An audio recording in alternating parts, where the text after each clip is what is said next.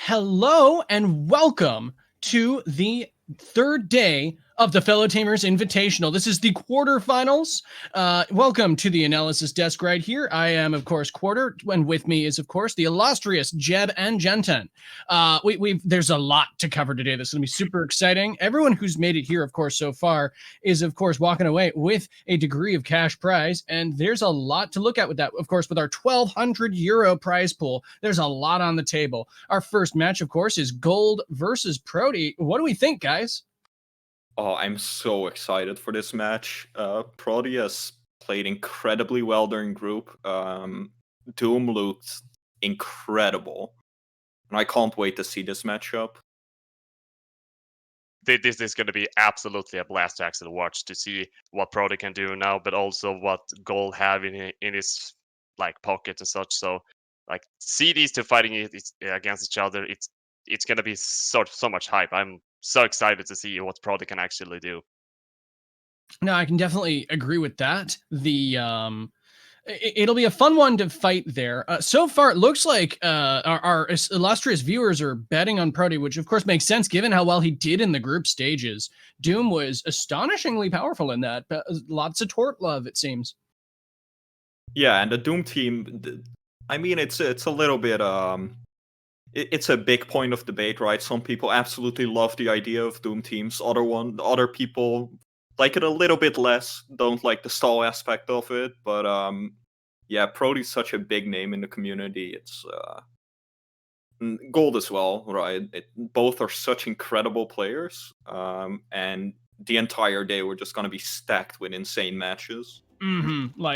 After this, of course, we also have such cool matches as like Wobbles versus Tsubakki-chan. There's a bunch of ones to look forward to there. One thing to say on Golld, though, is that if anyone can one thing that I'm expecting here is going to be some fantastic, Sernif bans. If Prody doesn't ban Sernif, then he has to have some answer to it, just because Golld is the auteur of a lot of contemporary Sernif tech. He's the person that really put it on the map in Kasiwa. He was working on it before Kasiwa. I say this every time I talk about Golld, but it's important to, because it's really easy to underestimate precisely how much he knows that dang deer. Well, that makes sense, of course, but Prody, judging from the first day of groups, has banned Sernif quite a lot. I think every time we saw Prody play, he banned Sernif, because it's such a bad temtem for the Doom matchup. Yep. So yeah, I fully expect Prody to ban out the Sernif if it is there. I'm just really excited to see, will Golld actually find some kind of answer to what we know as the Doom Prody? We all know how Prody always play around his time and around his Doom matchups, but have Golld a answer to find these tiny holes? I really want to see if those are really possible, and yeah. Well, oftentimes I find the biggest issue that those kinds of teams have is that if you push hard early, they don't get the setup that they need to really excel. And if you lose one part of it early, it can be very hard to recover from that position later on. However, at this point, I believe we've only got a small amount of time before our first matches actually go underway. 5 minutes before everything goes. So far we're seeing in chat that Golld has actually picked up a lot of love, gained some hype inside there. Anybody who wants to place their bets, make sure to place them now. Yeah, it's to get back to what you just said about the aggro. During the group stages, we saw Doom lose 2 matches. Both Prody and Tsubakki both lost 1 match. And before the Tsubakki match, we actually mentioned on the analysis desk that to beat Doom, you have to aggro it out. They picked a really aggressive opener, and Doom couldn't do anything. So it is indeed aggro it out. Don't give them initiative. Don't let them set up. And if you do that, then Doom falls over rather quickly. Yeah, I can definitely agree with that. We saw a similar thing actually in the last group stage with Kanzaki versus Tsubakki as well. The one game that Tsubakki lost inside that was against a very aggressive push from Kanzaki, where he basically just did not stop smacking into it. Got the Pocus down to 11% on the first turn. It's like, okay, right. Well, you got to completely reorient your plan from there. Yeah, both teams looked absolutely unbeatable until they faced aggro, and they just didn't do that much in those matches. So what Golld probably needs to do is, well, they probably know it already, but pick aggressive openers and grab hold of the tempo of the game and never let go. Don't give Prody the moments to buff up, and Prody is very good at recognizing when he can click that stone wall and when he can go off. Yeah, you can't let Prody just walk off out of here with, as you said, these right moments of stone walls and such. So you have to press really hard to making sure you're getting an opportunity and having the still advantage.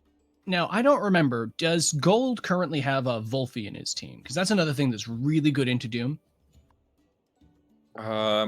I'm not sure, actually. And you're right, of course, it's another one of those Bush users. Bush pushes off the Doom. It is insanely good.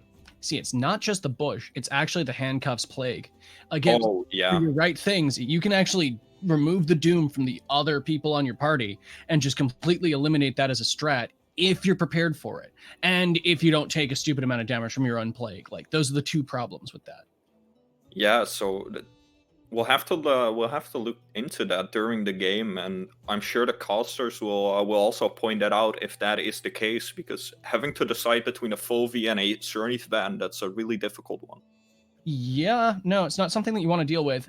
Like, we can assume that Golld okay, if I recall correctly, he's got a Kino on his party. I don't genuinely remember the things that he's been using in groups. I wish I did. I need to have these teams in front of me, clearly, but it's the sort of thing that would definitely be very powerful against that as well, because then you got the sacrifice for even more anti-Doom play. There's a lot of things there that can eliminate that. Yeah, of course, the chamomile is also a vital item against Doom. So I'm curious to see. I can't remember who that chamomile was on, but if he's got a Grumper, it's likely on the Grumper. Yeah. So that's also a really good one in that matchup, and I'm looking forward to seeing how it plays out. Certainly, and with that, I believe we're just barely a minute away from our fine first contestants getting into their best of three. Of course, once again, everybody at this point has earned at least 25 euros making it this far. That is the bare minimum prize that you will get making it into this top cut, as it were. And it's going to be super exciting seeing precisely who takes it beyond that. Inside these best of threes, of course, you will be entertained solely by our fine and wonderful casters up top right there. And we'll be here to entertain you in between matches. So before we go over, we have a short moment left. Who do you think will win this? Like, who are your bets on? Ooh, I think I'm gonna go wild there. I'm gonna say Golld. I think he have the right cards to outplay the Prody. Even though we know Prody is a really strong player, but I think he knows what he gets into, and I believe he can take this. So my vote is on Golld.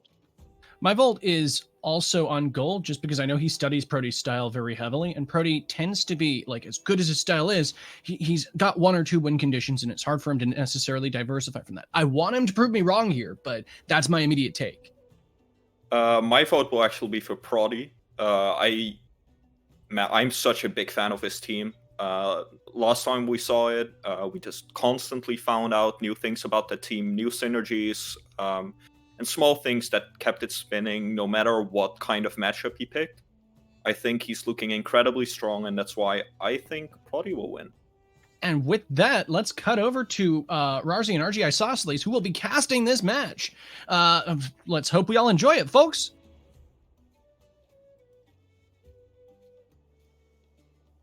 Hello, new friends. My name is Rarzi. I'm joined by RG Isosceles. Quarter, thank you so much for the introduction.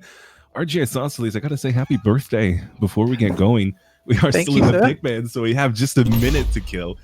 I mean, these picks definitely came very quickly. They know what they wanted. They They came into this match prepared. Prody does have at least one of his Doomers already in the game in that Pocus. He's got Pig with all of those relaxed shenanigans that we saw previously, but the energy drink last week was on Tortonite. So if he wants to play that one again, he needs to bring his second Doomer, and that might be a little too difficult for Golld if he has to fight two of them. Absolutely, and Golld absolutely loves this Kinu Yowler lead. He used it quite frequently during the group stages. It's definitely a threatening combo, but that's where the Pocus Doom and the Tortonite Doom comes in, taking care of that super buff Yowler. Yeah, absolutely, and of course, Prody bans that Cernif right away. That's what they talked about in the analyst desk. There's no way that Bush is going to be allowed through for Golld, especially Golld, the Cernif master himself. But it is getting started. Kinu and Yowler versus Pocus and Wolfie. I mean, definitely, immediately, Yowler is not loving this Pocus staring it down. But I think vice versa. Maybe Wolfie doesn't want to stay in too long and risk an Oshidashi in a couple of turns. Yeah, getting the setup on the Yowler here is sort of really good for Golld. One thing you'll notice is that obviously with Cernif gone and the Chamomile Grumper being taken out, Golld doesn't really have a good way to, well, he doesn't have any way to remove the Doom other than potentially a Kinu Sacrifice. But from what I believe, I don't think he runs Sacrifice on his Kinu. It's mostly to help buff up that Yowler. He's got some stone walls in there as well. Yeah, if he doesn't run Sacrifice, he just has to go. He has to go as aggro as he can, but with this Wolfie sitting next to Pocus, that means Valash can't swamp in. He would have to stare down a Dust Vortex next turn, and that might be just a little too scary. So Golld, he actually has to stick it out this way. You know, Volarand is the only safe swap thanks to this Wolfie, but he's got to deal with Pocus. I mean, you said it, he doesn't have Sacrifice on Kinu, or at least he didn't show it last week. We see that he doesn't have Baton Pass either, so he can't swap in and out over and over again. This Kinu just has to do what it can now. And really just hope for the best. Gold's got to get it done quickly. This is one of those troubles with the Pocus beta burst onto Yowler. Now I'm not sure exactly how much this is going to be doing to the +1 defense Yowler, but we see the Kinu swapping out straight away to bring in the Naga. Now this is probably quite a good swap, I think. Just changes that momentum a little bit with the speed. But Prody sees that and brings his Pig in, which I'm pretty sure is a 1-speed Pig. So it's set up perfectly for that Decidora shenanigans. Oh boy, 1-speed Pig. And that Beta Burst, despite the +1 special defense, brings Yowler to 71%. The show off to raise attack is nice. But now, I mean, this Pig, he knows relax. He's got Chamomile for the next couple of turns. He's got Mental Tem next to him who can't fall asleep. And Decidora means relax goes first. Absolutely. This Yowler, though, I mean, Yowler commonly runs energy drink. I haven't seen the item from this Yowler. I don't think it popped during the group stages. So an energy drink Yowler here could really punish that Pig if it decides to relax this turn. With the slowness, the Bamboozle onto Pocus as well is always an option. Or we could even go to Stonewall, get the buffs up straight away. Prody's one of his main win cons is getting this Pocus as thick as possible. And we see the suplex onto Pig, which does an absolute chonk amount of damage. Oh, yeah, it's good damage on Pig, but he got the Stonewall onto Pocus. Madness buff on Naga is definitely nice. It means he can do more damage than Pocus just protected himself for. But Telekinetic Shrapnel, it does so much. Yowler's down to 51%. And it hasn't really accomplished that much yet. It's been a single Savage Suplex onto Pig, but I think Pocus has to be the target. It's like we saw with Kanzaki versus Tsubakki last Sunday. It just had to be the target. You've got to take down these Doomers, or it's just not going to be enough. If Tortonite and Pocus can both set themselves up, especially Pocus with all of those Telekinetic Shrapnels and Ninjutsus, rejuvenate healing itself over time, you're not going to be able to do enough damage to get these kills off. Absolutely. Golld really probably wants to see this Wolfie go down as well. It gives Valash a little bit more freedom to come in. and hopefully take care of that Pogus. Now, Valash is the kind of Tem which can get strong enough that it can really punch through those sort of massive walls. Unfortunately, the Doom does put that time limit on it, and with both Pogus and Tort, it'd be pretty rough. But I'd expect Prody to throw another swap in here. He definitely is a frequent swapper of Thames, and just about get that Pokus out, keep it safe to set up potentially another Stonewall next turn. Get the Pokus out, you think? I think so. I guess so. It does get a little bit, a little more use for Pig, and maybe get some holds up for Noxolotl. Yeah, I feel like the beta from Naga here at +2, it's going to do some serious damage to the Pokus. Whether it can out-heal it yet at the moment, I guess we're going to see. Yeah, everybody decides to stay in. Oshidashi onto the Pig. It just barely survives, which may be a blessing as he avoids the Fainted Curse, but Psychosis comes onto Naga. That is a Doom that can't be removed. The Beta Burst, the Madness buff Naga's... Oh, I guess that was expected as he takes the Fainted Curse on Naga. That's a pretty good way to... That's a pretty good use. That's absolutely a good way to eat that Fainted Curse. This Naga's still certainly going to get another shot off here. Actually, with this Nox, knowing Prody's probably running quite a low speed, scuff speed Nox as well, just specifically for this Naga matchup. So we may see the Tink coming in and taking care of Naga before he gets another shot here. Yeah, I mean, it would be nice to bring down Naga right now. I'm wondering if there's a little bit more value in targeting down Yowler first. At the moment, I mean, Naga could Beta Burst onto Pokus. I don't imagine that would do too much damage. I have to believe that Prody has a Pokus that has no special attack, or physical attack, and is purely in that HP defense and special defense. And +2 special defense.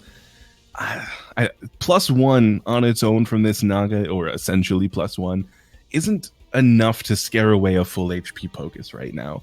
And I think even a Madness buff on Noxolotl wouldn't be a bad decision. If you can get yourself up to the +4 after you reach Trance, go for some really, really strong Acid Refluxes onto the likes of Kinu, Yowler, or Valash. That would be very nice. Yeah, you can feel this Kinu is definitely not going to be enjoying swapping into the Nox while it's sitting there. Oh, and Prody just says, I predicted a Naga swap, by the way. He is showing that he's in control right now. But Lullaby, all right, that means there's no energy drink. We know that from before, so Noxolotl is taking a bit of a nap. Pokus, of course, doesn't have to worry about it, but Hibernate! Oh, Yowler heals himself back up, gives himself the stamina return. He's frozen. It's just one little thing. He can always... That's fine. With the low stamina anyway, Yowler's probably ready to come out. Potentially, this could end up being a double swap to get a Kinu Valash in, because Valash can come in onto the Yowler slot and then the Kinu onto Naga. We get that nice little buff on the Valash to start off with. I definitely wouldn't hate that Kinu Valash. I think the moment that Valash hits the board, this Wolfie is going to come back out. And there's really no need even for Prody to predict that swap. There's nothing that Valash can do that'll destroy Wolfie. And as soon as it swaps in and gets its DV, it will destroy Valash. So I think that Prody has a bit too much of the control here for Golld's liking. But Voloran does come out first for that Yowler. Of course, it was on its way out. Prody retreats Noxolotl for Tortonite, so getting more Dooms available, just trying to tick down those holds. Beta Burst from Naga, it's into the Tortonite as well, so an incredible read, only doing 25% damage. Yeah, that's good, and with Naga this turn, so a nice easy death for Naga. The Voloran's obviously really good swap in here for Golld. It was going to threaten out the Nox, and it's also put some pressure on the Tort, but obviously Tort has... one interesting thing here is that because Naga is still alive, the cage will go last, so Voloran potentially can get a hit off on Tort before it cages to get the confined. So realistically, we're probably going to see the Stonewall out of Tort, I would expect. Yeah, absolutely. I mean, this is a bit difficult for Golld right now. I do like Volerand coming out. I think if this is an anaerobic Volerand, I'm sure you have the note somewhere. But if it's an anaerobic, then he can try to bulk himself up. But there's Psychosis coming so soon, and Tortonite's Garden immediately afterwards. And Golld he needs to up the pressure a little bit. Yeah, they're bringing the Yala back out now, gets it set up for putting that pressure on with an Oshidashi, but the Psychosis goes onto Volerant, so the time is ticking away. Yeah, and that Feather Gatling does nice, but the Stonewall, that was really the issue there. It's just allowing both of the Doomers to have a free Stonewall before any damage was really dealt.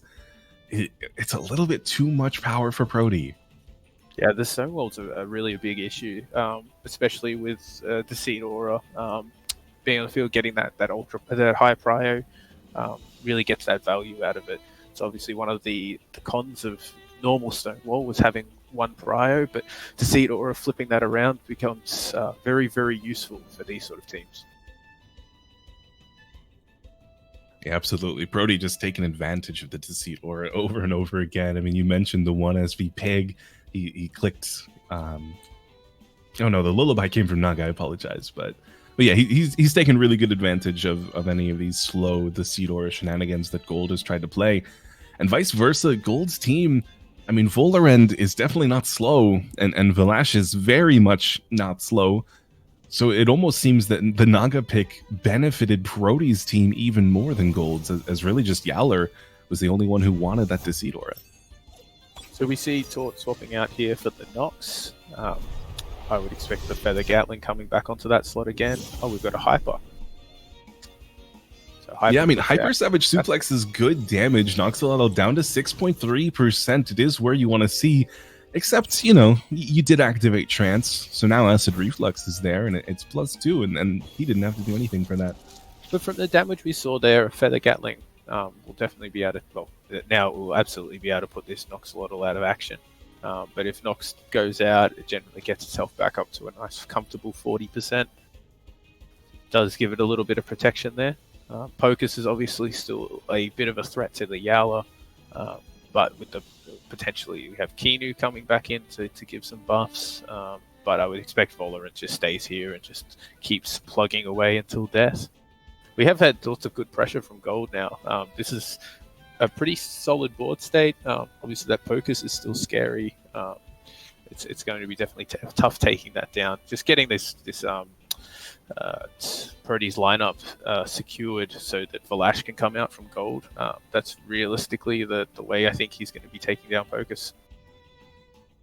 Yeah, that's definitely what it looks like. Golld is just trying to target that opposite slot over and over again. If he kills everyone else, he can start to fight Pocus, but that means that Pocus can wreak havoc in the meantime. So Yowler back below 50%. Volerand with a good Feather Gatling, it does confirm the kill onto Noxolotl, so there won't be any more shenanigans there. I mean, 2 kills now for Golld. He does have the TEM advantage, and another show-off? I really like that show-off there from Golld. That's actually really, really useful. Either he has to bring out the Tortonite or the Volphy here. Neither of those want to eat an Oshidashi. With that second show-off, you pretty much will confirm. I believe this will kill the Tortonite at +2. It's going to be very close. I think definitely a double up here from the Volerant, and the Yowler will kill that slot without too much trouble. Yeah, you are right. That's +2 is huge on Volphy, and it does counteract the Stonewall onto Tortonite. With no Deceit Aura, that means Tortonite can't get buffed before these attacks come off, unless this Yowler is very slow. Or we could see a Cage. It gets a +1, but I think even a +3 defense, a +2 Yowler is going to hit very, very hard. Yeah, definitely. I mean, Oshidashi plus a Feather Gatling, it would be an overexertion. Actually, he might just HKS. I don't think that an overexertion matters for this bowler, and he's got one more turn of Doom left and max HP. Absolutely. He just has to do what he can do, deal as much damage as he can do. Yeah, you go all in here. I think absolutely the HKS, but we will do more damage, being only +1 special defense. No speed boosts for the Volerant, of course, but we saw that that HKS before onto the Nox did a solid amount of damage. So hopefully we see a very similar level of damage from Golld if he's going to be pulling out this win. Yeah, I mean, this is Golld we're talking about. We've seen it is an anaerobic just because these win techniques haven't procced any aerobic traits, but he still runs some speed. He's got a lot of that aggro blessing on his side, and it is the HKS does quite a lot of damage. Crystal Spikes does come out from Tortnite first, so he's trying to kill the Yowler before Yowler can kill him. The beta burst as well. Yowler 27% down to 0. Oh, he falls victim. There is no +2 Oshidashi. Maybe Golld got a little bit too greedy. Both of his temps fall because of the Doom. And now Prody has the advantage once more. It's a 3 versus 2. Valash is forced out, and there's no clean way to kill Wolfie. That's an absolutely huge turn for Prody there. Securing that kill, making sure the Taunt doesn't go down. Now Kiinu threatened by the spikes. The Valash is certainly not killing Taunt with the single spikes here. This is really tough matchup for Golld now. Yeah, I mean, that he was in such a good position with a +2 Yowler. It looked like he was all he needed, but he couldn't go first. In fact, he didn't go at all. And now he's on the back. Now he's in the corner. He's staring down at Doom's death itself as both of these Tems, I mean, Psychosis, Tortnite's Garden, they're right here. It could just double up and wait. There's nothing that Golld can do at this point to take down Wolfie. It would have to be Rend, right? Yeah, that would be the way, but with the holds up on it, realistically, he probably has to Madness buff here just to be able to output the damage. And then whether he can actually get the kills in time, it's going to be tough. We do see the spikes onto the Kiinu and the Madness buff onto the Lash. Realistically, the only option here, I think. Oh, yeah, there's the Psychosis onto the Lash, so his days are numbered. And Kiinu, his days are numbered even more because Tortnite can just Crystal Spikes, and there's really no downside to that. This is certainly a tough way to go out for this Valash. So it might not even need the Wolfie to come out and do much work here. Yeah, I mean, this is such a quick twist of fates for Prody. He read all of this so well. I mean, even early on, he knew when Naga was coming out. He knew when Naga was leaving. Really, the only turn that he took a lot of damage that he wasn't potentially prepared for is the Noxolotl swap. But even that could be argued that he wanted that damage to get himself into trance. Yeah, and unfortunately with Golld here, I believe he runs Baton Pass Valash too. So having Valash sort of stuck in the back, no swaps here, he's not going to be able to get any value out of that. No sweatbands makes it a big issue if he was managing to outlast this Doom. But it's certainly a troublesome couple of turns here. Yeah, I mean, I feel like right now Golld is staring into the abyss and just trying to see if he can see a light anywhere down there. He needs something to pull through and try to win game 1, because winning game 2 and potentially game 3 against Double Doom is very difficult indeed. I mean, we have to expect he's not going to get his Cerny through into any of these games. But that's good, though. Crystal Spikes does kill Tortnite, so it is confirmed death. It is Scavenger. And it protects Kiinu for a little while, at least. I mean, Pocus isn't going to be able to kill Kiinu with his telekinetic shrapnel, unless I'm way off base here. Yeah, it does about 20%, so it was decent damage, but nowhere near enough to outright kill. But now it's Wolfie. The only saving grace for Golld right now is that Wolfie doesn't have DV online. It's swapped out on turn 1. It's been hiding this entire time, waiting for Valash, and now it's here to do its job. So if we had a sacrifice on Kiinu, this would be the time to see that play.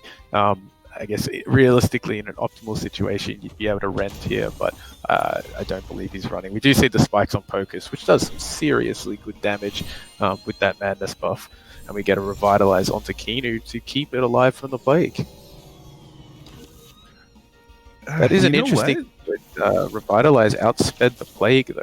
That's yeah, that's potentially trying to make a play with Kiinu then. If he can take down Pocus maybe revitalize himself back up and try to fight the Wolfie with Kinu? I guess really that's his only hope here. Unfortunately, the low stamina, the low health at the moment, it's going to be pretty rough. He could potentially, a spikes onto Pocus, the Lash goes down to the Doom, and potentially a Stonewall for Kinu, or even Hypno onto Wolfie here would be really good. Oh, but Ninja Jutsu, it's gonna double up on the Kinu spot. He gets the damage. That's gotta be GG now. I mean, Pocus does fall down despite its Rejuvenate, despite its Rock Shield. Flash was just a little bit too much, but now, I mean, that overexertion damage, it doesn't even matter because Doom will have its way. But Hypnosis puts Wolfie to sleep. That means Kinu can do what he wants for at least a little bit, but he doesn't have the stamina. He doesn't have the HP. He needs to heal himself, but he hurts himself in healing himself. Yeah, this is obviously he's going to have to rest on this turn, unfortunately. We do see the double rest. He could revitalize now, which means he will live a plague. And then potentially we Hypno again, and we just see this Hypno revitalize. So whether this Wolfie can output enough damage to kill the Kinu, but I don't know if the Kinu is going to be able to heal enough to out-heal the Wolfie. Yeah, I mean, Wolfie is still at max HP. Revitalize is a nice start, but DV does a lot of damage. It's not as much as the Revitalize healed, but it's enough. Where Sweatband Kinu when you need it, guys? Yeah, Kinu's the saving grace here. Oh, yeah, Kinu just had to rest. He had to get his stamina back up. I mean, he's still alive. He's got 11.1%. We'll see Revitalize once more. And probably another DV, but also Wolfie's going to start getting low on stamina pretty soon. He was there previously. He had to rest for a little while he took a nap. But he might just have to match Kinu's stamina usage. He does rest. That was a pretty good play, I think. He gets himself even more stamina so he can continue to bombard Kinu on turns that it doesn't have Revitalize. This is absolutely an interesting matchup. It's one of those times you wish Sweatband Kinu was a thing. Yeah, absolutely. I mean, okay, so that does about 15% damage on the DV. I didn't quite catch it the first time around. I can see Golld here going for a Hypno and then a Stonewall potentially. That +1 special defense might be enough to keep it alive. So we do see the Revitalize, so... and the Dust Vortex comes out again from Wolfie. It definitely does some good damage. So this Kinu is healing pretty well at the moment. Yeah, I mean, Golld did a good job. Golld did a good job early on in the game, doing enough damage to knock it down to just this 1v1 with so many turns left that now we're only on turn 22. He still has a little bit of time to try and heal, bulk up, and start doing damage himself. Because at the end, unless he uses Hypnosis, there's no way that he can guarantee a more HP.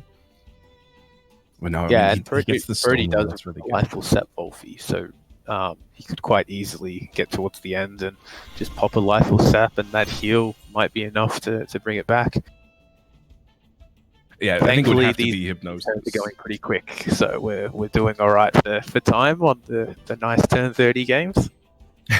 I think that both of these guys, they know exactly what they want to do. I mean, of course, DV is going to deal more damage, so as often as Wolfie can spare the stamina, that's what will be clicked. And Kinu, Golld, he just wants to try and regain stamina so he can do more at the end of this game. And he's done a pretty good job.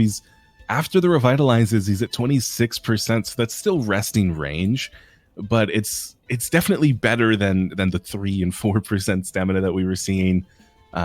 Basically using everything and just taking a tiny little bit of regeneration at the end of each turn. Yeah, that ends up being a really interesting final play. Like, obviously, we all love a turn 30 1v1 stall out. But the imps here, having Kinu outspeeding the Wolfie's Plague here is absolutely potentially game winning if he can pull this off. Getting that Plague onto a Kinu before it moves would have been extremely valuable. Yeah, I think it's coming down to that point. Golld can Revitalize, Hypnosis, and then Revitalize once more on turn 30 if he plays his cards right. He does Revitalize this turn, so he gets himself pretty much back up there, 96%, but Wolfie with the Lifeful Sap. That means Wolfie wants to get one more attack damage. He just can't let Kinu hit 100%, because if Kinu gets there, it's a stamina battle. Yeah, I think this is going to be. You see, I think if Golld saves the Revitalize for turn 30, I think if he rests here, he can Hypno next turn, and then he Revitalizes turn 30. That may put him at above stamina for Wolfie. I mean, he may not decide to Hypno, simply because that gives Prody's Wolfie time to recover stamina. But in the same token, if he doesn't Hypno and he gets attacked, then he won't be at 100%. It's going to be a battle of mind games here.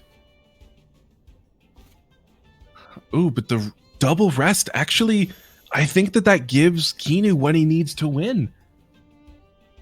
I definitely think that it does. I think that if he does not Hypno, I think that if next turn he just Revitalizes. I think so. We rest again. We Revitalize. Oh, wait, no, because he goes first. That's actually biting him in the butt now, because he goes first. He doesn't heal after the attack. He has to Hypno. If Wolfie attacks last, then there's nothing Kinu can do about it. He's faster. So what gave him the opportunity is now a little bit of a curse if he doesn't handle it. Yeah, I think we're gonna have a really tight final here. It's very tough. I mean, I guess is a beta burst going to be doing more than 10% to the Wolfie? Probably not with Prody's very thick builds. Yeah, I mean, Wolfie's got pretty decent special defense in the first place, so it's not looking good on the damage front. It has to be the max HP Kinu just trying to get more stamina. But I think if Prody reads this, if Prody just rests right now, then there's no way Kinu gets more stamina. If Prody rests and Kinu revitalizes this turn and Hypno's next turn,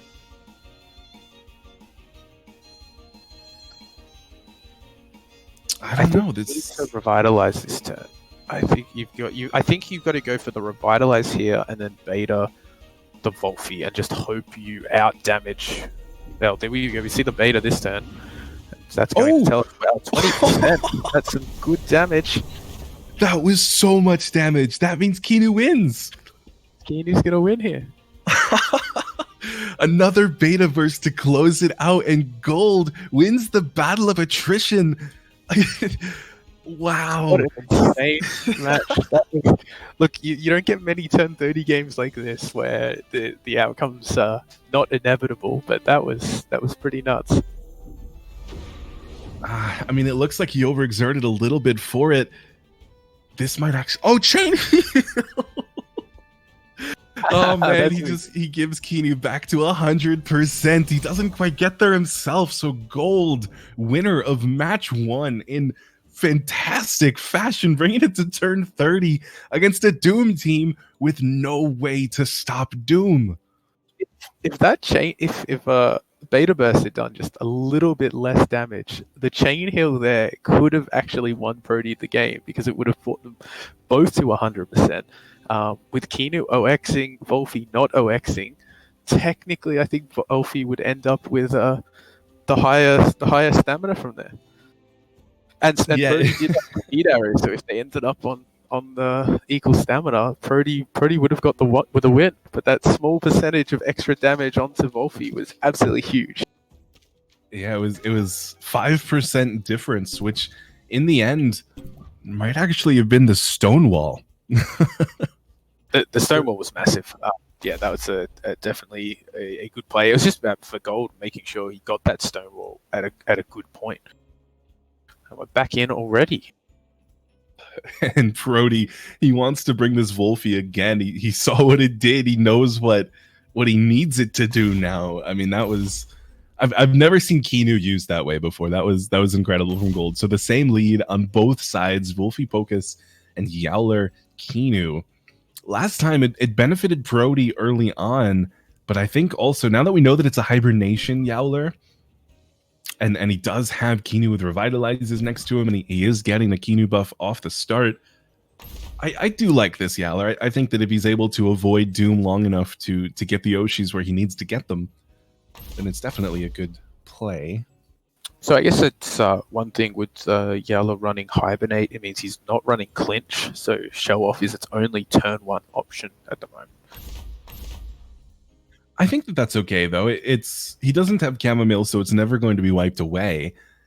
He can always show off, take a little bit of damage, and then come back later with +1 attack. Where, I mean, he got to +2 last game, and we didn't get to see the damage of it. But +1 Yowler is still so strong, especially if he's able to get a comeback or proc. Absolutely. Yowler is a very terrifying beast with those plus attacks. The Kinu buffs just enabling Yowler is really good. But honestly, that's where the Doom comes in handy here. We actually see exactly the same picks and bans this game. So ready for a mirror match Kinu Wolfie final. Was this in the same order on Prody's side though, or was Noxolotl and Pig swapped in game 1? It would have been very close. I don't remember off the top of my head there, but at least the same temps we see. But we see the Pig coming in for the swap for Pocus. That's a big change from the play last time. We had Flash coming in a lot earlier as well now as well. Oh, this is pretty good for Prody. Last time he retreated Wolfie, so maybe that made Golld a little bit cocky. He thought, this Flash can come in, right? It's probably leaving. But now Flash is trapped.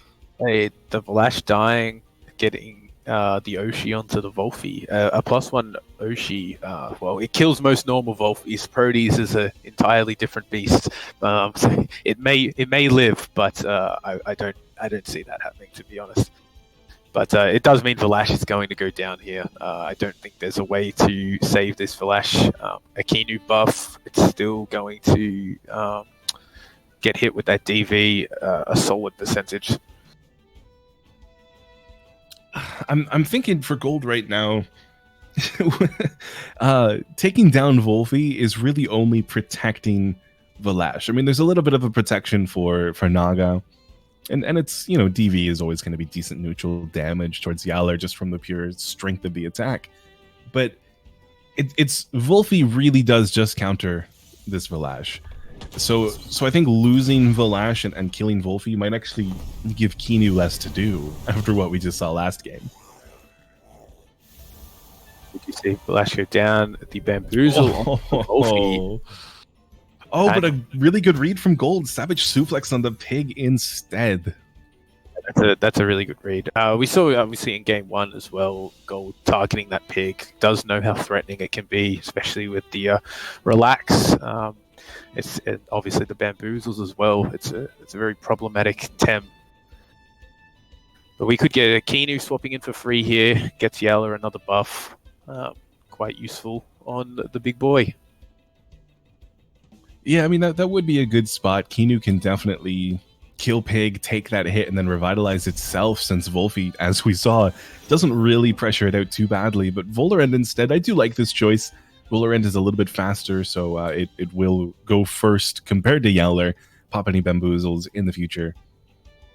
I think this Pig is probably... I don't know, you said it was 1 speed, or expected 1 speed, so maybe it isn't going to go before the Volerend. That might just be the perfect speed shenanigans. So Volerend pops this bamboozle, another one goes on, and then Yowler pops the next one.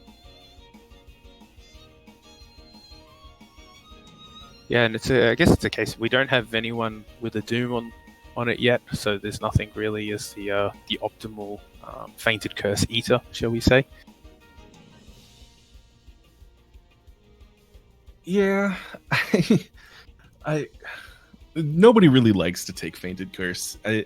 Since Kinu is here, it's a little bit easier, since Revitalize can always undo that damage over time.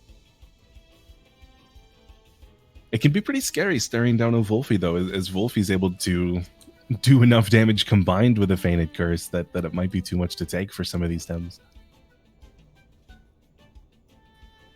Yeah, having a good think about our turns here on Prody's side, or potentially Golld as well. There's a lot of options right now. Prody's probably pretty comfortable just sitting in and attacking, or buffing up with a Stonewall.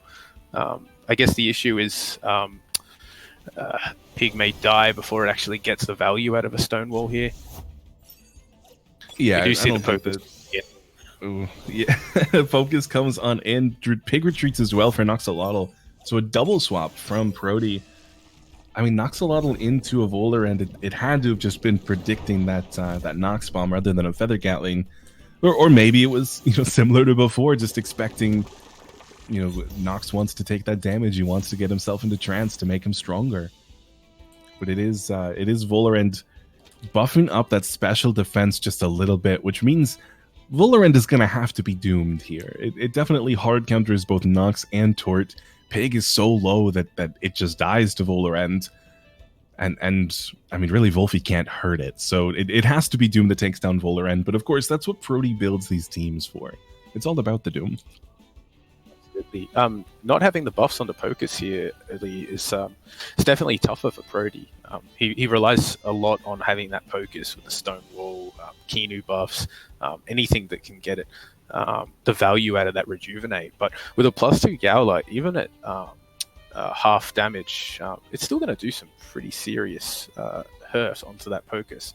We're probably going to see a double up onto Nox here, which we saw from the damage it took from a HKS or Feather Gatling. Will absolutely kill it. You're pretty much guaranteeing a kill. If a Feather Gatling Oshi onto the Nox slot, pretty much guarantees a kill on anything that comes in there. It does, but that kind of puts Golld in a similar situation as the early and mid game in game 1, where he's just ignoring Pocus and letting it do what it wants to do. I mean, we're in turn 4. The Dooms are going to start coming out soon. Well, but ignoring Pocus while it's not buffing is not the worst option here. I think he's going to be outputting enough damage with Yowler that in 3 turns of the Doom, I think he's going to get good value. By doubling that Nox slot, it prevents anything putting buffs onto Pocus, and I guess that means that Naga, Volarant, whichever ends up coming through at the end that isn't getting doomed, should be able to take care of that Pocus. But as we all know, suplex does go burr, and will certainly hurt Pocus even with that half damage. Especially if the attack goes first. That is so much. I mean, +2 attack on Yowler. We did see it last game, but we didn't see any attacks come off. Now Yowler's finally healthy enough that we will see these attacks. Focus retreats for this Wolfie, so that means DV, no matter what's online, I don't remember. I think that it was used and then swapped out previously, but it's another double swap actually, as Tortonite comes to meet its friend. Feather Gatling onto the Wolfie spot, potentially the right target here. Savage Suplex as well. Wolfie, it does fall victim at 0.0% HP, and the first death on Prody's side comes on turn 4. And that's a solid kill on the Wolfie. Tortonite being in now, it does mean Pocus can potentially come in and get a Stonewall, but there is going to be a lot of damage still going onto it before that Stonewall. And with Golld deciding to use the Savage onto the Wolfie there, we still have Oshi up as well. So Feather Gatling Oshi onto Tort. No, looks like and it is Pig, which Fate and Curse. Yeah, someone needs Fated Curse, or Pig is ignored and gets a Stonewall on Tortonite. I guess that's win-win for Prody. I just think Tortonite goes. I mean, it's a tough one because obviously Prody's builds are so. In any normal game, it's a lot easier to predict what damage things are going to do because most people run pretty similar spreads. But a Prody spread is not an easy one to determine damage just on that guesstimate. But honestly, I think a +2 Yowler, Oshi, a Feather Gatling, it's going to kill Tort before it gets value. Even if Tort cages here and gets that confined Brock, I think even at +1, it still goes down. Yeah, I mean, Tort does have slightly better base physical defense than it does special. So in HKS would probably be the better choice despite the minus special attack on Volarend. But I think that +2 Yowler just kills anything. Prody may have let Golld get out of hand with these double show-offs early on. It's more swaps as now Nox and Pocus are staring these down. Volarend gets another special defense buff, and Yowler Yaller, another show off. He's +3. Yaller is huge. Oh my I'm just chatting a little bit, and Q Angel just confirming that the animation that's coming for Suplex is top notch. I'm very excited to see that one. Is there the potential that that's gonna, maybe change mid-match for us right now? We get a first look at it right now. Balance patch mid-tournament, just to really keep everyone on their toes. Yeah, just turn on the animation for this one match, this one Yowler. It would be pretty nice. I mean, we get the new animation as a +3 attack destroys Opokus. Golld's in a really comfortable spot here. That Yowler is scary. Pokus obviously can doom it, but it's still going to get so much value out of the 3 turns it's going to be alive for. Yeah, Golld has really turned things around compared to the early game of game 1. He's kept up enough pressure, doing enough damage to Prody that he has to keep swapping because he's worried. I mean, Prody definitely, he hasn't had any free turns to buff anyone up, no Stonewalls anywhere. And that means that Golld has just taken advantage of these swaps, and he's now so unstoppable. I mean, Feather Gatling does so much damage. Psychosis, of course, is on this Yowler. It has to be. But that means that Voldorend can now just do damage as well because there's nothing he can do to stop it. Savage Suplex does more than 50%. Savage Suplex does more than 50% to a Pokus. Holy cow. That's an absolutely insane move at +3. And look, to be honest, Pokus is not the tankiest of Thames, even with Prody's very thick builds. But that is some serious damage. It really means Volerant and Yowler can definitely take it out now. Oh man, that puts Prody in a really difficult position. Oxalotl being asleep, that damage on Yowler was really inconsequential. I mean, the stamina is worse. But I think Yowler can probably just rest. As long as he regenerates enough stamina, he should do that math now. Regenerates enough stamina to attack 2 more times, it's probably worth it just to rest this turn. I think so. Yeah, it's definitely worth it. It's probably worth the OX on the Volerant here. This is one of those times where you'd really love a sacrifice on Keanu. You bring Keanu in, get another +1/+1, sacrifice, you've got a +3 attack, +4 defenses, Yowler. It would be pretty scary times.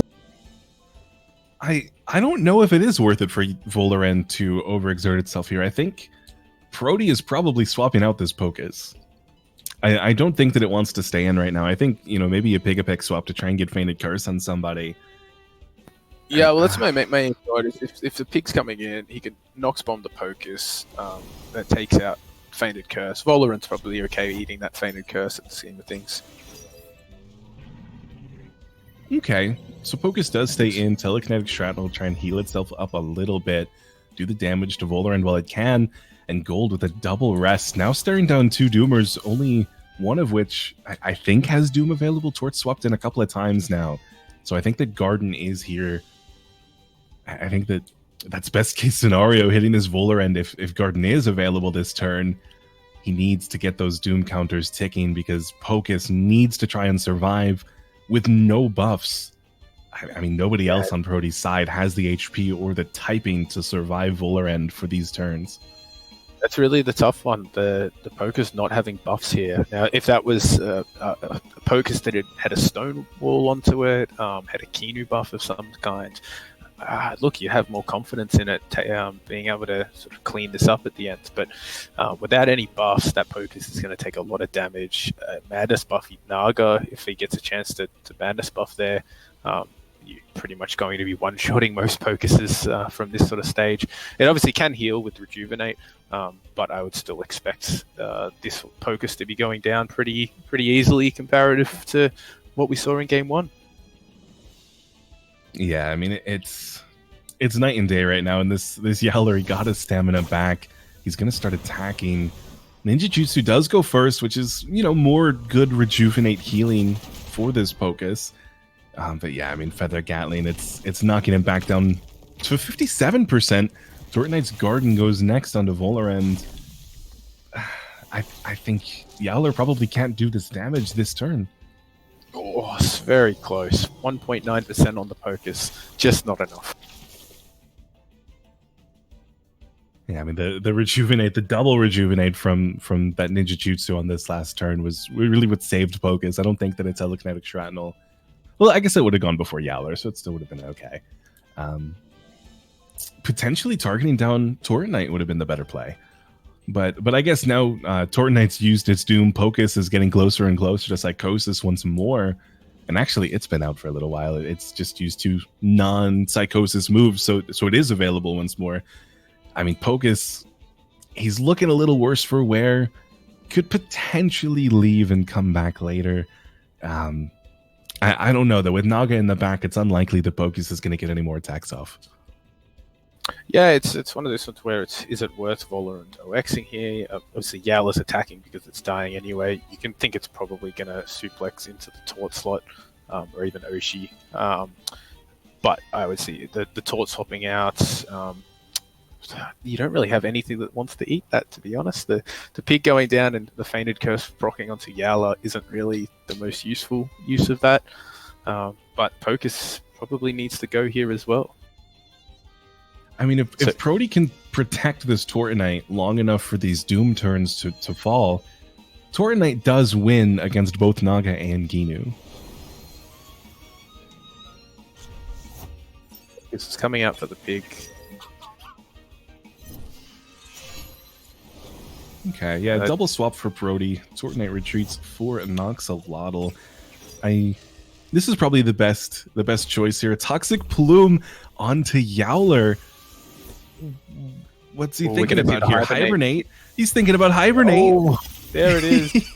He knocks off the Doom by poisoning himself. He heals himself back up, so the overexertion damage doesn't matter. And Yowler is back in this game. It can leave. It can come back later and just fight Torrent Knight when there's no more swaps available for Prody. That was fantastic. That's going to be some serious value there. Now, Yowler's going to be getting another 3 turns minimum, even if it gets doomed on a swap in. Like, that's fantastic play there by Golld. Yeah, I mean, now the +3 just continues to get value. Golld has essentially said in doing this that you, mere mortal Prody with your Doom Thames, will have to do the damage the old-fashioned way. Yowler does not want to die. I mean, now Valorant is going to go down here pretty soon, and it doesn't look like there are any other ways. Yeah, I mean, Hypnosis would put it to sleep, and there's no way, there's no other way for Yowler to knock off a Doom. So that was a one-trick pony. But for Golld, that was so good. I mean, Yowler, it's going to retreat. Flux the Kinu comes in. It gives a buff to Valorant, but not that really makes a difference, I don't think. Stonewall. Finally, we see the Stonewall onto Torrent Knight. He's got to start protecting himself. But, I mean, +2. You're still staring down a +3 Yowler. Yeah, that's okay, to be honest, getting to turn 11 in a Prody game and that being the first buff that's applied to one of his teams, you certainly know it's been a tough game for him. The pressure from Golld and the setup has just been really, really top notch here. Potentially the Valorant here, it's going to go. It's a nice last hurrah. Kinu obviously getting some of its holds up is quite handy. Could potentially then allow it to bring Naga in and Stonewall onto it. There's lots of options here with that Kinu. We saw before that the Kinu firstly outspeeds the Taunt spikes, and it will live 1 spikes as well. So it is going to get some value here. Yeah, I mean, something definitely better than nothing. It's Kinu's in a pretty tough spot looking at this team. I mean, Pig does some damage, and Kinu really doesn't want to fight back immediately.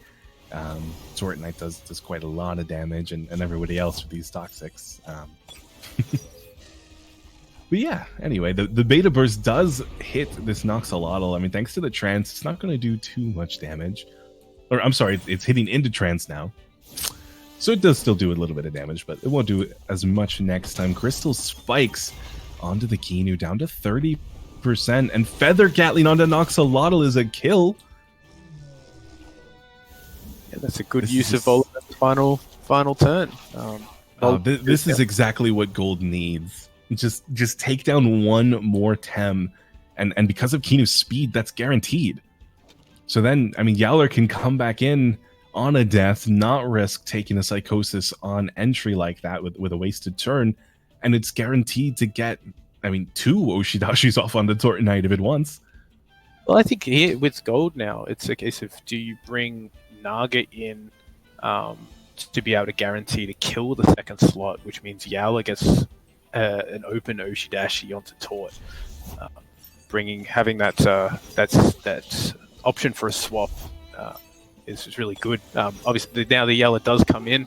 We're probably going to see a nice revitalize from Kinu onto it, or even just beta the Pocus, because we know Kinu does outspeed the Pocus. That'll get us a kill. If Pig swaps in Fainted Curse onto the Kinu, isn't the worst scenario.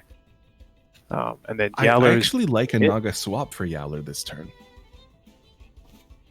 Yeah. Ironically enough, because I think Yowler had to be here at the start of the turn, so Beta Burst would go first. Does confirm the kill on Pocus, which is very nice, but Yowler decides to stay in.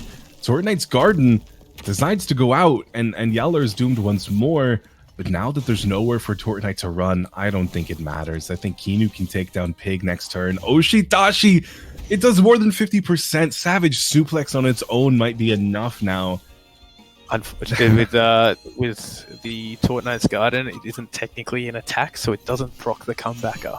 The comebacker there would have certainly helped getting that. Would have dropped it down to about 20%. Very easy finish. Unfortunately, I don't think for Prody there's anything he can do here. This Yowler is going to certainly output enough damage in 3 turns. Yeah, I mean, it's the speed that we saw on Kinu the first time to outspeed Wolfie with all those plagues. It's really what's paid off here in the end, and he survives. That's almost unfortunate because the Crystal Spikes would have guaranteed a kill for Yowler, but with an overexerted Torton Knight, it is over. I mean, Savage Suplex down to 0. That is a clean 2-0 victory for Golld. I mean, very well played from both Tamers, but Golld especially, with no way to knock off Doom, and only one way to knock off Doom, taking down Doom in a best-of-3 series. Yeah, very, very close game 1. A lot more secured from Golld into game 2. I sort of mentioned a bit earlier, but having, I guess, that knowledge of what you're going into against Prody, obviously with the lock teams from Swiss, is certainly very valuable. Being able to prep for a guy like Prody, I guess it's massively helpful because he does have a very unique style. Being able to spend that time to really prepare and figure out how you're dealing with those Doomers, certainly a good outcome for Golld there. Yeah, I mean, absolutely, and that will be it for us for now. You'll see us again in just a short while, but we will head back to the analyst desk, and we'll talk about this match. We'll prepare for the second best-of-3 of the day, which will be Turbi versus Shirokky. And welcome back, folks. That was a hell of a best-of-3 out of Prody and Golld. I don't like saying I told you so, but I told you so. But congratulations to both Golld and Prody, though. Those were some fire games. I was so astonished when I didn't see Sacrifice on Kinu. I just didn't think about it, but that T-pose. Oh my goodness. The turn 30 versus Wolfie was not something I ever expected to go Golld's way. No, we were in call. We were all shouting different things every single turn. It was a mess. Those turns were a mess, and that was no doubt extremely tiring for the players. Like, I can't imagine being in that position. Yeah, no, it's definitely those kinds of games are such an attrition for the brain. But I suppose the coolest thing about that came from the amount of momentum that Golld gained on predicted swaps and things like that. The Madness buff on the Stonewall turn, for instance, in game 1 actually gave him so much space because it was a Tem that was doomed anyways, and it wasn't going to get much value. So it's just like, get it swole, throw it at the enemy, do what damage you can. Yeah, so we talked about it a little bit, right? The Doom didn't matter in the end that much during those games because all of those Temtem that got Doom just got their value off anyway. They just did so much damage over the few turns they had. And that is pretty much what you have to do against the Doom, because Doom wants to take turns off by buffing and dooming. And Golld really didn't have any turns off. Like, everything he did was either damage or one of the... I think he clicked show off 5 times during those 2 games. Mm-hmm. No, he got 2 in the first one, 3 in the second one. Yeah. That, yeah, the degree to which he was opportunistically buffing inside those was so cool to see. Although so many double swaps in that second game. Yeah, so... Oh, sorry, go ahead. I was just gonna say that 3 double swaps in a row. Like, I can see an understanding with probably twice in a row, but when you swap in the 3rd time and Axe's giving at that point the 3rd show off to the Yowler, you're basically giving a big bear like a big hug. Like, you don't want to have that bear in your face. Like, yeah, sorry, you go ahead, Jay. I mentioned during the first game, during specifically the second show off, that I thought it was extremely greedy because I like just doing damage there against the Doom team rather than clicking show off another time. And I think in game 2, those show-offs were some turns that would have been basically free stonewalls. That didn't happen. And there were a few moments specifically in game 2 that there were some opportunities to click stonewall that probably didn't click or missed. And I think that would have changed the game dramatically. I completely agree with that. If we want to go into that a little more here, like specifically the turn in which the mind-blowing, the Hibernate Toxic Plume was the big brain way to remove Doom. Yeah. But that was also time that Prody could have used. Now, obviously, my question here is I don't know whether Prody saw that or not. I always like to assume players see these kinds of things, but that's me, I guess. If he'd seen that, though, and gone for a Stonewall on his own Tort on the turn in which that happened, rather than the double swap, as we discussed previously, then he could have led that into like a cage on the double over exertion next turn, which was just so much momentum and so many more buffs for your boy Tort. Yeah, it would have been a potential +5/+3 coming from a Stonewall on that turn into a cage plus Stonewall on the next turn with Pig in. And +5/+3 would have carried. Like, that would have been a Tort that was unkillable at that point. Yeah. At that point, you get Oshi, but then you can Torts Garden off the Oshi, and then exactly start steamrolling like that. That would have been more reasonable. I mean, that just guarantees the murder of Nagai's in the bag. And specifically because in the turn after, the Tort was swapped back in to get a Stonewall from Pig. So that's just missed opportunity from a Stonewall and a cage. That's 2 missed buffs. So yeah, it's just really unfortunate that those buffs and a few other buffs got missed, because that of course is the comp. It's buffing up your Doomers and just staying in for a while.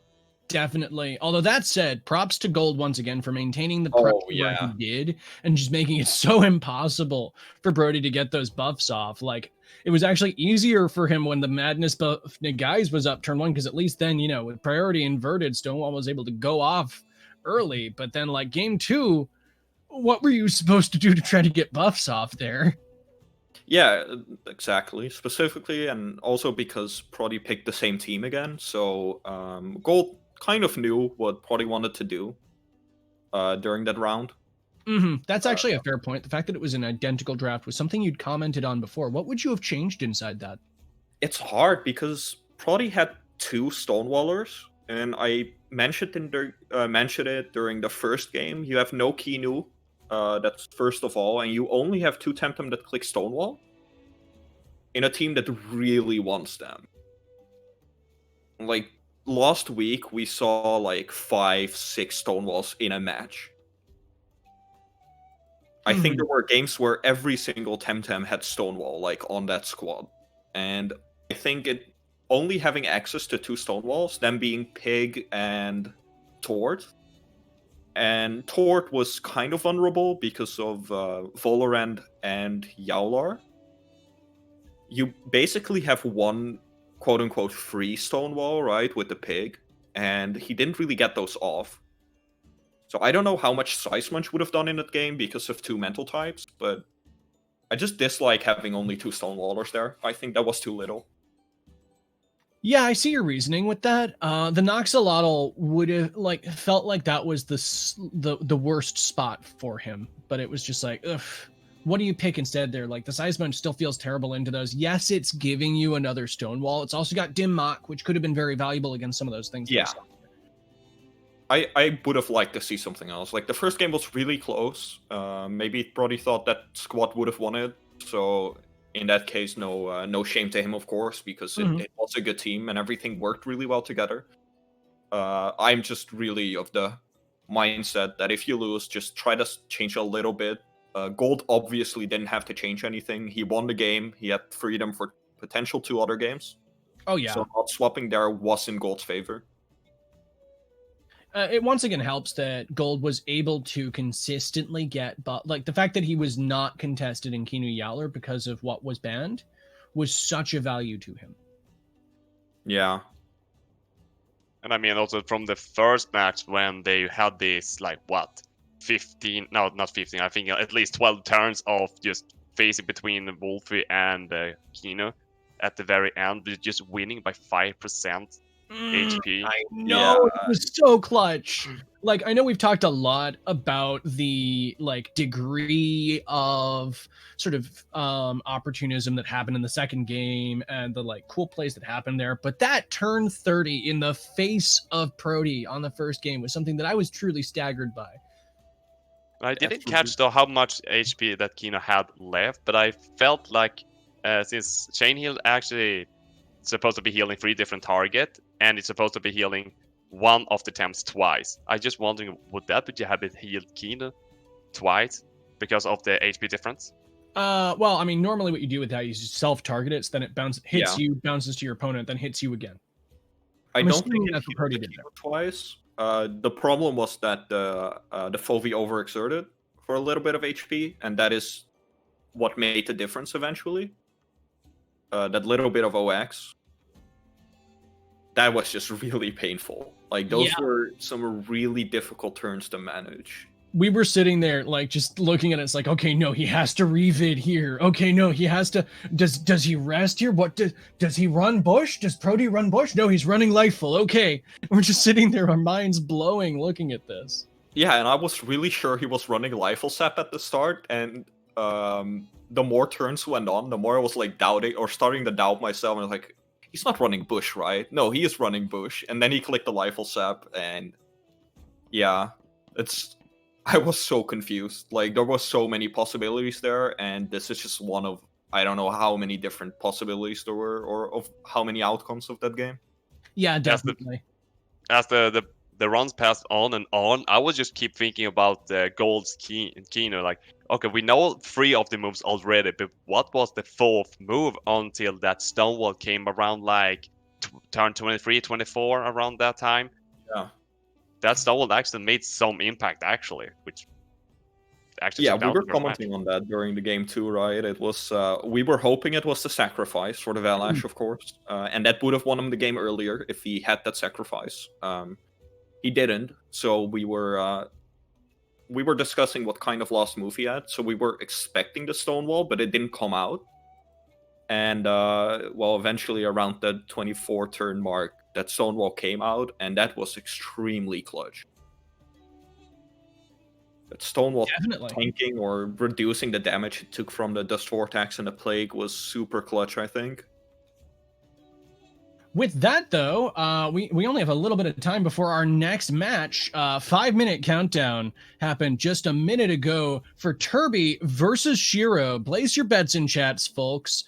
2 terrifying players. Once again, Shiro, one of the first comp players I actually got to see in Temtem. I still remember him like slotting Rock Shield Yukama versus a Zenareth to win those leads, and it's been very interesting seeing him develop and stay as sharp as he has. And Turbi, of course, is like one of the dyed-in-the-wool toxic offensive monsters of our time. And he's been running this wild Loali, which really put in work. Oh, you're right.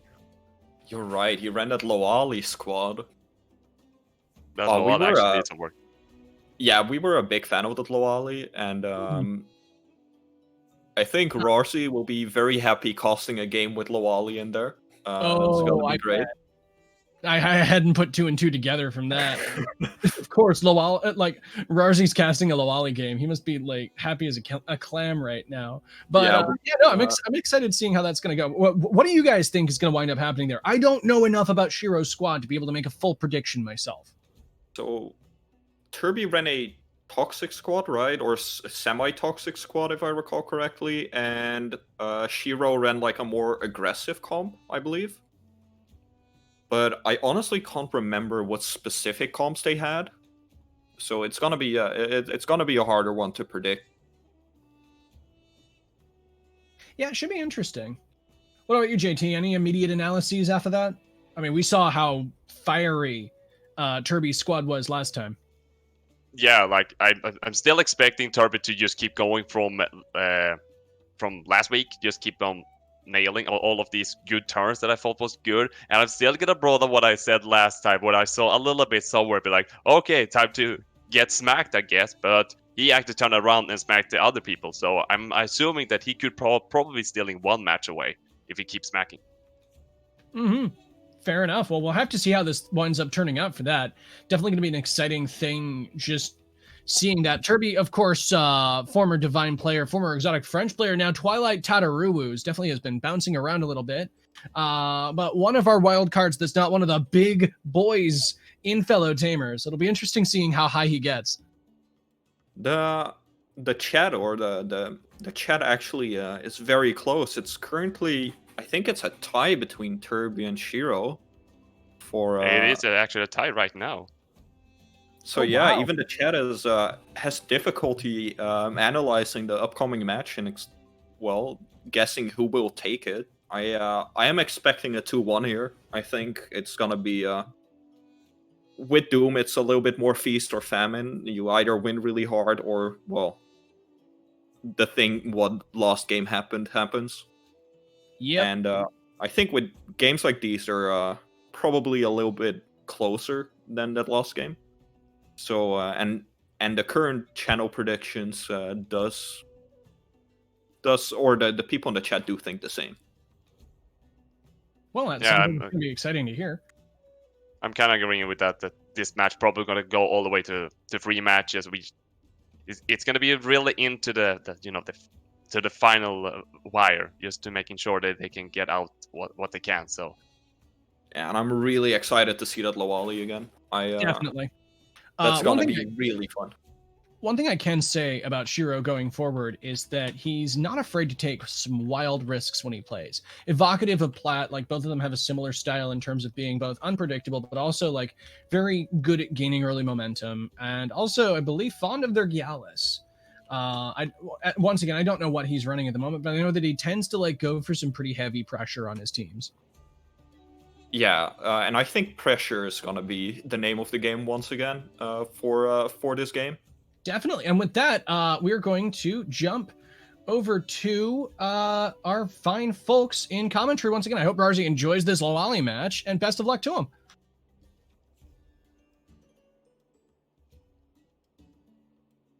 Welcome back. Everybody. Alrighty, we are ready for Turbi versus Shirokky. So definitely an interesting matchup here. We're just waiting for them to get in. But Rosie, the Loali on Turbi's team, obviously a personal favorite. Look, we talked about this a minute ago. I'm worried for Loali. I'm afraid. I think that we already saw Turbi play against quite a few toxic Tems with Loali before, and now, I mean, Volaren's the only other win Tem. This is the same thing that we saw before, and Loali didn't like it. It was not how this Chamomile Loali was built to play. So it's a weird spot. I don't know. I don't know how much I want to see Lawali get blasted by Toxic Inks. Exactly. We love Lawali, but we're sad for Lawali. This is the classic start from Shirokky. And look, honestly, with both teams here, the banning Vola, I think we're going to see that in every match they play. These sort of toxic cores. Vola is the instant ban of instant bans. If there is an instant win button and there's a ban Vola button, they still click the ban Vola button. So starting off though, Naga Golder for Shirokky and Turbi bringing a Golder in as well. Mashuk isn't all that happy staring down mental damage, but the speed arrow does start with blue side. That means Turbi might be able to get an attack off before Bamboozle. That puts Shirokky in a bit of a sticky situation turn one, trying to figure out what's going to happen and make a good prediction. Oh, and Lawali! Oh no! It's a hard life being Lawali.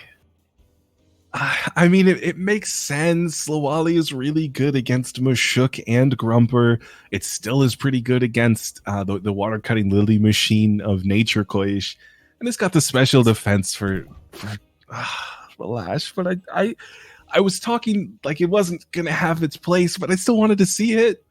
It's just mean. It's just rude. It's a personal favorite, and they've just called it. It's like if there was a Turok and they banned Turok, I'd be crying inside. Yeah. I know we do see some pretty similar teams here. Obviously, some subtle changes, but that build around the toxic core, it's becoming a lot more common at the moment. As a person who loves playing win teams, I'm certainly happy with this becoming meta. But the Naga Gulda combo is always a big troublesome one. From my notes from watching the groups, I didn't see an item on Gulda. A drill Gulda here could be game changing for those bamboozles, but I can't really see Mashuk staying in here very comfortably either. Drill Gulder is fantastic, and honestly, I do think that it's a good play, as Gulder is always with Naga or against Naga. So I would appreciate that, but there are a lot of Tems that could take that drill and still have good value. And I mean, Calibus would be really good here. Even Volvi in this particular instance wouldn't be bad with a drill.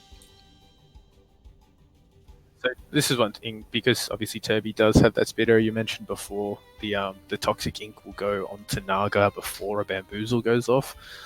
So with a Madness buff, depending on the build, that's going to put Naga into very, very low health. Turbi could make a read here, though. Turbi did really well last weekend. He had pretty much every single turn. It went exactly as he had planned, and that's why he was able to come out in second seed. He could bamboozle Mashuk here, keep it alive for just a little bit. It's probably unlikely that Shirokky doubles into the Mashuk spot. Naga is probably on its way out, so Arushiel isn't safe onto either spot, but maybe a perfect jab just to try and get something for Calibus or to try and undo Parrier. I don't imagine Valash is coming out, but it's always possible. Yeah, I mean, even the P-jab onto Gulda, Turbi doesn't really have a nice Gulda killer, so just getting some sort of defense drop on it would be pretty helpful there. But no, everyone stays in. Toxic Ink onto Mashuk, so maybe there was that read. Maybe he thought Bamboozle would be coming through. Beta Burst, it is hitting John Cena, 93, down to 32, but the perfect jab onto Naga. I think that was playing the odds a little bit. That was saying if he swaps, I'll get a nice perfect jab onto somebody. Either way, I mean, now Naga is definitely in death range of any of these any attacks from anyone actually on Turbi's team. As soon as Naga running the same, the Guldas are running at the same speed as well. So we do see that the speed arrow swaps. So potentially even with the P jab, a harmful lick onto Naga might put it in range that the toxic tick does the job. I'm not particularly sure how much that'll end up doing, but we do see the boozle go onto Naga, and it is a good. I called it. Excellent, I love it. That's huge. That's absolutely massive for Turbi there. Yeah, that's fantastic. And now dropping attack on Gulder is really good as well, because that means that Shirokky's Golder can no longer win a harmful lick fight against Turbi's Golder. So if it were to come down at the very end, turn 30 licking each other, you know, Turbi would win. So that drill Golder is it's definitely a big plus there for Turbi. Having that Naga gone, this leaves Mashuk in a pretty comfortable position this turn. I'm curious though, does Shirokky think that Valash is able to take down Mashuk with its health so low? Because that doesn't seem like it would have been the ideal play here. I was thinking maybe mirror it up with Alola the Mashuk, but Valash is definitely afraid of any perfect jabs or uppercuts. Potentially a double, like a harmful lick and a spikes. Yes, Valash eats a P-jab or an uppercut, but then you get the scavenger proc, so it's going to heal a good chunk of that back. Yeah, that is pretty nice. If it's a perfect jab, that might be a little bit too much pressure onto Valash, though, losing its defensive, well, not too much defensive prowess, but losing a little bit of prowess that he does have. 1.5% left on the Mashuk, just enough that's a huge hit onto Valash now. Yeah, I mean, over 50%, and then the Mashuk swap for Shirokky means there is no double in, means Turbi can swap out this Mashuk, not risk the scavenger buff, and Valash is looking worse for wear already. Yeah, Turbi's in a really comfortable spot here. The Calibus coming in to that slot eats those. It'll eat the P-jab or a spikes pretty well. Golld is happy to just sit and chill. Nothing's really going to threaten it too much at the moment. Turbi could think about that super late end game, though, of the Goulders. We talked about this. I'm not going to say the words again, but it would be nice to have full HP on Goulder for Turbi's side. It's true, and also like getting that stamina back up, so it can just, when it does come back in a bit later, it can just sit and relax there all day. Goulder is a Tem that is pretty happy to just lounge about. Yeah, I mean, I guess the difficulty here, Shirokky's probably bringing Calibus in. I think it's in the safe spot. You don't really, and we do see the Calibus. You don't want that P-jab or a spikes going onto your Volphy or Naga. But we do see the spikes onto Goulder and the P-jab onto Goulder. Yeah, that puts Goulder in a bit of a difficult situation. The harmful lick is nice, though, because it does guarantee the kill onto Valash. So there's no more... no more crystal spike shenanigans, no more scavenger, and it does take down the sweatband on Shirokky's team, which is really, really strong. Yeah, now Calibus does come out matching up against Calibus with more toxic Tems on the side, so there's no Arushiel synergies that can be taken advantage of this turn. But I mean, definitely this could just be a perfect jab toxic ink into Calibus, and it would still be decent damage. Yeah, it's one of those games with all these toxics on the field. You're not going to get the value out of these toxic ticks, so we are going to end up in a little bit more of a, I guess, a defense battle. So those P-jabs, the minus attacks are going to come in really handy here. And Mashuk from Shirokky's side is pretty comfortable, being able to just sit and spam either P-jabs or tendernesses from here. Yeah, I think the healthy Mashuk on Shirokky's side is definitely going to be big. Shirokky.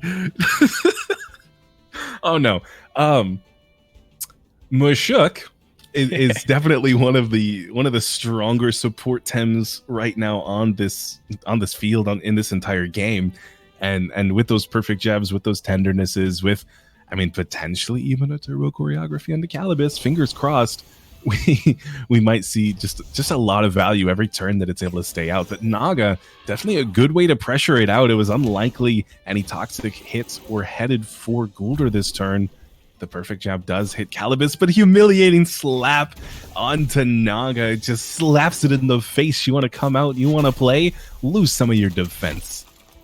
Yeah, that's really big, getting that one onto the Naga. It does mean that the Toxic Ink from Kala is going to do a lot of damage. One, it's just the Shirokky's Calibus's mucus there, so the ice stalactite's not going to put the freeze on. That potentially could have been an option for Turbi there, getting the ice stalactite, and then now that he has the speed arrow back, he could have water jetted to freeze the Calibus before it got a chance to attack Naga. But mucus coming in clutch there. Yeah, I mean, absolutely. It's Shirokky, despite being 2 Tems down, I feel like is actually still in a pretty good position. He does have now 3 minus defenses spread across Turbi's Tems. Wolfie is still sitting in the back, but he hasn't seen the light of play yet. And Mashuk obviously is so low down at that 1.5% HP. I think Shirokky might be able to pull through here. I mean, Turbi does retreat Naga for Mashuk. It's so low HP. This is probably just a sacrifice play. But no, Shirokky retreats Mashuk, saying, maybe I don't want to take those mental hits like he did. So Golder comes out instead. The Toxic Ink hits Calibus, and the Toxic Ink hits Mashuk. So it is 1 death this turn. Yeah, it's definitely not worth Shirokky leaving in Mashuk there, I think. The risk of taking a Psy Surge before Calibus got off the Toxic Ink, it's pretty damaging, because otherwise his Mashuk is quite comfortable at the moment. This does give Wolfie a nice free entry. Plagues onto Calibus still do quite a lot of damage. Mashuk not being on the field for Shirokky means there's not really a lot of pressure there.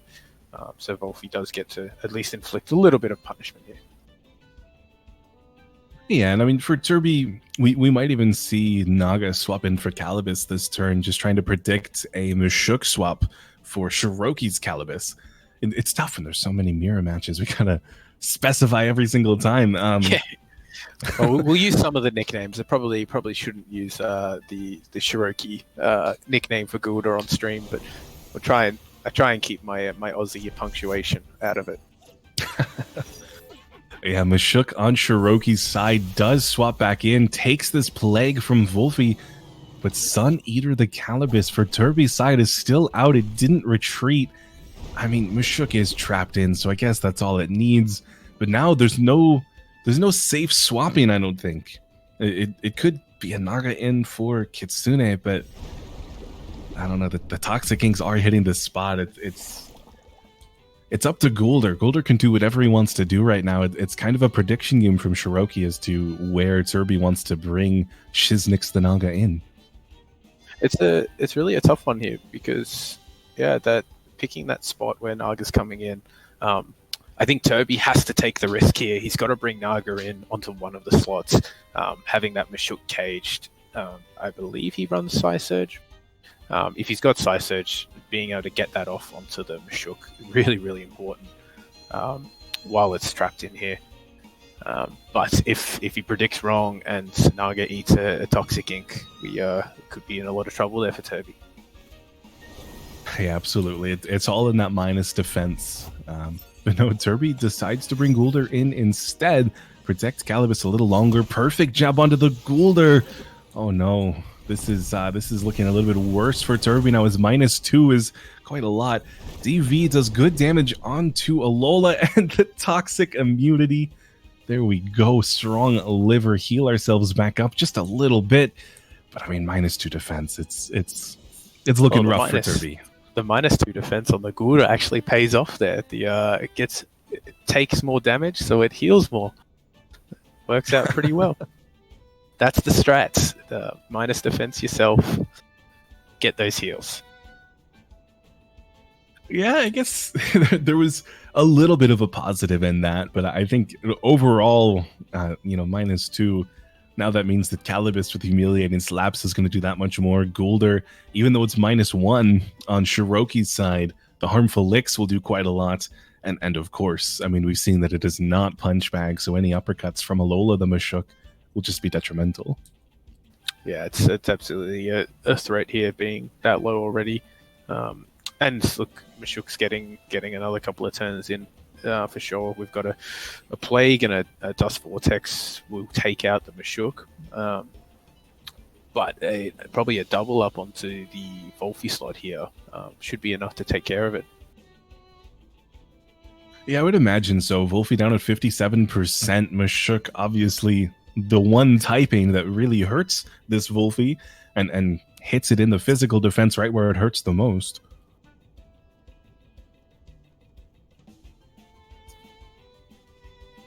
Oh, it looks like sorry. Yeah, so Alola, it is still trapped in. He can't leave just yet, which means he faces a little bit of danger. But Turbi decides to retreat this Golder for Shizenix. The Naga, it's here. It's making its re-entrance. Perfect jab onto Naga. That's -2. If this goes out, Sandstorm is some pretty good damage onto Alola. But no, the Toxic Ink. It targets Wolfie. That is potentially best case scenario for Turbi. But now at -2, is Golder going to be able to kill Naga with a single Toxic Ink before it's able to do anything? Yeah, look. It ended up being good there for Turbi, but the issue is here now. The Alola is no longer trapped, so we've got a pretty easy swap out there. Realistically, Naga's not going to get much value now. At -2, it's going down to a single hit.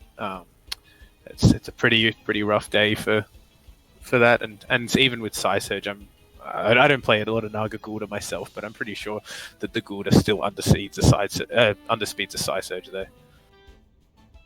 Yeah, I mean it has to. Golder is so slow. It's rough because Turbi right now has the 2 Tems that he needs in order to find victory out on the field, likely headed for their deaths here pretty soon. I mean, the Toxic Ink is absolutely hitting the Shiznix Naga spot. It's complicated when Tems are named after players. Absolutely. But with -2 defense, I mean, if it doesn't die from the tank, the Toxic Ticks will absolutely be Naga's undoing. So Mashuk it has to leave. It of course, Shirokky retreats it back for Calibus. That means that Wolfie's a little bit safer. It can get a Plague off at least once, but yeah, Shiznix, it stays in. It goes for the Psysurge. It just wants to do damage.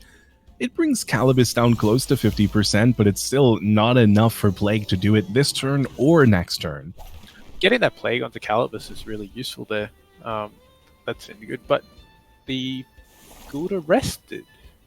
All right, maybe he's run out of time there. Potentially, yeah. There was a little bit of waiting in the first few turns. Shirokky might have run a little bit low. That's pretty unfortunate, as that means Naga does get one more attack off, probably.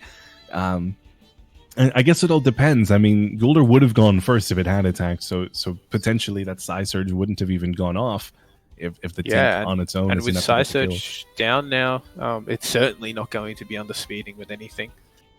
Unless, I mean, Lullaby, but yeah, I'm pretty sure that the Tink does underspeed, especially if they're running the 1SV Goulders like most people are at the moment. Yeah, I imagine this Calibus is even going to go first compared to a Beta Burst. It would have to be Lullaby. Yeah, but at that point, I mean, Naga's just sacrificing itself. I think -2 is just a little bit too much. And now with Wolfie overexerted and down at 6%, if he stays in, he's going to die. If anybody else swaps in, Calibus can just humiliating slap. It is a lot of stamina usage, but he is max stamina. He's getting lower on HP, so he's probably not going to be the one that wins it for Shirokky. And you know, getting Calibus Sun Eater on Turbi's side down to -2, or even Turbi's Golder down to -3 would just be, I mean, that would be so far beyond GG at that point. It is likely going to double swap from Turbi. Golder and Calibus now on Turbi's side. The Toxic Ink, it's going to heal Golder, which is a nice little benefit of of the strong liver, but humiliating slap. Yeah, that means Golder is down to -3 defense. It has no business with a harmful lick fight against Shirokky's Golder. What once was possible is no longer. Yeah, that's a tough one. I think another option could have been swap the Wolfie out, leave Naga to die, and then you get a free swap in with Wolfie, and you'll be able to kill whatever's in that Calibus slot.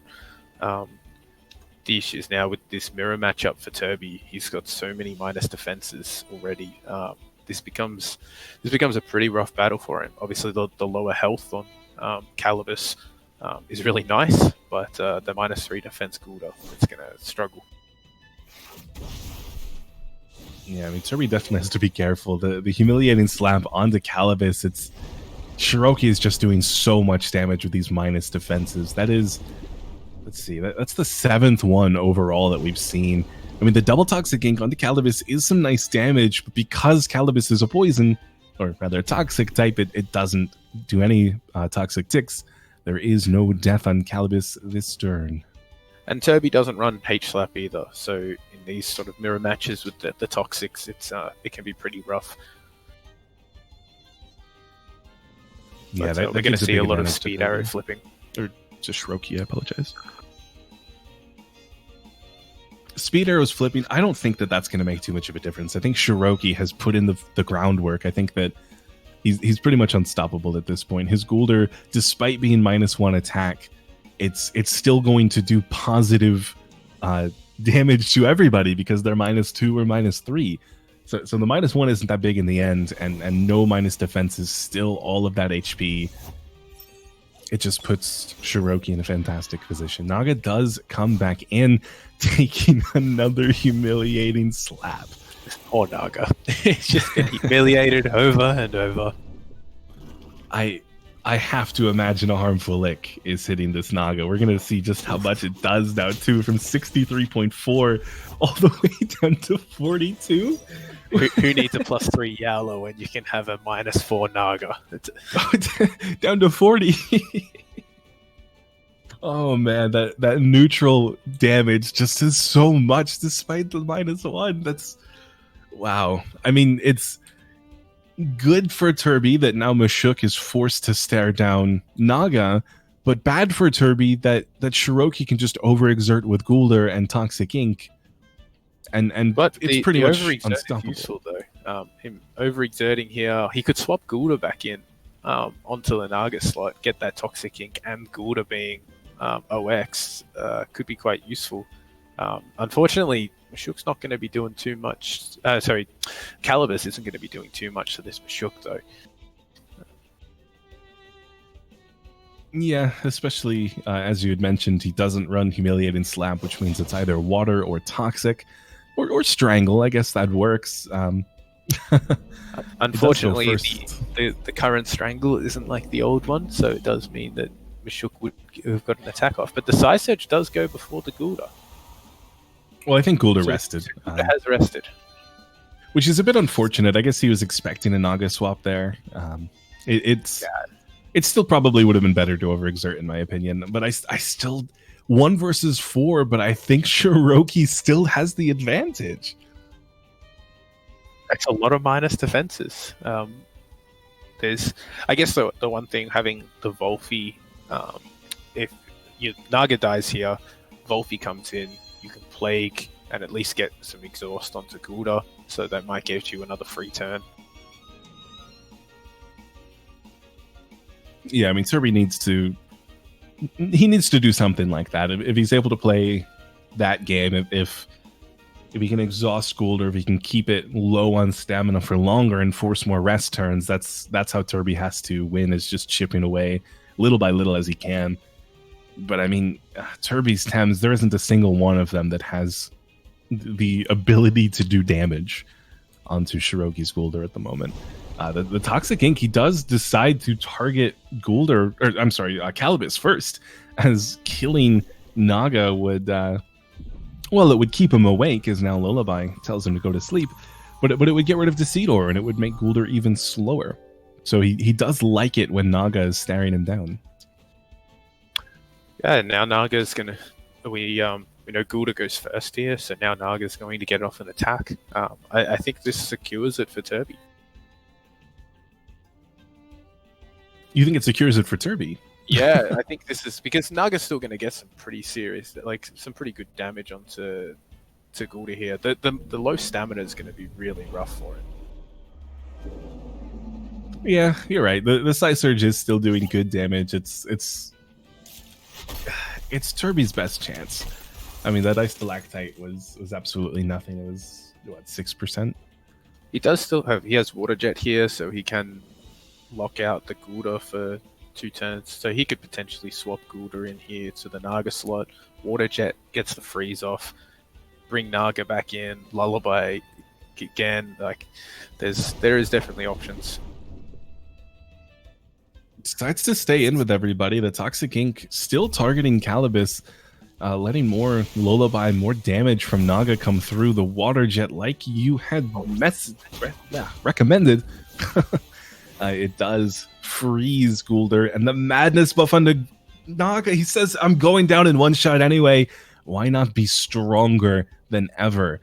That was a very strong Madness buff. Is now, I think, he's overexerting. He's sacrificing himself for the Psy Surge, but it's enough. Does the job. That was fantastic there. What a great Madness buff. So we see all those humiliating slaps and the harmful licks coming into play, but then the Water Jet on Calibus instead of humiliating slap, getting the job done for him. Absolutely massive. Yeah, game 1 goes for Turbi, despite not getting any of his win tems in to fight the Toxics. That was very well played. The freeze towards the end was an incredible idea, and I think that, I mean, really, it was just that Lullaby plus freeze that gave him that opportunity to buff up Naga even more and just get the job done. I think despite Golder not usually being afraid of Naga, it probably would have been better for Shirokky to target down that spot. Yeah, I think he was really predicting those Naga swaps, and Turbi just stood there with some big balls and said, "Go on, hit me," and he didn't. So Naga got a lot more value than probably what you would expect going into a toxic lineup. I personally, I don't think that a Naga swap would have made sense for Turbi's side, as if Naga went to the back and something dies, then you're more likely to have that Wolfie and Naga at the same time, which would mean the Plague is never going to exhaust. So it's, I think that Naga swapping out was probably less likely than it just staying in and either dying or being the hero that Turbi needed. I mean, the lead initially now, Turbi's still with Mashuk and Golder. Shirokky, he picked Golder as well, so we still have that mirror. Thinking about this Naga, it definitely wasn't bad the first time, but now that we know where Drill lies, it's not as good either.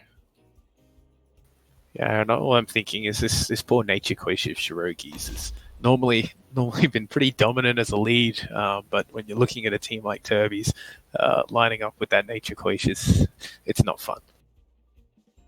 I mean, yeah, Shirokky's team, it's definitely difficult facing a mirror like this. When there's a lot of toxic Tems on the opposing side, Shirokky doesn't have as many answers to it. It's really just that full around, which, of course, will get banned by a team like Turbi's.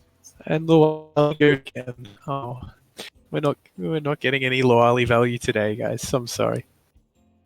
It hurts just as much as it did the first time. I mean, my only hope now, and this is, I promise, non-biased, is for Shirokky to win game 2 and Turbi pick Loali on game 3. That's that's what I need at the moment. Yeah, no getting to see Loali. You'll just have to sit there with your 7 Luma Loali and Swalies instead. But you know what though? If Turbi does win, then we are going to see. Actually, yeah, we are going to see. We're going to see that Chamomile Loali work out in the future. So there are enough Doom teams running around. Tsubakki's still on the other side with potential to make it through. So the mirror match here is really, really interesting for me. Obviously, Mashuk has such a wide move pool. It's one of those Tems where you would really love to have 6 slots on it. So it's always interesting to see what people are running, because in these sort of mirror matches, the move set here can be a massive determination in how the match goes. Yeah, I mean, especially the hard mirror of Mashuk, Golder.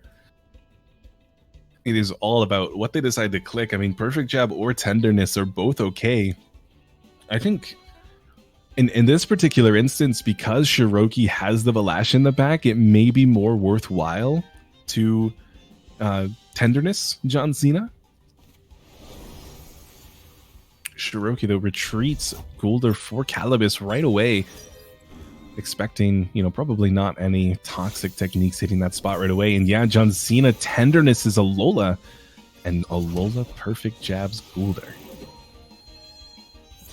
And but Shiny cancels it out. So Shirokky accomplished nothing. Stamina value. That's it. We're resetting, guys. Let's do this all over again. All right, so it's turn 1 once more. Mashuk versus Mashuk.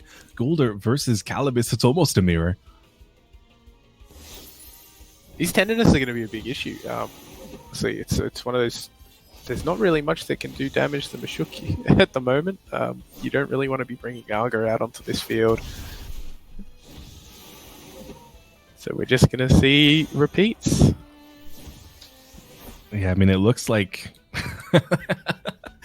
oh, more Shy Shields. It looks like this is... Shirokky's plan is probably take down this Goulder so that Naga can feel a little bit more free. But even then, I mean, it would be Naga versus Wolfie, Calibus, or Naga, none of which really make it happy.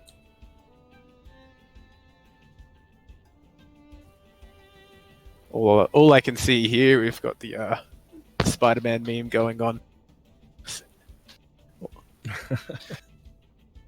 It's a tough one here. I don't think neither side really wants to be bringing in their Nagas in case a Toxic Ink is coming into that slot. Probably the only safer one here is Turbi bringing Naga in onto the Goulder slot because it's probably not going to eat a Toxic Ink. But even then, it's still a risk, and if you get a P-Jab and then a Toxic Ink into that Goulder slot, it could be a rough day. Yeah, I mean, that would be detrimental to Naga, as then, potentially it would go down without having any value, without accomplishing anything but death. It would, at the very least, save Goulder from taking another minus defense, but at the end of the day, that might not be enough. We saw Shirokky was perfectly happy doling out those minus defenses. He's do the same thing this time. Yeah, there's going to have to do something to break the deadlock here. The Shirokky's Calibus with the H-Slap, at least it's going to be outputting some damage. So even a P-Jab H-Slap onto the Goulder is going to do some decent damage. Unfortunately, the Mashuk just keeps Tenderness spamming, and we could end up with some -5 attacks. The good thing for Shirokky, though, a lot of these Tems don't necessarily care. Mashuk likes its attack, but it doesn't really need it for anybody other than Wolfie. And Calibus still has its toxic ticks onto Wolfie and Naga. We just have more tenderness, though. John Cena just making everybody smile and weak. Perfect jab once more onto Goulder. Humiliating slap, following it up, just trying to knock down Goulder's defenses, force it to continue to Shy Shield, which is really a losing battle for Turbi, as he is still losing one defense every single turn, and he's not doing any damage. We're on turn 4, and Shirokky still is 100% on all 5 Tems. Yeah, I think Shiro can just sit here and keep spamming this, to be honest. There's nothing that from Turbi's side that wants to come in to those minus defenses. If you bring Nagarins onto that slot, it's going to be -2 defense and then eating a Tink from Calibus. It's going to be a rough day. Yeah, I mean, this is just a good play. It's sustainable at the moment for Shiro. He is starting to get low stamina. Humiliating slap does take a lot of stamina to use, and perfect jab's not too much. But when you're doing it over and over and over and over again, it definitely starts to bear a toll. Yeah, and we got the Strangle out onto the Mashuk from Calibus in this turn. Potentially setting up a free swap in for Valash or something. Just give it that little bit of protection. It would be nice for Valash, but I don't know if it really has any value here. I think that, really Shirokky wants to do physical damage on the Goulder after doing all of that. But, I guess Naga swapping in. If it is Valash, then that's a very good read. But no, it's a Rushiel. Potentially still a very good read. It's going to do 50% in the long run, and that bamboozle doesn't matter as Mashuk went first. Decidora comes in. It does not impact the turn order yet. that change has not been implemented, so bamboozle goes last. It doesn't really protect the Naga. Now we've ready for the drill Kala on Shirokky's side. We haven't seen the Shirokky item yet.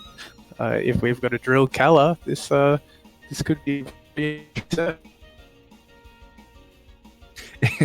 Shirokky has drill Calibus, that will just make my day. That'll be fantastic. That'll be guaranteed kill on Naga despite its Takuma mask.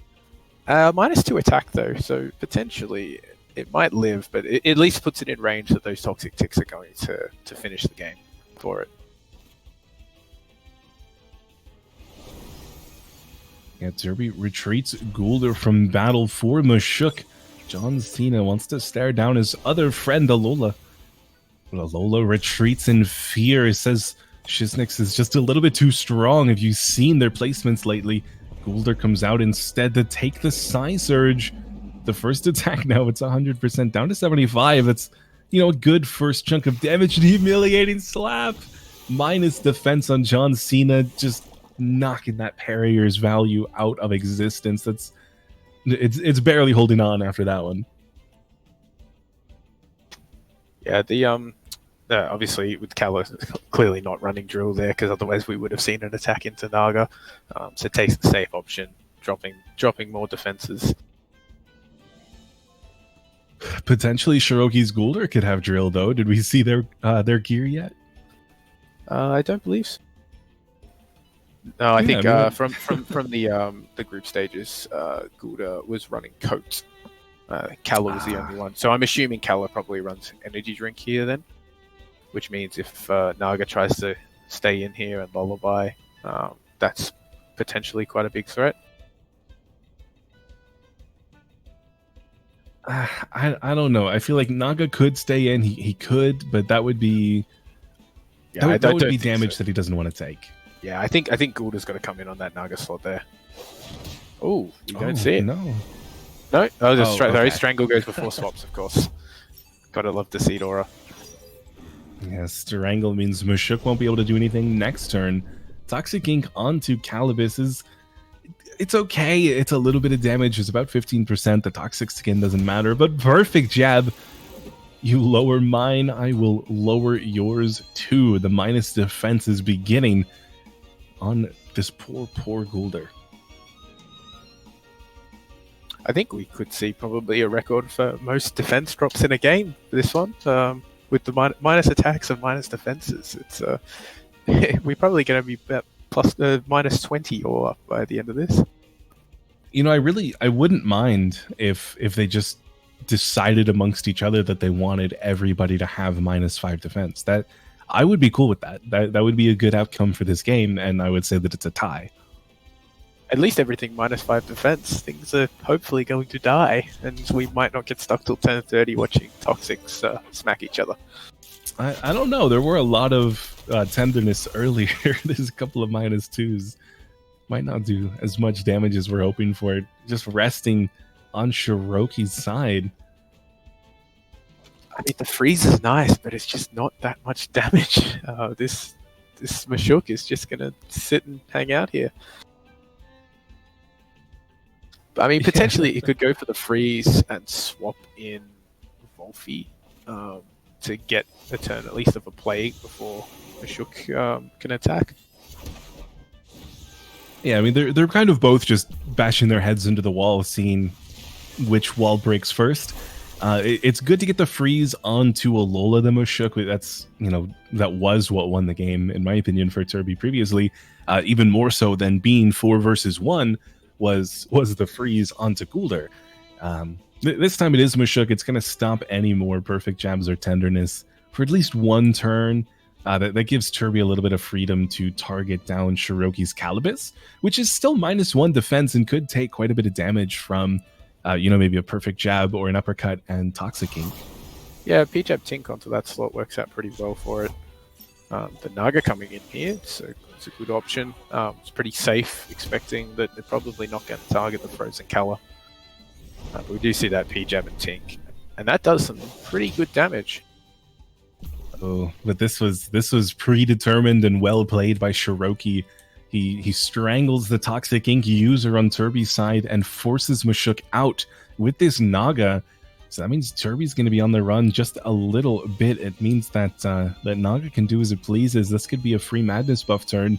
Try and get the ball rolling just a little bit here on turn 11. As I mean, really, Turbi's taking a little bit of damage. He's got two Tems who are down in that 30-40% range, but Shirokky is still very healthy. I mean, Valash hasn't seen play yet. Naga just coming in, still at 100%. Despite the minus defenses, minus attacks, Shirokky's HP is still looking very nice. Now, Rosie, just to bring you back a second, did you just say we're going to get a positive buff, like a madness buff that would increase stats? We haven't seen that yet this match, so that would be game changing. Listen, I know sometimes it looks like we're all just bringing each other down, but Naga and Shirokky, they're showing us that you can bring yourself up as well. And that's what this game is all about. We need to bring ourselves up. Just like Naga, we're going to madness above it. Sometimes it hurts, but when you're that much... No, he doesn't do it. No. That's unfortunate. But it's a great swap for both there. Obviously, the Gouda coming in means the Bamboozle can happen, but then Turbi expecting the Mashuk... the Mashuk not to be there, having... free Volfi turn is really nice because now we have Kala who can break the Bamboozle, and then Naga's still going to have to eat a Plague. That's quite a nice turn. Oh wait, actually, sorry, it's Drill Kala. Yes, on Turbi's side it's Drill Kala. Oh no, it's Drill Gouda. All right. Mm-hmm. So yeah, it's going to eat the Plague, and that's a pretty good outcome, I think, for Turbi. Plague is going to do a lot of damage, but I think, vice versa, there could be quite a lot done back towards Turbi. But no, Shirokky decides to bring out Mashuk instead. It definitely eats those Plagues a lot better. It eats the Toxic Ink perfectly well. And Toxic Ink, that actually does some good damage onto Wolfie. That's down to 45% with those two Toxic Ticks incoming as well. Wolfie starting to near the end of life. We may see first death right around that turn 20 range. See, now we've got the Mashuk tracked in, and that's really valuable if Turbi can get Naga in safely here. I mean, the Gouda is still a problem, so unfortunately, but we could potentially see a strangle on the Gouda, Naga in on the Volfi slot. It's a risk because Gouda may Toxic Ink the Volfi. Or, I mean, the other option here is you let Volfi die, you strangle with Calibus on the Gouda, and then you get a free Naga. That would probably be the play I'd be looking at. I feel like that might be a little bit too aggressive. Yeah, for this game, that's a bit much. It's hard though because I mean, realistically, Volfi here, it's not. I mean, it's there to kill the Valash, but Valash isn't coming onto the board anytime soon. So I think he probably needs to make a play. He's got a lot of minus defenses. He's got a lot of HP missing here. Shirokky is looking very green at the moment. Yeah, I mean, a big health advantage. The minus attacks, I almost wish that the minus attacks were actually minus defenses, because that would mean that Turbi's HP advantage isn't actually that bad, as John Cena and Mashuk could still make something happen. And even those Toxic Inks onto the likes of Calibus, which luckily for Turbi is -2 defense. But maybe just a little bit more minus defense for pressure later on. The tendernesses were very good early, but I think that Shirokky just gained a lot of presence and a lot of control by forcing Turbi's Goulder to take -2 defense. But I mean, now the Plague does come out. It hits Goulder. Uppercut onto Wolfie as well. It doesn't quite kill, but that means the Toxic Ink, the Toxic Tick will kill. Novice Punch. Novice Punch. Novice Punch on Goulder. If you hadn't seen it all yet, It is Novice Punch on Shirokky's Golder. That is... I've never seen that used in a competitive match before, and I feel like I've watched a lot of these. I mean, you don't need Metabolize if your entire team's toxic, so you take that one out. We have seen Confiscate run on Golder before as well, but Novice Punch it's a new one. I mean, you could also run Madness, but...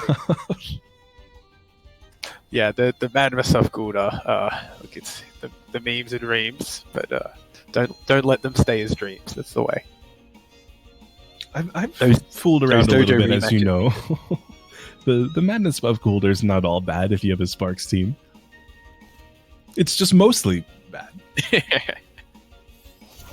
Now another perfect jab coming out onto opposing sides. No Mashuk takes damage yet. The water jet as well onto Golder. Not necessarily the words I was expecting to say today. Harmful lick onto the Calibus. Yeah, lick that squid. Sun Eater down to 27%, just like that. 27 on both sides, actually. So pretty even HP at the moment for these two. So that plague by Turbi to trap Golder in was pretty valuable there. He should be able to kill a P-Jab and an Ice Stalactite. Will kill this Golder. Or an uppercut there, that will do it too. There we go. Uppercut does it in one, even better.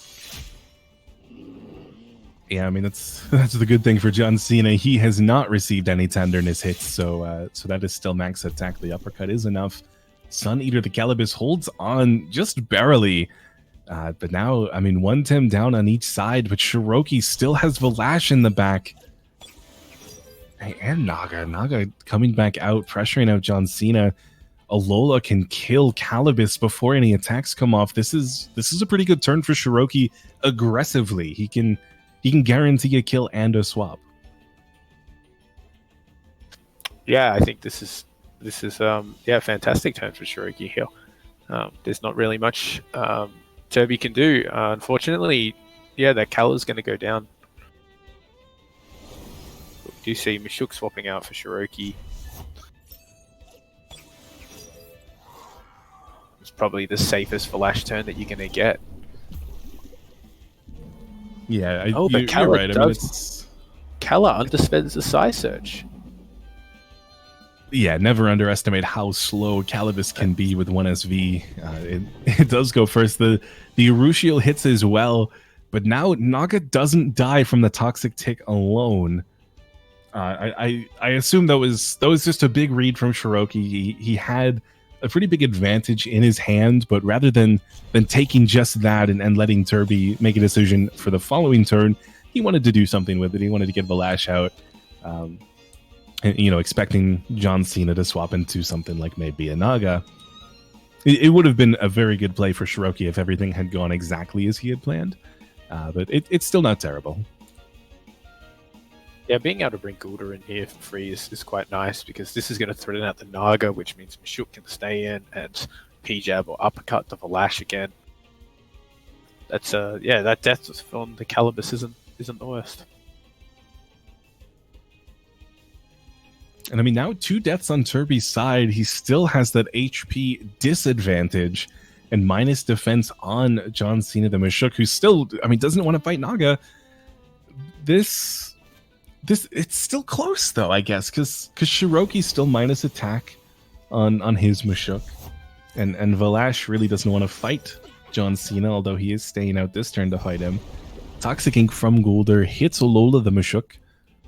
Uppercut from John Cena goes before Valash Crystal Spikes because of that Deceit Aura. It's still not going to be enough to kill Golder, and it was more than 50% damage onto Valash. So I think similarly to Game 1, Valash is probably not going to have much of an impact here. Yeah, unfortunately, this is a rough turn for Shiro, but he still has the Tem advantage. It's going to be there's so many debuffs everywhere. It's going to come down to the wire, this one, that's for sure. The -2 attack on Shirokky's Mashuk is probably going to be pretty valuable, but those minus defense, honestly, how are these Mashuks killing each other? That's going to be the interesting bit. If Nagas can can get in or they can take out the opposing Naga, that's going to be a massive difference. Yeah, I mean, Mashuk versus Mashuk is usually just either perfect jab or tenderness down to -5 and then hope for the best, or even perfect jab and tenderness down to -5, -5 and hope for the best. If that's the play that we see, we're already at turn 19, so there's not really any time for that much of a play. It would be similar to game 1 of Prody versus whoever that was. I feel bad, but it was Golld. Prody versus Golld, where it was the Kinu and Wolfie all the way through. It could be similar, except this time Mashuk versus Mashuk.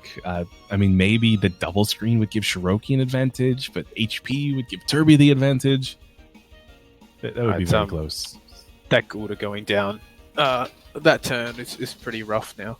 But the Lullaby does underspeed the Calibus, so off to sleep we go. And we're expecting that an uppercut's going to come onto the Mashuk again here, the Valash again here. Off to sleep we go, he says, but energy drink Calibus doesn't care about your sleep. No nap times here. It does confirm a kill on Valash, but that would have happened anyway, so the Lullaby was actually just a wasted turn from Naga. Sacrifice hit itself for no reason.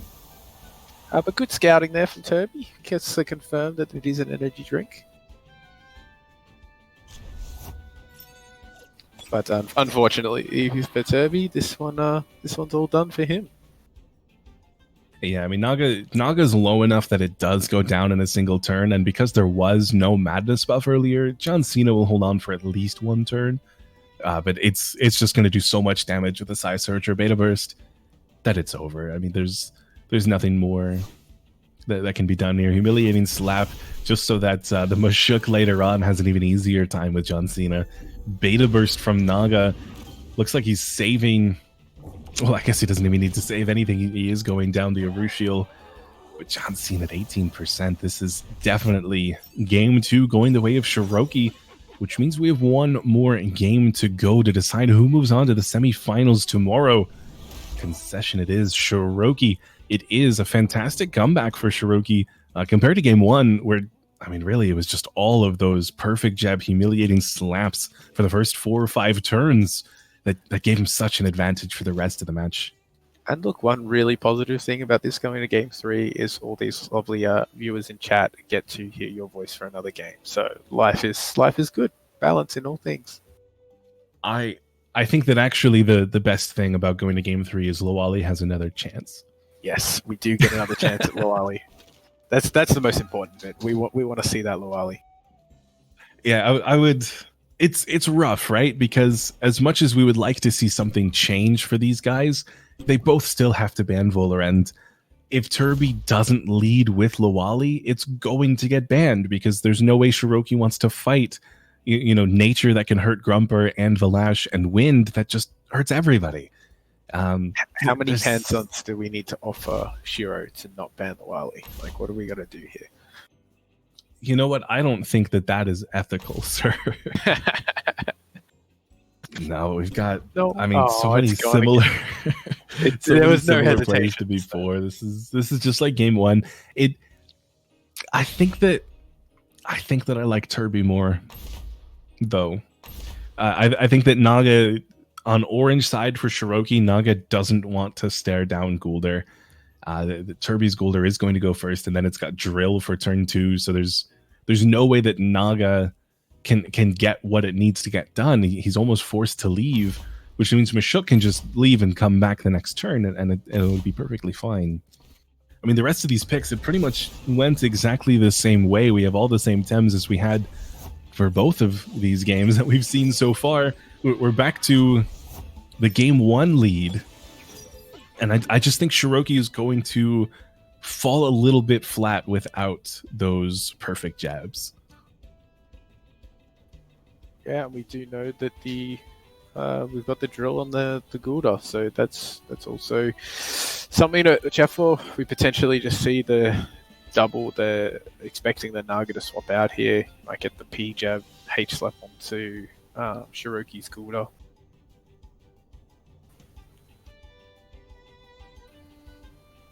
Yeah, I mean, we're back into these same situations. These guys have thought about it a couple of times now. They know what their opponent has done previously in these turns,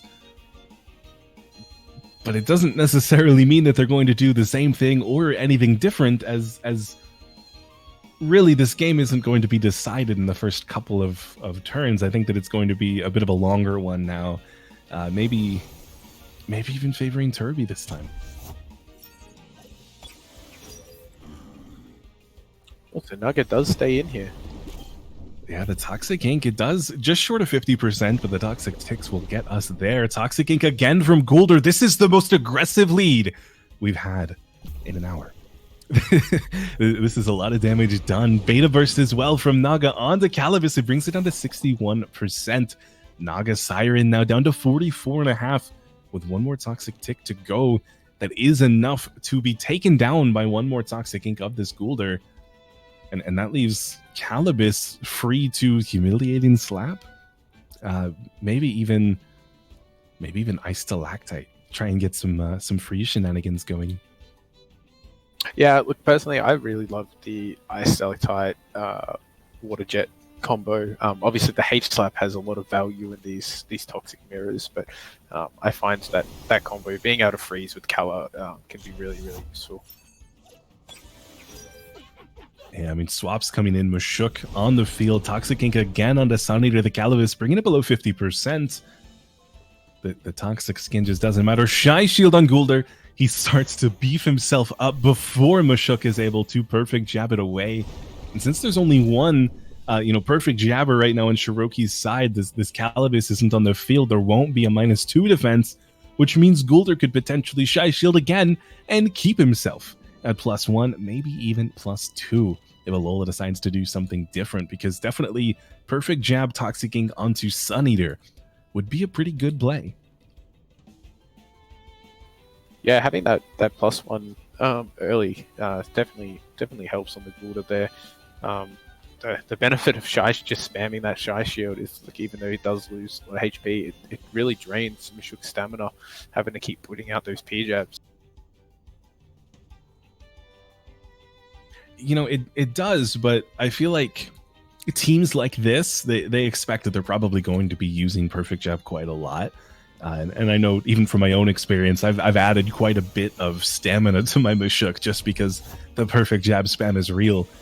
First one does come through into John Cena. That's probably the best case scenario for Turbi, as Mashuk is the only one that really is okay eating perfect jab Toxic Ink at the same time. Everybody else would have crumbled, that Naga and Wolfie especially. So still pretty good spot for Turbi. He hasn't taken too much damage. Both Calibus and Naga are in the orange, but everybody else is healthy. Yeah, now the +2 Goulder is sitting pretty comfortably. Yeah, this is one of those tough ones. It's like these toxic mirrors, unfortunately, they don't really have good ways to hurt each other. Obviously, it'd be nice if we saw the Wolfie and Valash out doing some damage, but it's a risky play swapping them in. You've got to make sure that you've got a safe swap, not eating either the P-jabs or the Toxic Inks for Valash or Naga respectively. But we get more tenderness spam, and the P-jab finally dropping Goulder down back to +1. And a bamboozle on John Cena. That's not necessarily what I expected, but it's not a bad play of things. It means that there won't be any more minus defenses on Mashuk immediately, which could give it a little bit more value going into turn 6, 7, 8. He could use this turn to potentially bring Naga onto that Mashuk slot, expecting that he's not going to get doubled into that with the Tinks or Urushiels. But we just see more tenderness coming out onto the Kala this time. Spreading. Yeah, I think swapping Naga in is a little bit rough, because then the following turn, I mean, what's stopping Mashuk from just leaving and Calibus Toxic Inking? Yeah, absolutely. It is Shy Shield, though. Goulder doesn't want to lose that advantage that he gave himself earlier, so he undoes what those 2 perfect jabs undid to him prior. Yeah, back to base defense Goulder. So in 3-4 turns, we've achieved -20% HP on Goulder. Excellent. hey, we have achieved minus 53% HP on Calibus and almost minus 70 onto Naga. That's a lot, okay? That's asking a lot from some of these Tems that are really not built to do a lot of damage to themselves.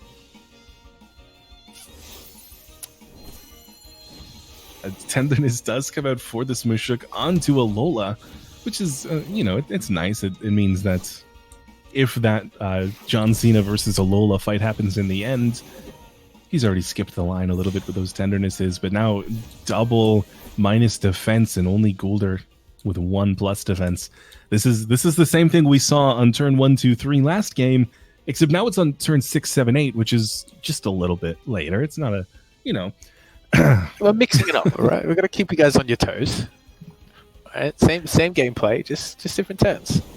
Well, Turbi has to do something different here. He can't let himself fall into that same trap as before, because that is exactly what lost him game 2. But it's also, this probably isn't the best way to fix that. As tenderness onto Calibus, it's still just going to be perfect jab, humiliating slap, or strangle this time. Okay, but I mean, either way, it's still just going to be so many minus defenses on Turbi's side if he's not able to get rid of Mushuk or Calibus. That's just going to be a little bit too much. I guess Turbi might be thinking tenderness spam Calibus so that I can bring out Naga and threaten out the Mushuk. Even I think that's a very temporary answer. Sorry, the tenderness spam onto Mushuk there, even just so the Wolfie isn't so threatened to come out. At least then you can start plaguing and trapping things in and working from there. So I'm not sure if splitting the tenderness is the way to go. But I mean, -2 attack on both is pretty solid there. Yeah, I think if they were all on Calibus, it would be a little bit better. -2 attack is nice, but -4 attack is immaculate. Turbi's John Cena resting, Alola resting, Calibus resting. There was the strangle previously, but I'm kind of surprised that Alola rested when it still would have been a pretty free perfect jab, considering there is enough stamina for a few more attacks there. Yeah, and I think we're probably just going to see more of the same now. More tenderness from... Oh no, we swapped it up. We got the P-jab. Did Turbi not get the memo? He's supposed to drop attacks, and Shiro's supposed to drop defenses, and we end up in this equal board state. This is messing with my head, guys. Yeah, I mean, another strangle onto John Cena that's just delaying more tenderness, more perfect jab. I think if if Turbi had also been clicking perfect jab this whole time rather than tenderness, we would have a very different situation. This Calibus would be dead by now. But here we are. we still have all 10 Tems alive. Everybody's still pretty healthy, although, opposite game 2, Turbi does have a bit of the HP advantage, as only one of his Tems is in the yellow compared to 2 of Shirokky's in the yellow. But also, Golder's down at 63%. Nothing on Shirokky's side is quite that low. His greens are still very healthy. And Shirokky's Valash is still, I guess, threatened. There's still a lot of threats for that, so there's no real easy way for that to come out. It's a good time for Naga to come out, though. But the Mushuk comes out expecting the swap and brings in Valash. That is a fantastic read from Shirokky there. Yeah, this is Shirokky showing us, he's been one of the top players for a really long time. He knows when your Naga's, when your Naga's coming out, and he knows how to double up on that spot just in case a strangle were to come through. He still does a lot of effective damage. That pretty much forces Turbi to swap again. Yeah, the strangle from the Kala there onto the Gulda. It's really good in giving at least Naga one attack. I mean, potentially, if Naga Madness buffs here, it still eats a spike and lives. So that if he wants to deal with that sort of risk, but the problem is there's so many things that are underspeeding Naga here. It can be a pretty rough day. Yeah, Turbi first swap is for Mushuk. Definitely good to counter the Valash, but Stonewall onto Golder. That is skipping the Shy Shield drain just a little bit. Shirokky, I hope you know what you're doing, because that is very rude. Turbi's Golder has been taking its time. It's been doing it itself. and now you just skipped. You just gave +2 just like that. Well, we are a team sport, all right? You've got to help out your buddies in this instance. So Vlash just doing what normal Vlashers do, and play as a support. Like, I mean, who sweeps with Vlash? That's old meta, guys. We're into the new meta, stonewalling. That's what it's here. You know, it's a sweatband Vlash. Those are usually the sweeper kind. No, but it can just stonewall multiple times now. We're fine. No, it is nice though. Good to see something coming out a little different that isn't tenderness or P-jabs. So. Yeah, it's definitely odd though. seeing Vlash setting up a Golld. It's something a little different.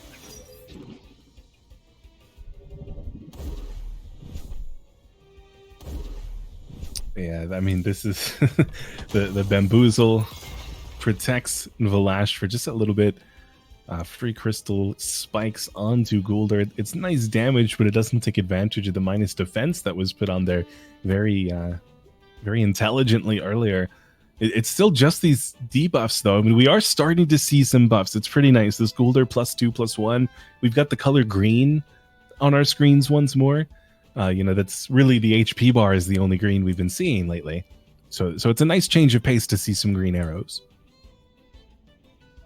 Green circles would be fantastic if we could. Like, that's another step in the right direction if we can see those green circles. The toxic mirrors, unfortunately, I don't think we see a single one. This is why you just run all birds, guys. Come on, just get on the grandpa train, get bully online, and just delete these teams. All right, Turbi retreats Golld for Wolfie. It's a nice place for Wolfie to be. There is no Mashuk on the side of Shirokky on the field at the moment, so this Crystal Spikes is hardly going to do anything at all. The perfect jab targeting down Golld as he knows DV will be enough next turn. Harmful lick, though, onto Kitsune. It's going to do quite a little bit, down to 57%. Maybe more damage than Turbi expected to take on entry, but still not anything to worry about, I don't think. He's still in a pretty good position here. A DV will obviously kill Vlash. It'll do quite a bit of damage, quite a bit, to Alola, the Mashuk, and on Calibus it really wouldn't accomplish anything. Yeah, I think it's pretty safe to say that the Mashuk's probably coming in. Mashuk or Calibus are going to come in here onto that Vlash slot. The double threat of the DV and the uppercut is pretty rough there. Wow, Vlash just stays in. That's, I guess, to get some damage onto Mashuk. Support. Yeah, I mean, that's probably worth it. I mean, realistically, what does Vlash have to offer? This is a pretty tough game for Vlash. It's really only going to be effective against Naga, and there's no way that Turbi's going to let that happen. I mean, that would have to go down to the very end to see that kind of matchup.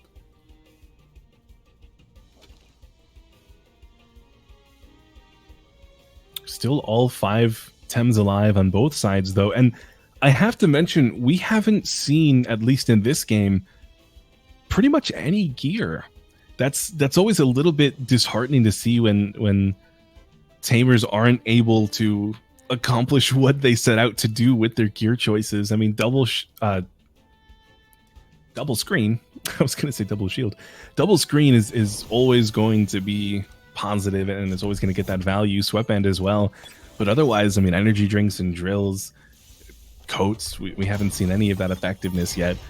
Sun Eater does take a lot of damage from that turn, though. Sandstorm, it's going to be enough to kill Vlash, do a little bit of damage to Golld.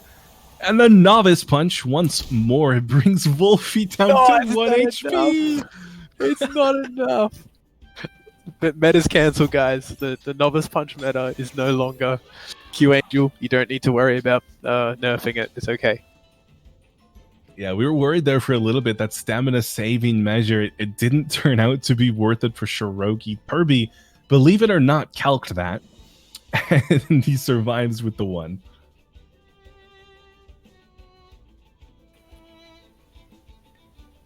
Yeah, this is it has to be mentioned. It has to be mentioned. We have a kill. Vlash has fallen down. It's turn 16, but Vlash is down. both Calibus and Wolfie are very close on Velash's heels to the underworld. And really, Turbi, he doesn't have HP on his other Thames, so Shirokky is very slowly but surely working his way into an advantage.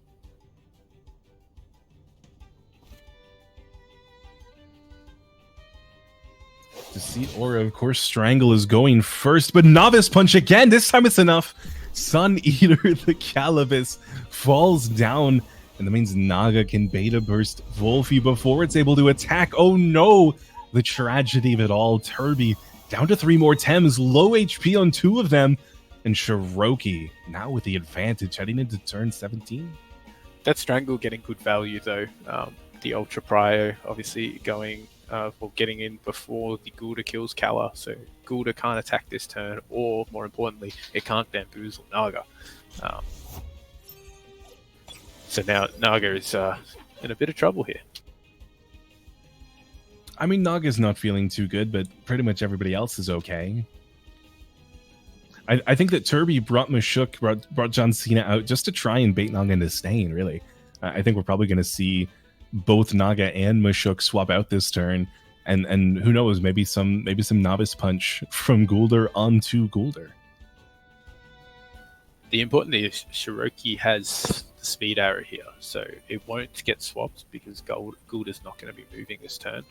So even if Turbi brings in Naga, he's got the speed arrow. He's going to be able to tinker before the boozle. But we do see Mashuk stay in, and we're probably going to get the double here onto Goulda. Yeah, Harmful Lick is a good little bit of damage. Perfect Jab, unfortunately, going last thanks to that Deceit Aura. But now, now Turbi can take advantage of that Perfect Jab. He can maybe even get another one and kill Goulder this turn. Yeah, getting the Goulda back down. We've cancelled out the Stone Wall. We're dropped down to -1. It's still got the +1 special defense, so potentially, protects itself from Naga a bit there. But if Turbi can take out the Goulda here, this leaves his Naga in a lot more of a comfortable spot. With Kala being -2 attack, at least Naga's going to be able to get a little bit of value here. John Cena with the uppercut. Unfortunately, Goulder on Turbi's side doesn't know Novice Punch, so the meta's not in play. Shirokky's Goulder is going to be able to survive. And at Harmful Licks, it doesn't even Novice Punch. What are they doing? They're throwing these games away. But the Shy Shield does protect Turbi's Goulder, is able to survive for now. This is a tough one for Turbi. I mean, as soon as Goulder is gone, Turbi loses his easy kill on Naga. And once that's gone, I mean, John Cena is not going to be able to hold up. He's already -1 defense. He's already below 50%. That fight with Alola that we've all been waiting for, the turn 29, turn 30 tenderness stall is not going to happen. It looks like Turbi might fall just a little bit too early. Yeah, I think Shirokky's in a pretty good spot here still. The Naga being at full health for Turbi is nice, but it's still going to die to 2 attacks from the Calibus most likely, even with -2 attack. Yeah, Shirokky does bring Calibus in, and Turbi retreats Goulder for the Naga. I guess this works. I mean, protecting the swap is very nice. The uppercut onto Calibus does some good damage, but not good enough to kill. And the perfect jab onto Naga. We're just going to start this train. Everybody on Turbi's side now is -1. This is going to be pretty difficult. I mean, now the lucky thing for Turbi is with only 1 Naga on the field, it won't be a -2 Toxic Ink. It'll be Toxic Ink and then -2, or Alola swapping out to avoid taking all of that easy damage.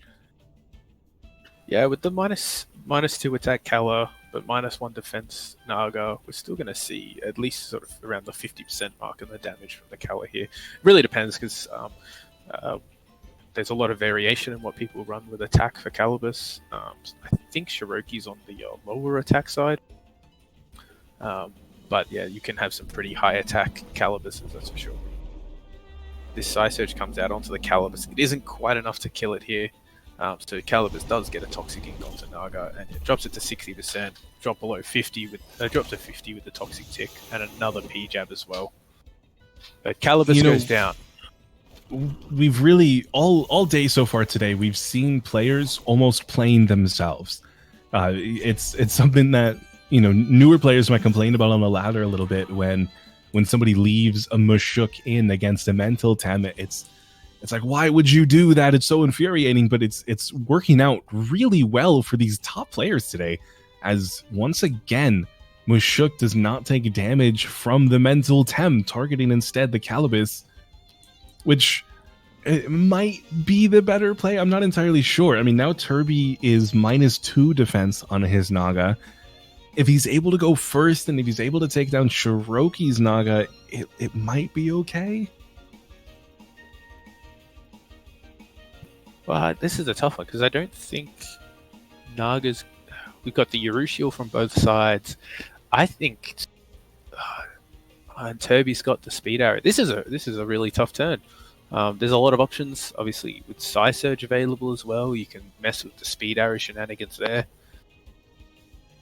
And I haven't been able to confirm whether they're both running the same speed, because we haven't seen the Nagas out on the field before. Yeah, I still feel like Shirokky has the advantage for this turn, even though they are literally mirror matches. I think that the HP difference is really the best part here, and I think that Turbi has to do damage onto Alola, or else there's no way for it to go down. But instead, Turbi decides to swap out to Guler, sacrifice his best friend to the gods for an Urushiel synergy, which is nice. It doesn't guarantee the kill on Naga this turn, but it definitely does next turn, and he hangs on. Perfect jab, not enough to kill Golder. Beta Burst going onto John Cena will be enough to bring down this Mushuk. And that's, I mean, really, that on its own is probably GG. We'll see, though. I mean, Turbi definitely made an opening, protecting Naga for a little while longer. Shirokky's Naga is on its way out. See, Turbi does have the speed arrow here, though. So this, if Shirokky's Naga lives from an attack from... if Turbi's Naga lives an attack from Shirokky's, this could be a lot more interesting. Yeah, but that is the thorn. the uppercut kills, the beta burst. Oh, it does kill. That is GG's. Then Shirokky coming back in magnificent fashion, very speedy 2-1 victory, moving on to the semifinals tomorrow. Yeah, that's a great win for Shirokky, beating up that mirror match. Hopefully doesn't have to face similar in the semis, otherwise we might be here for a long night tomorrow. It's a little disheartening that we don't get to see any Loali play today, but you know, it is what it is, and with that, that is the end of our second series. We'll be moving back over to the analyst desk. Quarter, Jeb, and Jantan, take it away. And thanks for having me, guys. See you later.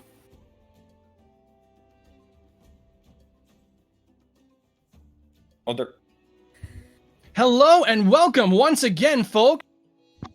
Tenderness! Oh God. That is about what that match felt like, isn't it? Guys, this has been a wild one. And yeah, there's a lot to talk about inside that matchup. Congratulations once again to both of our contestants. It was something.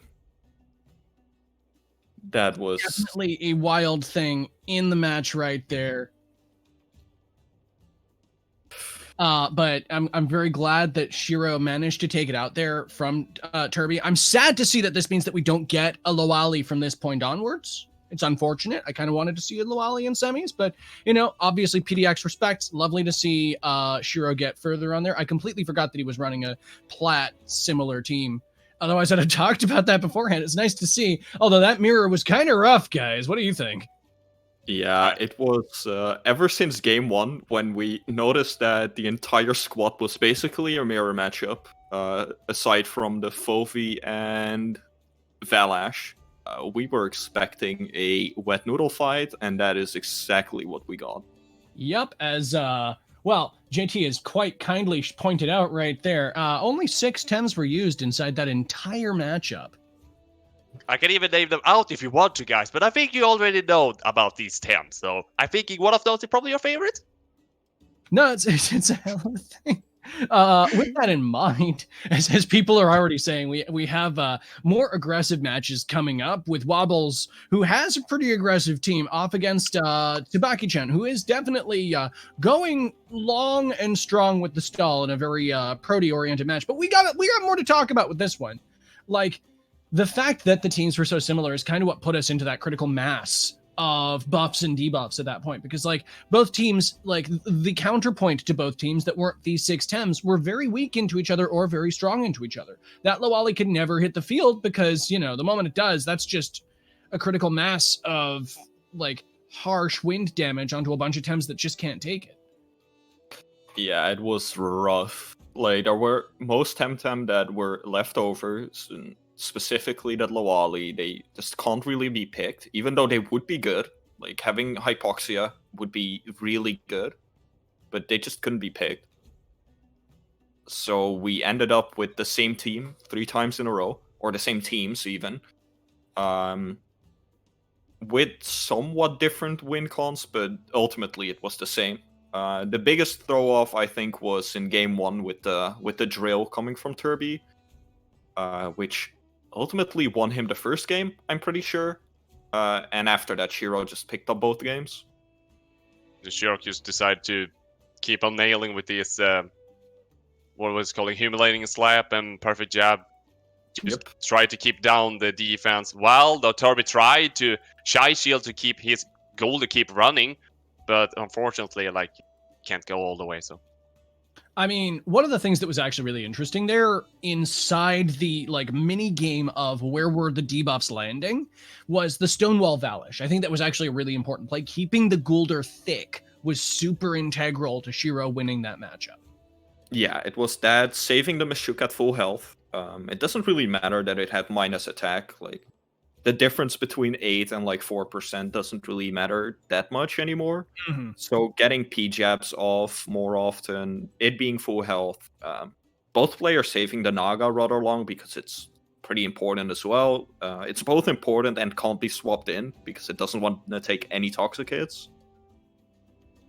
It was just hard. That was a slog. We can't argue that. Like that was definitely a grueling matchup. But I suppose the point I was making here is that mirror kind of had to become one. Like, especially the moment you saw Drill Goulder, it's like, okay, we can't see quick Naga plays out of either of these players here. It's like you got to play like careful and grim inside that. Yeah, the moment Shiro found out that, or was reminded that it was a Drill Goulder, you have to play around that, play safe. You can't really use that again anymore against the other Goulder because you'd lose that. And yeah, from there on it was just small, very small chips of damage that increase in damage over time because of the humiliating slap and P-jab defense debuff. I mean, you say it was small damage. I saw 25% come out of that Naga at one point.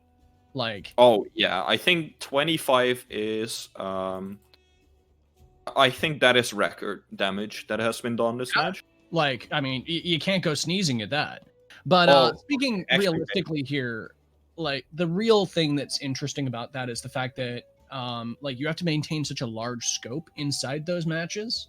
Yeah. Like, it's not the sort of thing where you can just sit back and accept one state happening. You have to constantly be pushing for a way to move forward inside that, which obviously is mega difficult when you're facing that mirror.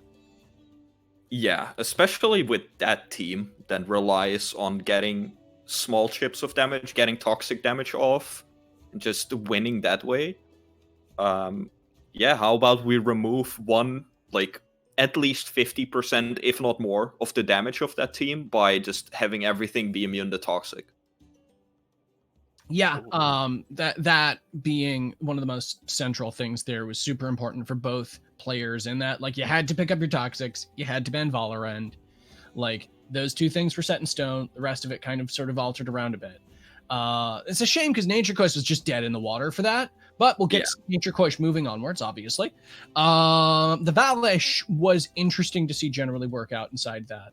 Obviously, once again, while we're here, I'd like to give a quick thanks and an immense congratulations to Rarzi and RG Isosceles that sat through a very overwhelming match there. Talk about a trial by fire as a caster. Congratulations to you both. And happy birthday once again to RG. Yeah, happy birthday, RG. And I mean, thanks for casting those matches. This was also the last matches that they will be casting. The Spellotamers will be swapping over to Adakar and Saber for the next matches, which is also going to be a blast. Oh, yeah. No, so if we want to start talking Tsubakki-chan and Wobbles, that should be an exciting one. Wobbles is one of the inventors of Grandpa back in Kasiwa, sort of like picking it up and modernizing it. He does cool things with Karin, but I don't believe he brought Karin to this at all, based on what I saw previously. He's got I think he's got the most aggressive team in quarters, though. Probably. I would seem so. But as we we have a little bit more time. Like you touched upon that Nature Coish before, and I think that Nature Coish drastically changes that team, because Nature Coish, as we know, is extremely aggressive. Its Water Cutting Lily hits so hard, and just imagine those games, but with both players having like one extremely hard hitter. Like, obviously, it couldn't be Nature Coish in that game, nor could it be Lawali, but if something similar were in those matches, they would have been over way, way faster. A Barnshi or a Grandpa, once again. Yeah, Barnshi, Grandpa. It's hard thinking of other things that have that kind of a direct win pressure that aren't the Valorant that gets banned. Tuvine, potentially. Tuvine would have hit really hard too. There's like a few others. Tuvine's a rough one inside that. You don't like Tuvine versus Mashok's a little awkward there. Yeah, that is true. But obviously they didn't have that, and their heavy hitters, unfortunately, were just really weak to the Toxic matchup. That's the big problem there. And like the problem is heavy hitters that are going to make it through that matchup, as we saw, need to be ones that either die to Toxic or like don't hit it super effectively. Because otherwise, you're just not going to let it through. Yeah, exactly.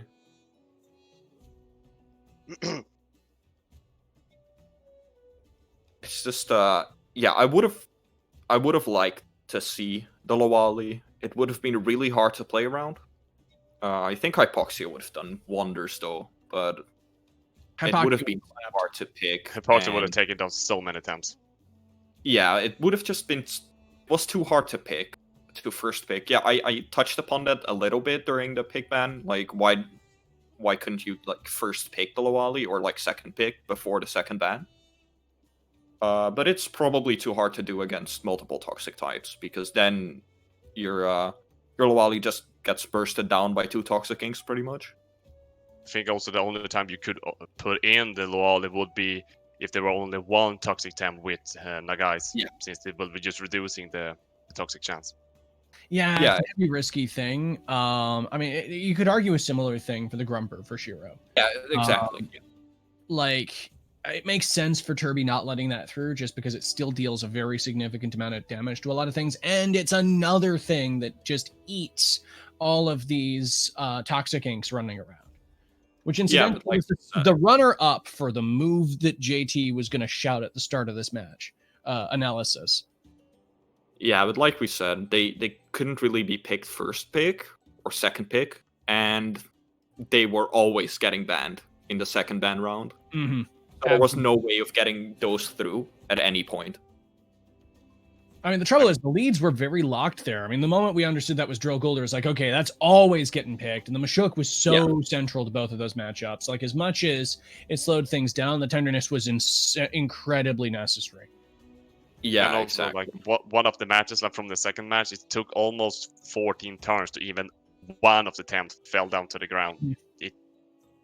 You see actually the power in Toxic, just having so much resistance is just annoying. Yeah, and of course, like all the tools they had, it's just not just the resistances, but also the P-jab and the humiliating slap. As memey as it is that I'm saying that right now, but they're obviously incredible moves. Like dropping defense on top of a damaging move is extremely strong. So is that the tenderness, by the way, dropping the attack. Like the teams have a lot of different tools they can utilize to win matchups against both less aggressive and more aggressive teams. It's just really unfortunate in a mirror where they just sit and don't do that much. Yep. It was certainly a grim thing to see, and just as time inexorably ticked on inside that match, time is inexorably ticking on here, as it is now the 5-minute countdown before our next match. So once again, that's Prody. Prody? What am I talking about? Wobbles versus Tsubakki, gent. Sorry, Brian got a little fried by that stall there. So place your bets in chat if you haven't already. Currently, it looks like Tsubakki is winning the odds, which honestly, he has a very strong matchup here. If he can get things going, it could be very powerful. Yeah. Like the question always with Tsubakki is, can you punch a hole in him before he sets up? Yeah, like we said before and after the Prody matchup, and like we said last week when Tsubakki was playing, the way to break that team is by aggroing it out, and that is a pretty difficult task to do sometimes. They're all incredibly fat Temtem. Tsubakki loves clicking Stonewall and other buff moves, and always find good opportunities to click them. And that is that's the necessary thing to pull off to win with Doom, and Tsubakki did that several times last week. Definitely. We saw in a number of separate games, like the game versus Platt comes to mind here in terms of one where it's like he just couldn't push hard enough. And I have to admit, I'm worried for Wobbles if that's the case for him today, like how he's going to come back from that. Like a lot of this is going to come down to how he adapts inside these drafts and how Tsubakki plays with him as well. Like if he gets an easy win game one and Tsubakki sees what happened there and goes, never let that happen again, then that's going to be a massive problem if Wobbles wants to get a game two off of him. Tsubakki is one of those people who will just he'll dissect you in draft. Yeah, Wobbles can't just hold back. Like he needs to really go straight in. Like he needs to keep this momentum going if he even wants to take both matches off. If he can take one, that's good for him, but he needs to keep the pressure going. Otherwise, Tsubakki will take it home. Yeah, and Tsubakki was actually allowed to pick opponent here because of his seeding in the group stage. So he did pick to fight Wobbles over Shiro. So I think he is confident in this matchup.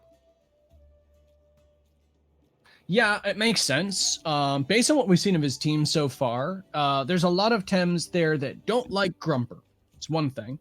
I mean, there's a lot of Tems that also do well against Torton Knight. That's another thing that's central to that. But the challenge is, does he have something that will genuinely take down the Pogus? Does he have something that will allow for an appropriate amount of steamrolling against the heavy defense buffs that we're expecting early? And it's a rough one there. And who are your bets on? Will Tsubakki take this, or will Wobbles take this? I'm gonna probably say that Wobble taking one match, but I don't think he can take. He cannot at least take two matches in a row. That's gonna say, but I think Tsubakki is gonna probably take this 2-1 over Wobbles. If Wobbles actually finding a way in also the second game or third game to find that little hole to actually take out the game, there's possibility that Wobbles take it. But I'm gonna say 2-1 to Tsubakki. Okay. That's a strong bet right there. No, fair enough. Yourself, Jeb? I think Tsubakki will take this 2-1. I think even though Doom becomes weaker when you can properly prep for it and like think about your team, like all the strategies, Doom falls a little bit more apart when you can do that. I think Tsubakki looked so good last week. Mm-hmm. And I don't know if Wobbles will be able to break through that. He might. I think he will take a game, but I think ultimately it will end up 2-1. For Tsubakki, that is. I can safely say that, okay, I have to admit, my heart is still siding with Wobbles here. My mind and, well, not quite my wallet. I have actually bet on Wobbles in stream, but I mean, my mind does say that it's likely that Tsubakki will take this, but I gotta hope that Wobbles will be able to find a way to move forward with it. It's long odds based on everything that we've discussed so far, but Wobbles is an unpredictable and very aggressive player, and he's definitely one of the people that I would say has a chance. Yeah, and with that, we did get the start sign for the match between Wobbles and Tsubakki. So we will be throwing it over to Adhikar and Saber, who will be casting this and the next quarterfinals. Best And we of will luck be to both seeing of all of you after that match again.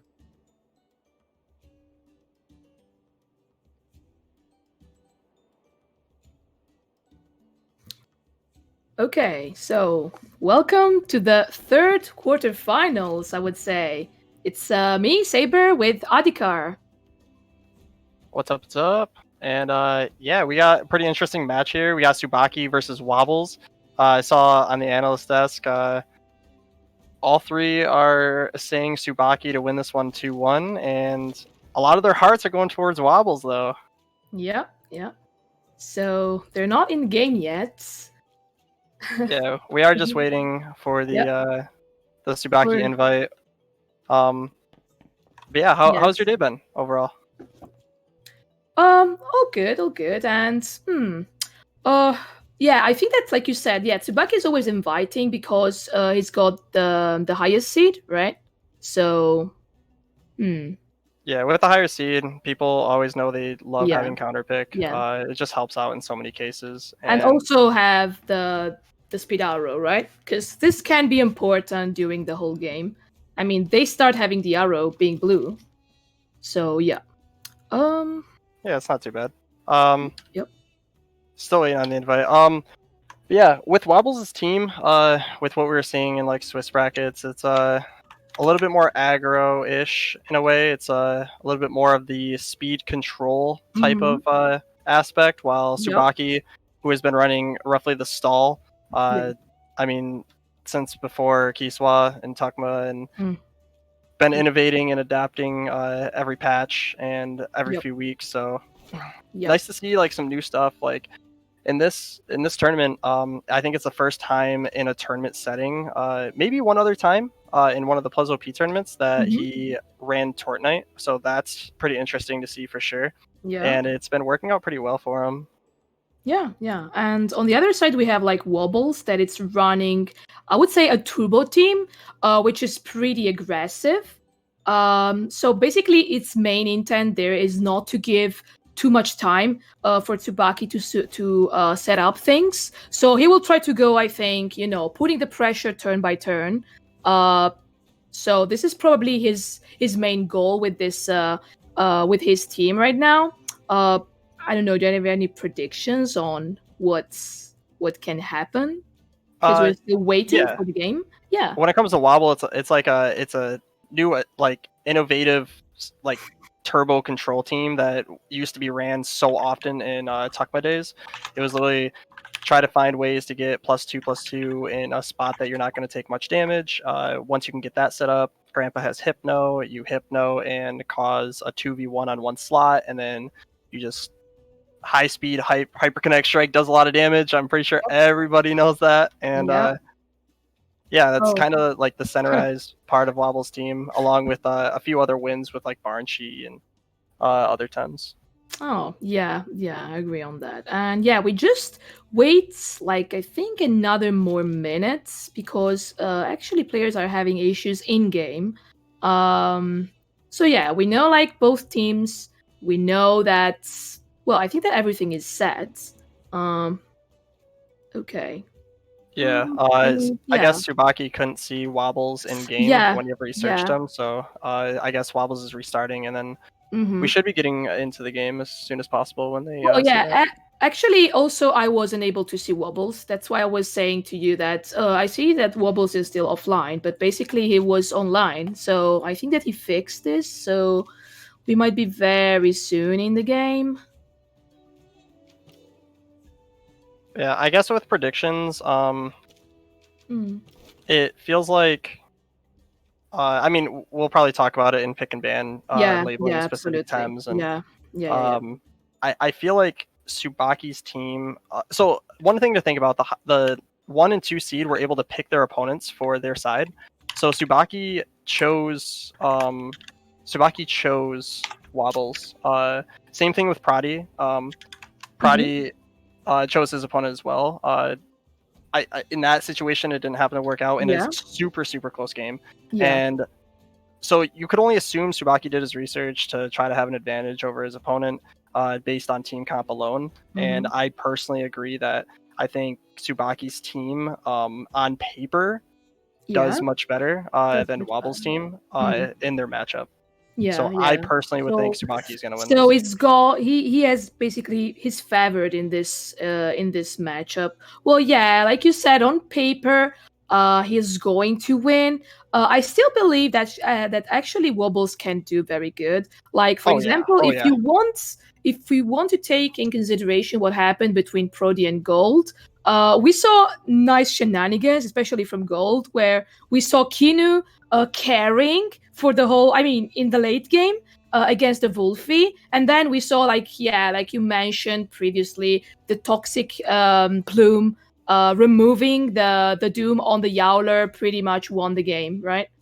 Yeah, I mean, for that game, I think it was just a play that Prody didn't really see. He made the counterplay for the double in to the right slot, and it happened to be completely different, giving him an awkward board state, and just the entire game flipped around.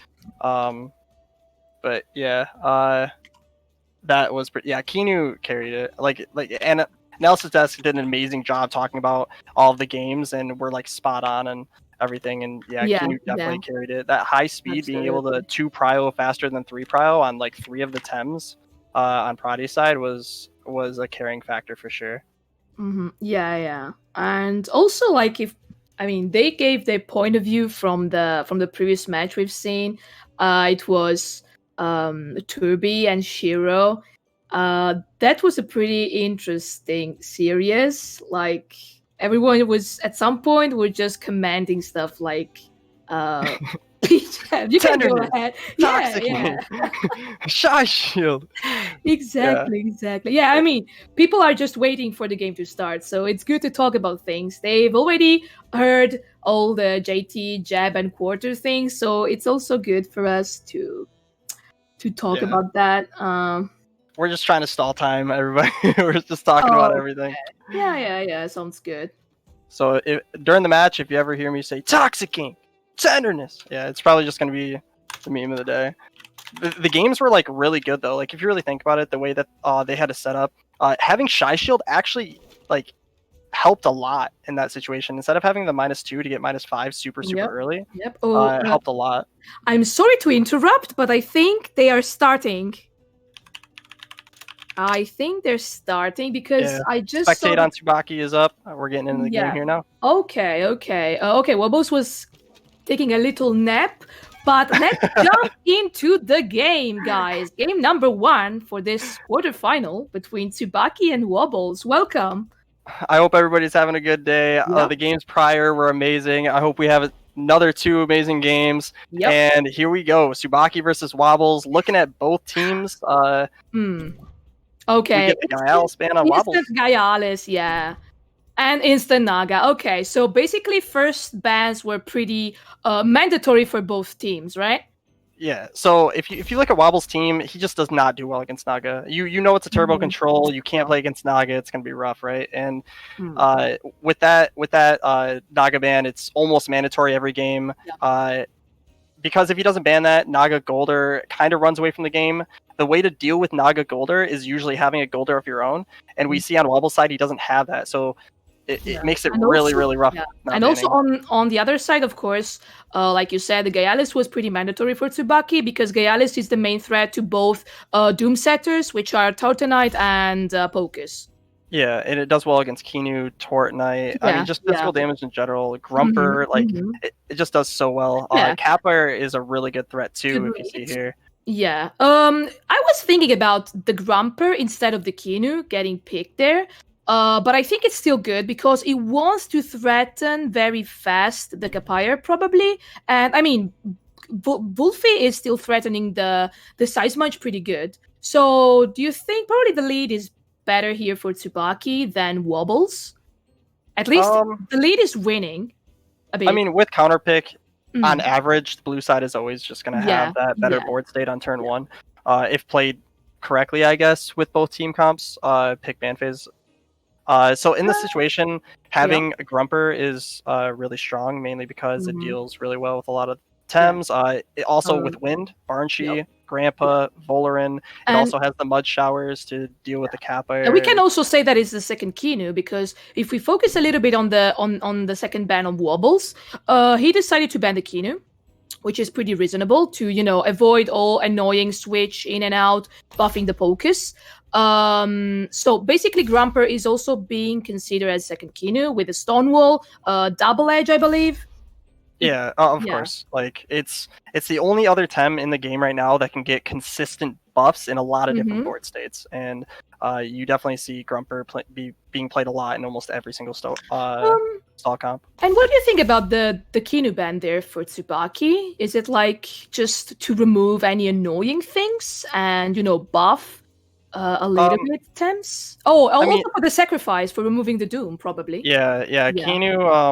Kinu, Volfi, Cerny are really good against Doom, so I think that was the main issue. But we do have the teams locked in. We got Tsubakki, Wobbles, game 1. We're going into it. Let's go.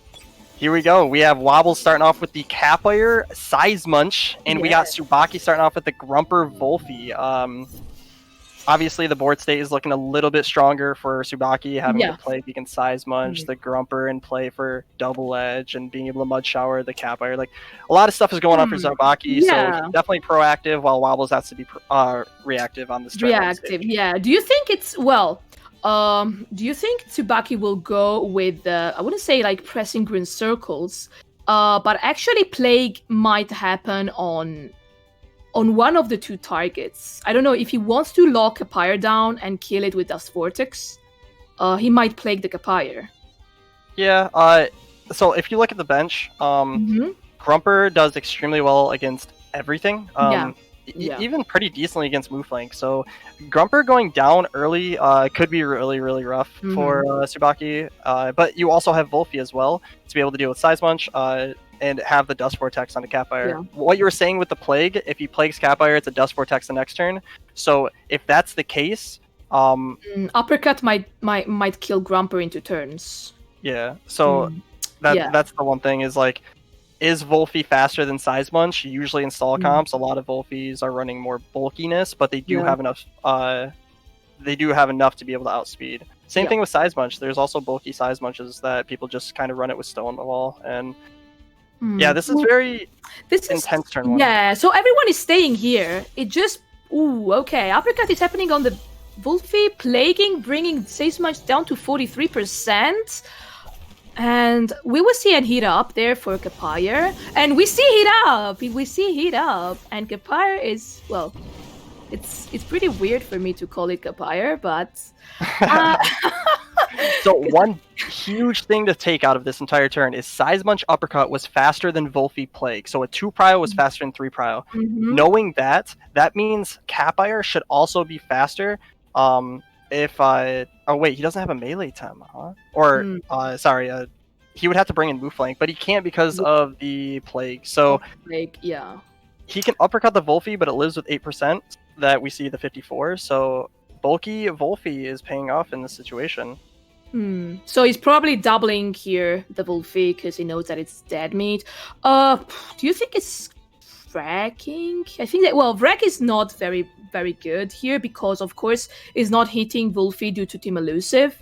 Well, Size Munch is dying this turn, I think, for sure.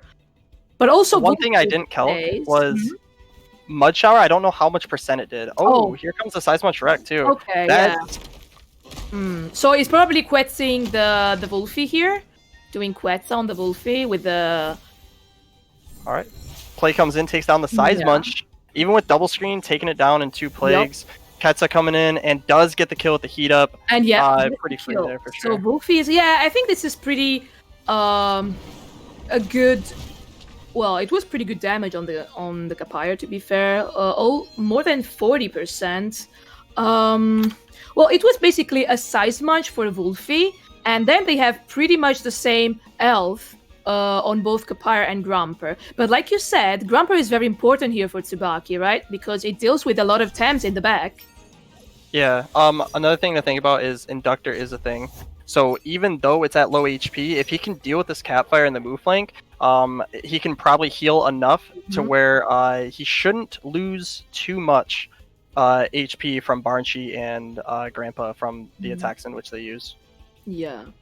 And well, in this situation, he brought the Valorant. This is. Do you think it's just going to double here? Well, I think, like I said before starting the game, that Wobbles actually doesn't have a lot of options, like just putting pressure turn by turn and try to get the kills. It's just actually what he's doing. Yeah, the most important tem on Tsubakki at the moment is Grumper. So knowing that, it can cause a lot of pressure, right? So if that's the case, Wobbles can either double in Volarin. It's a really good thing to do. Yeah. It's also really good to go into Grumper, because if it uses it on Tort Knight and deals all that damage, it's nice. If it does it on Pocus as well, it doesn't allow for the setup. So Yeah.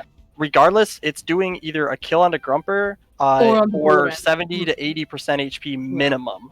It could still even kill because Capire is heated up, so it's gonna be rough. Yeah, that was actually that was a pretty good start for Wobbles, like getting the hit up on the Capire.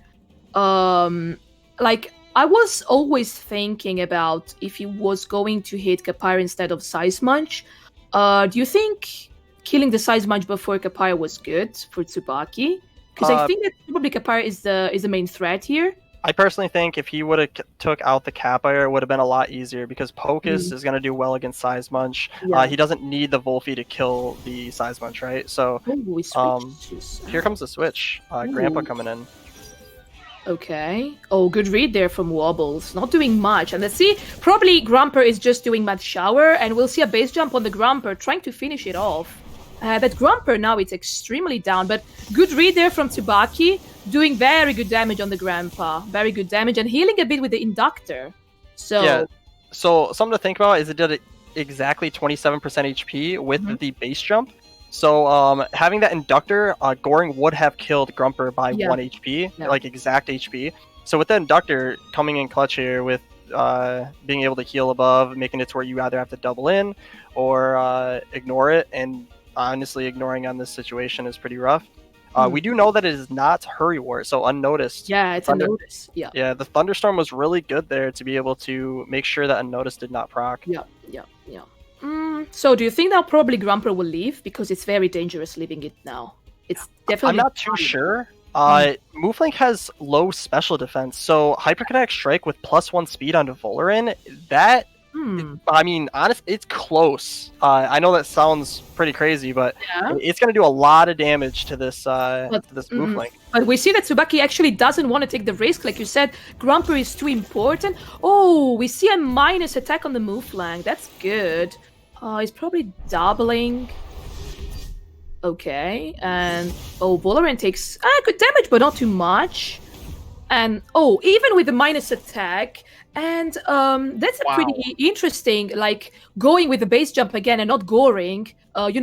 Keeping the prio move for later. Yeah. So the one thing to think about in this tournament, you can switch up TVs, right? So normally with a -2 or a -1 special defense, Hyperkinetic is going to do a decent amount of damage, and so is base jump, because Mooflink is just really strong with resistance badge. Yep.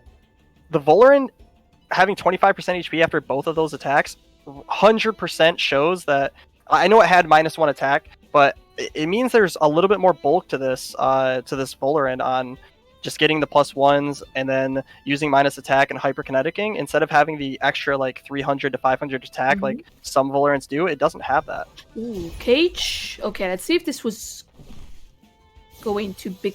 Okay, this is a buff from the... Okay, so probably Grandpa is going down here, and will Mooflank be able to kill with Goring on the Valorant? Because I think that he's always doing that. And we see Valorant going down. So double kill here. And this is very important here for Wobbles. We see the first unnoticed trigger. Yeah, so I'm not sure how that's gonna affect too much, because right now, 1, it has -1 attack. 2, it's also caged to where if Pocus comes in here, which we do see it enter the field, the double in with Crystal Spike 100% kills. So really good play bringing in Capire to make sure to answer the Tort Knight. Yeah. And so this might be a kill on the Tort, right? If he doubles it. because I think that's a +2 attack. Quetzal is definitely going to nuke there. Yeah, with +1 defense, it's going to be pretty rough for sure. It is caged, so looking at this, it really seems like Capire has... I mean, it's also going to have Last Rush, so he can do extremely well against Focus and Grumper, even though they typically should be doing well against it with the rejuvenation of Focus. Because also we don't see any buffs on the Focus yet. Do you think... Well, if Tortonite goes like Stonewall on the Focus, he can try to. I don't think it will survive before, you know, hitting Focus with Stonewall. So it will probably be later, like Focus and Grumper versus... Well, Grumper is still good on the Banshee. This is the thing. So I think that saving the Grumper for the late game was pretty good move for Tsubakki. What do you think? Yeah, for sure. I think the main issue right here is if they don't kill Mooflink here, it gets an unnoticed proc, it's able to use what it needs, right? Oh. But they can't let Capire stay alive. Ooh. Okay. Beta Burst coming in, going down to 31% with the Stonewall on the Focus. Oh. Okay, so that was a good read, I think. Like, I mean, now it's too late, right? And another unnotice on that. So the only thing that he can do is he has to take out this Focus. But the problem is he can't cage to be able to live the Capire. So this is a pretty awkward situation because Focus needs to leave to come back in to heal, right? But also Mooflink has to die so it doesn't use Execute, right? That's going to be a really big issue against the Focus because Focus should not one-shot the Mooflink from here. It was just a really, really good read on Wobbles. Instead of attacking the Tortonite, I think Tortonite would live a double in there for sure. Yeah, just with the +1 defense. And going into Focus made it to where that Stonewall at 15% HP, buffs only work really well when you have HP to give, and he doesn't have much to give. Let's see what they decide here. Like, do you think Cage is coming once again? Okay, base jump plus Quetzal. Okay, so basically he gets rid of that, and Tortonite is going to garden. Okay, I thought it was going to garden the Capire, to be fair, because I think the Tortonite's garden was online, right? Yeah, Tortonite's garden was online, but he has to find a way to deal with this Capire. And okay, Mooflink is going to execute here, right? Yeah, he can execute here, and then you can leave Banshee to be able to kill Tortonite. I think even with +1 special defense, Banshee should be able to deal with Tortonite with a Hypoxia and Hypoxia plus Tornado, yeah, or Windburst and Tornado. We don't know what are the moves, but yeah. Wait, with Mooflink, well, of course it depends on the speeds, but Mooflink is +3 speed, so it will go before Grumper, right? So I don't think that Grumper is able to do Mad Shower on the Capire. No, it will not. If it uses Execute, it should get the kill before that, and then the Capire will be able to Ketsa the Tortonite, bringing it down to roughly like 40%, I would say. Maybe even like 30. So yeah, this is a rough turn for sure. Wobbles is definitely looking to take this game. So do you think he's able to bring down at least Mooflink here? Because we saw that Crystal Spikes is not killing the Capire. So Crystal Spike did enough. It was at 31. It does exactly 15.5. Okay, yeah. But yeah, Execution goes there, and I think that Quetzal goes before anything else here. It should, yeah. Especially with the synergy. Oh, no. Okay, so Capire is going down there, and yeah, did Mooflink OX? No, I don't think so. No, Mooflink didn't OX. Wow. Ooh. Huh. Well, like we said before, like Banshee should be able to take out the Tortonite, and also Tortonite doesn't have enough stamina to spam Spike as well. So, and then it's gonna give Mooflink enough time, even if he does kill Banshee before. Mooflink's gonna get Execute by the time and be able to kill immediately. So, absolutely. Yeah, this is looking really strong for Wobbles. Definitely should be a kill here. Okay, Windburst and Nado. Okay, Mooflink is resting and getting another unnoticed. Oh, Tortonite rested. Do you think it was actually... Yeah, it was... Tortonite had to rest there.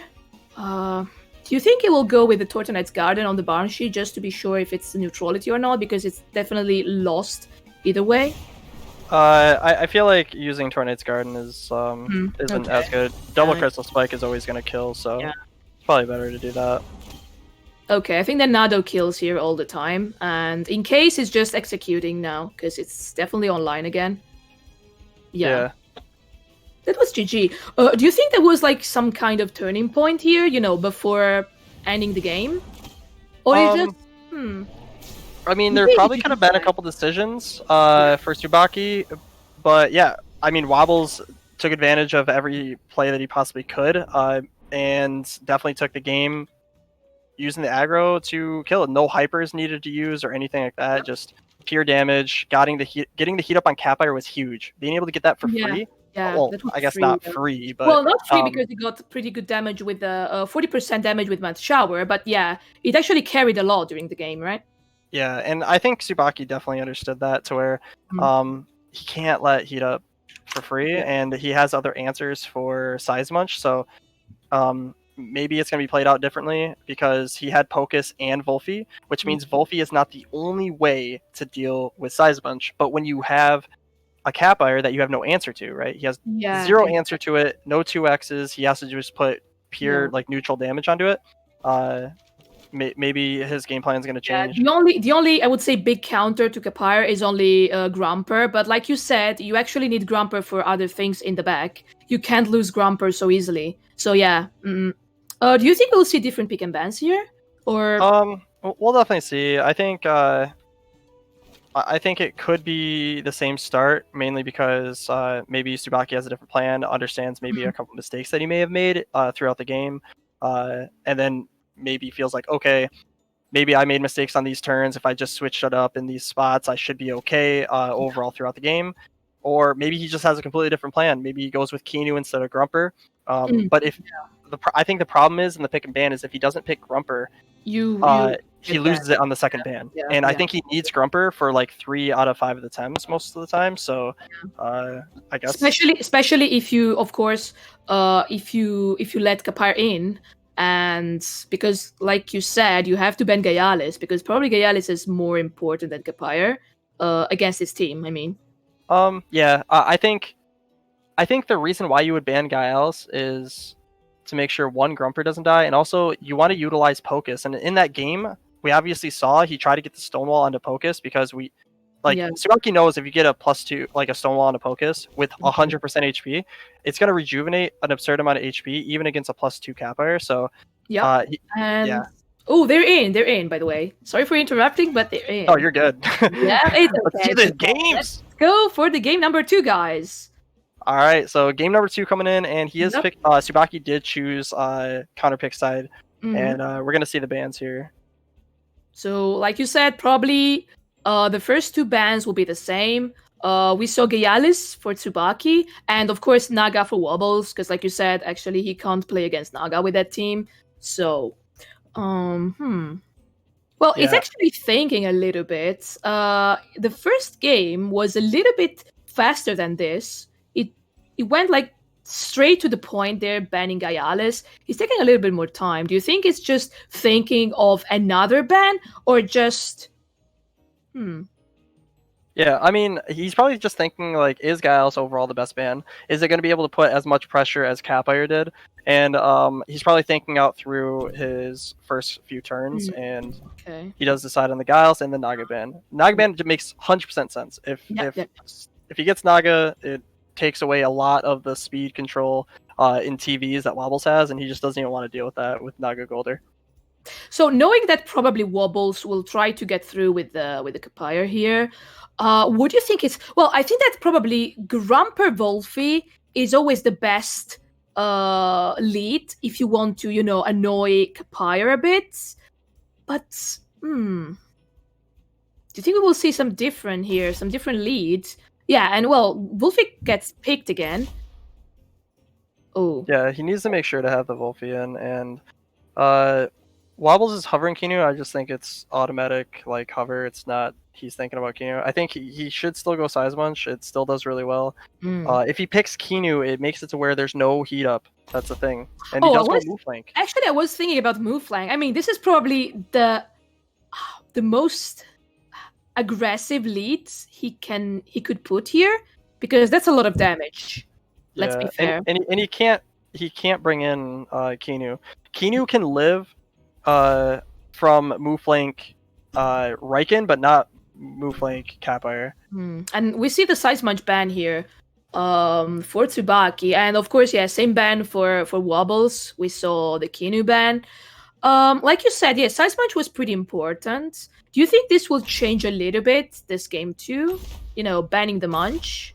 Me personally, I think him having Kinu isn't as crazy as him having size munch, mainly because if Kinu's on the board, it means there's only one tem that can overall pressure, right? And that allows stall to gain more of an advantage and more tempo, because when Kinu's out, there's only one tem that can deal like any threat, unless there's Hypno. But with Hypno, I mean, he has Chamomile on Grumper, he has Pocus, which is mental. Like, who knows? He might have an energy drink somewhere. Like, you never know. So. But yeah, with these picks on blue side, I think it's pretty much standard. It's pretty much what he's going to be running the whole game, because Golder is pretty much there to make sure Naga gets no play. Yeah. Do you think he will go Banshee here? I mean, it is true that you get pretty good damage from crystal spikes, but you're not dying. So probably, yeah, Valorant is safer. Valorant's really good. I think both are good. I think Valorant may be just slightly better. Yeah, I think it's completely fine. Yeah, probably just because it deals better with the Tortonite, right? Crystal Spikes is not doing the same damage that is dealing on the Banshee. So absolutely. So that's probably the main reason. But let's jump to the turn 1 here. So we have a different, same lead for Tsubakki and a little bit different lead for Wobbles. Yeah, Wobbles with the move flank Capire, getting that synergy for the Ketsa, and Tsubakki running the Volfeet Grumper. It's 2 Tems he needs in the matchup, so it makes sense that he's leading it. It also does decently on the turn 1 as well. The situation that now Tsubakki has to think about, right, is move flank has unnoticed. If you focus Double Capire and he switches, unnoticed procs for free, and now it's a huge problem. So, like... It's either you deal with the heat up or you deal with the unnoticed, and if he switches out Capire, you're completely countered. And if he keeps in Capire and you go into move flank and he heats up, you have the same exact issue as last game. Yeah. So it's one of these mind games that Wobble's able to create to where it's almost like he just gets this insane advantage off of turn 1 based on this like trifecta, as Prody would say, a rock paper scissors situation to where it's either even or one person gets a lead. Yeah. So yeah, probably like you said, if Wobbles has to switch something in, Kinu would probably be the best choice here for Wobbles to bring Capire out, if you want to bring Capire out, of course. And that's the best counter probably, because if you met Shower plus Plague on the Capire and you bring Kinu in, like you said, you will have the unnoticed on the move flank, and that's a mess probably. Oh, and here we go. So he does keep in everything. Plague does hit, making sure that it is locked in for the upcoming turn. And let's see if he decides to switch. The heat up onto Capire, bringing up the +2 attack. He base jumped on the Grumper instead. Ooh. So yeah, a notice is going online. And well, yeah, Capire is dying probably because it's trapped for 2 more turns. So Tsubakki wants to kill Capire here. But probably Capire is not going down before at least killing 1. You think he's focusing always on the Grumper at this point? No. I believe with the heat up, now Volfie dies. And Mud Shower only did 43%, so Capire is going to live with 2% HP with Mud Shower. So Mud Shower not having enough special attack, it might cause this game, just because if he Mud Showers, it doesn't die. If Volfie stays in, it gets Ketsu'd and Goring and dies, because move flank is faster due to the unnoticed proc now, right? So another huge problem for Tsubakki. So, and actually, Tsubakki cannot switch in anything on Volfie, right? Because everything dies probably with Goring plus Quetzal. Yeah, Like, he's gonna have to hope and pray Volfie lives. Okay, Valorant. Let's see if Valorant can take this. And yeah, Goring, Quetzal is killing all the way there. And yeah, Mud Shower is not killing. So this will be like a killing machine here, at least for another turn. Okay, Storm is good. Because like on previous turn, Grumper is healing a bit, and of course is not letting Mouflon get another notice. Yeah, he can't let. Once it hits +2, the move flank is always going to go first with execute. So that's one thing he definitely has to think about, right? Yeah. And yeah, once it hits +2, that means okay. If I just Ketsa anything, bring it down to enough HP, it doesn't matter how much defenses you have. I can still execute you.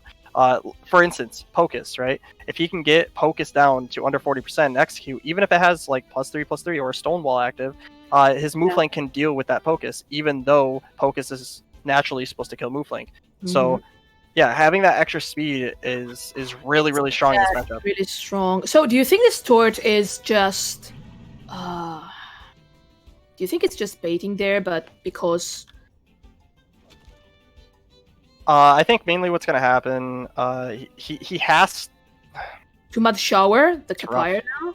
Yeah, maybe he's hoping for a Ketsa and then he switches it. It's hard to say. Like, I mean, everything dies in that left slot for Tsubakki. And if he Ketsas, Capire overexerts, but no matter what, there's no way that Tsubakki can have the speed. Yeah, the thing is that Capire will not die to OX, so you still have to hit Capire if you want to kill it now.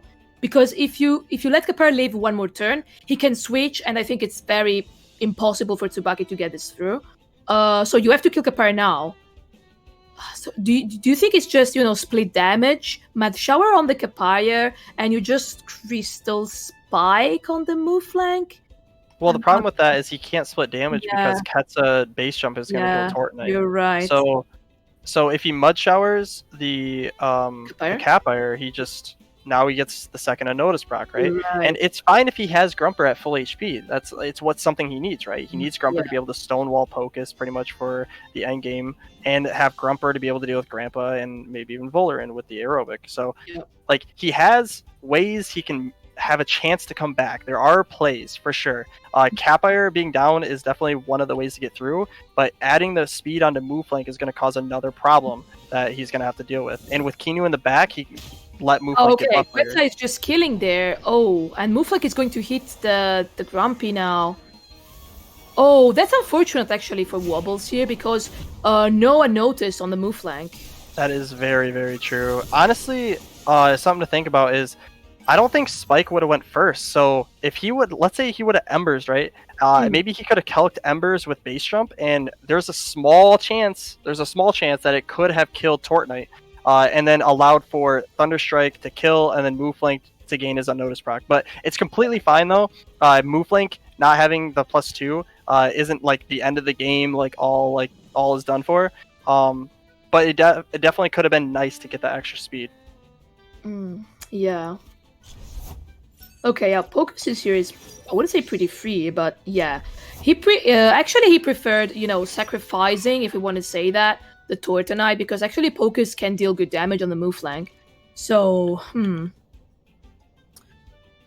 was a pretty good... I think that Grandpa was pretty good here, because actually Grumper is running out of stamina, so if he wants to, Electric Strike again, Thunder Strike again, he has to overexert. So, Yeah, one thing to think about is... There's a reason why Pocus is here, and it's most likely going to happen. He has Grandpa here, and Grandpa is going to get at least one free attack, and then it's most likely going to be setup turn for Wobbles after this turn. If I had to choose what's going to happen on this turn, it's most likely going to be like a double into Grumper, and then Pocus is going to hit move flank, and Grumper is probably going to Stonewall the Pocus because he needs it. But at the same time, he will overexert, right? Yeah. So it's risky. Oh, Mouflon is leaving here instead for Kinu. Who was he? Kinu. Oh, we see Kinu here. Kinu buffing Grandpa a little bit. That's a lot of damage. Oh, that's Bully. actually a lot of damage. Beta burst onto the Kinu, Stonewall, getting the overexertion. Yep. I said telekinetic, but I meant beta because it's the only thing out. Yeah.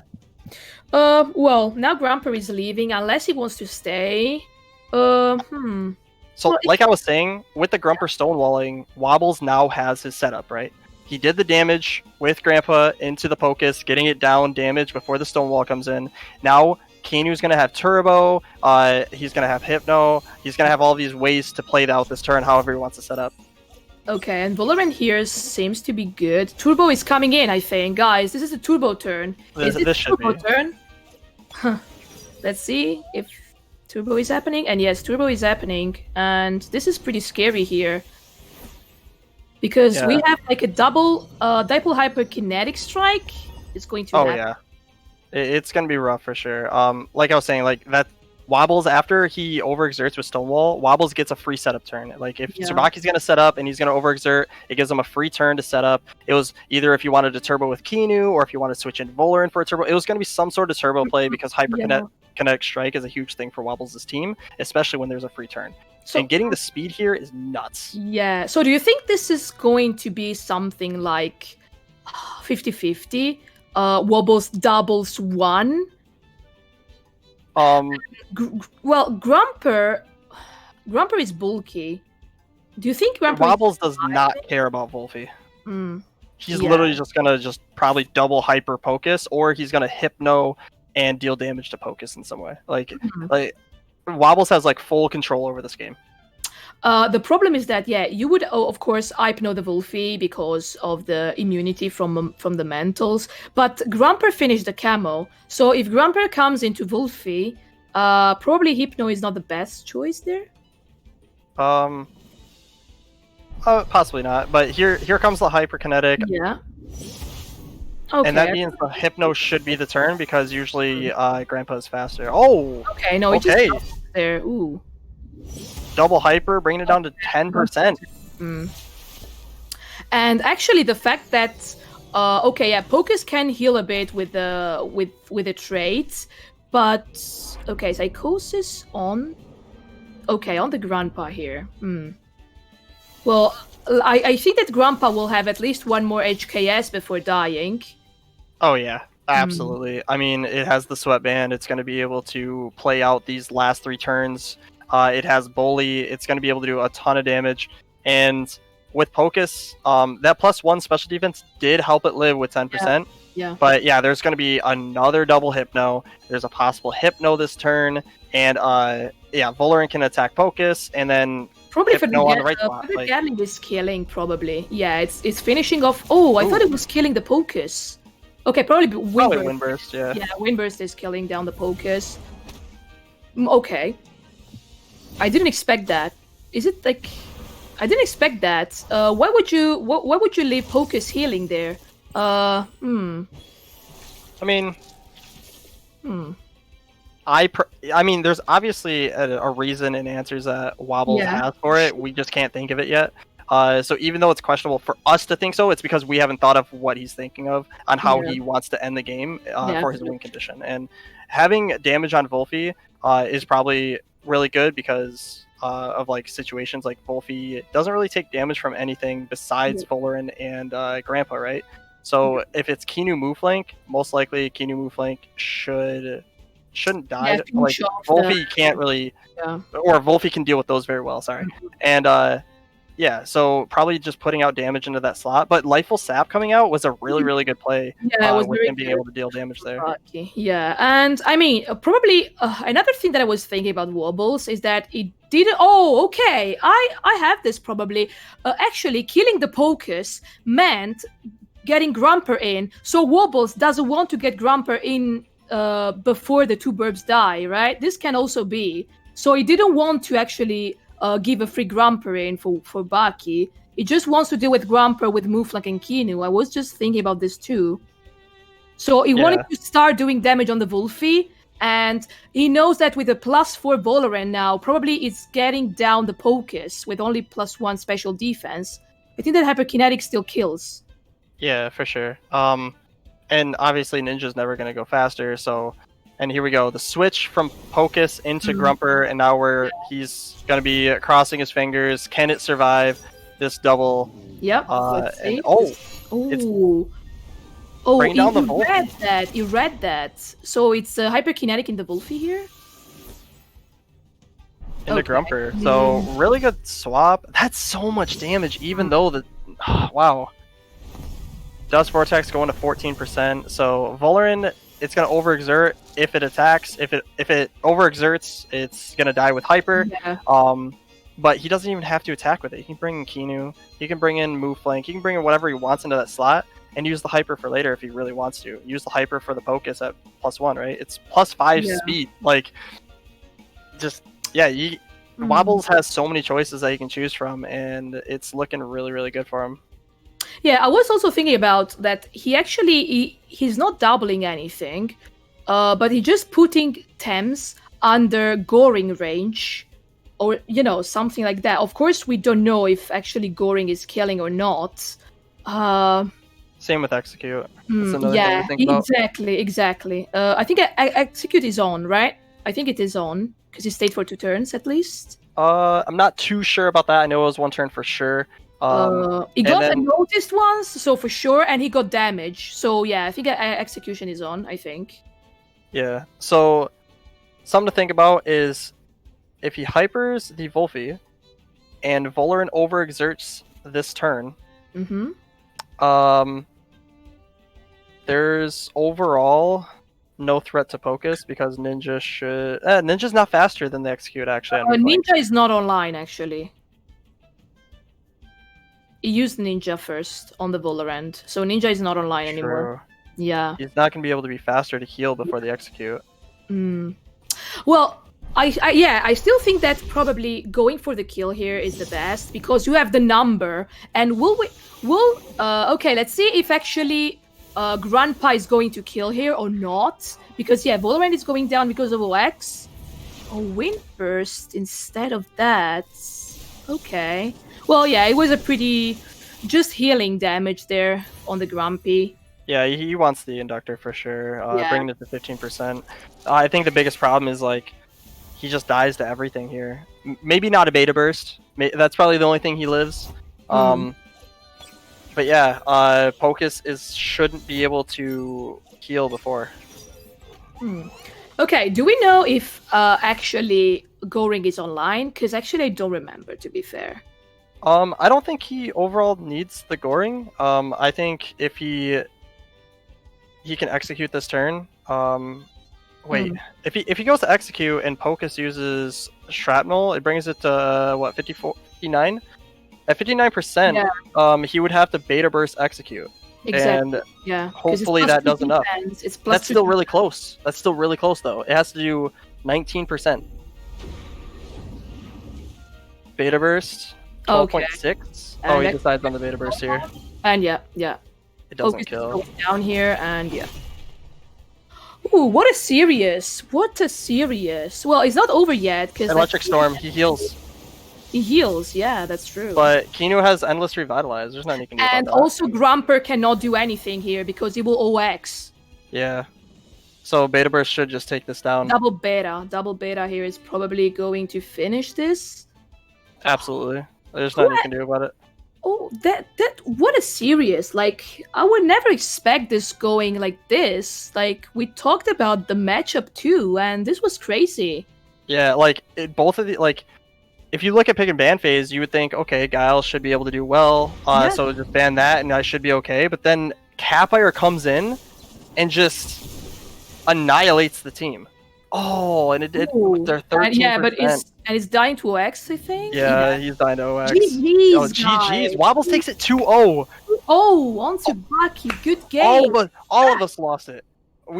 Everybody thought it was like 2-1 Tsubakki, and even the analysis desk, all of us are wrong. Wobbles is here to destroy everybody playing right now. He's a force to be reckoned with, playing absolutely perfect. Yup. That was an awesome game. So I think that we're going back to the analysis deck. GG's, guys. Yep, see you later. Man, imagine just waking up from a nap and 2-0ing Tsubakki. I mean, welcome back to the analysis deck, guys. And I'm glad I listened to my heart and bet on Wobbles. Because that went astonishingly. I have to admit, honestly, Tsubakki made some decisions there that I didn't expect based on what I know of Tsubakki's playstyle. What did you guys think of this? Yeah, I wholeheartedly agree. I think this match was a hard match for Tsubakki. I think Wobbles did have the upper hand, like in general, with teams as well. The extremely aggressive team coming from Wobbles is what you need to break Doom. Yeah, I like am. just going hard in. Oh, sorry. Yeah, continue, Gab. I didn't necessarily agree with some choices, as you said, Quarter. I didn't necessarily expect some choices from Tsubakki that happened, but they happened, and Wobbles just cleaned it up in a pretty clean 2-0, I'd say. There were some pretty astonishing plays there, obviously. Like, I think one of the things here is that people forget what a loaded gun heat up Catfire can be. Yeah. Oh, I feel like a lot of people get used to Raikan or Firecoish, both of which have very set conditions in which they ball out of control. With Firecoish, of course, requiring Synergy Master to really pop off, and Raikan, it just needs a KO to get going. Catfire, though, one heat up, it's like, and there you are.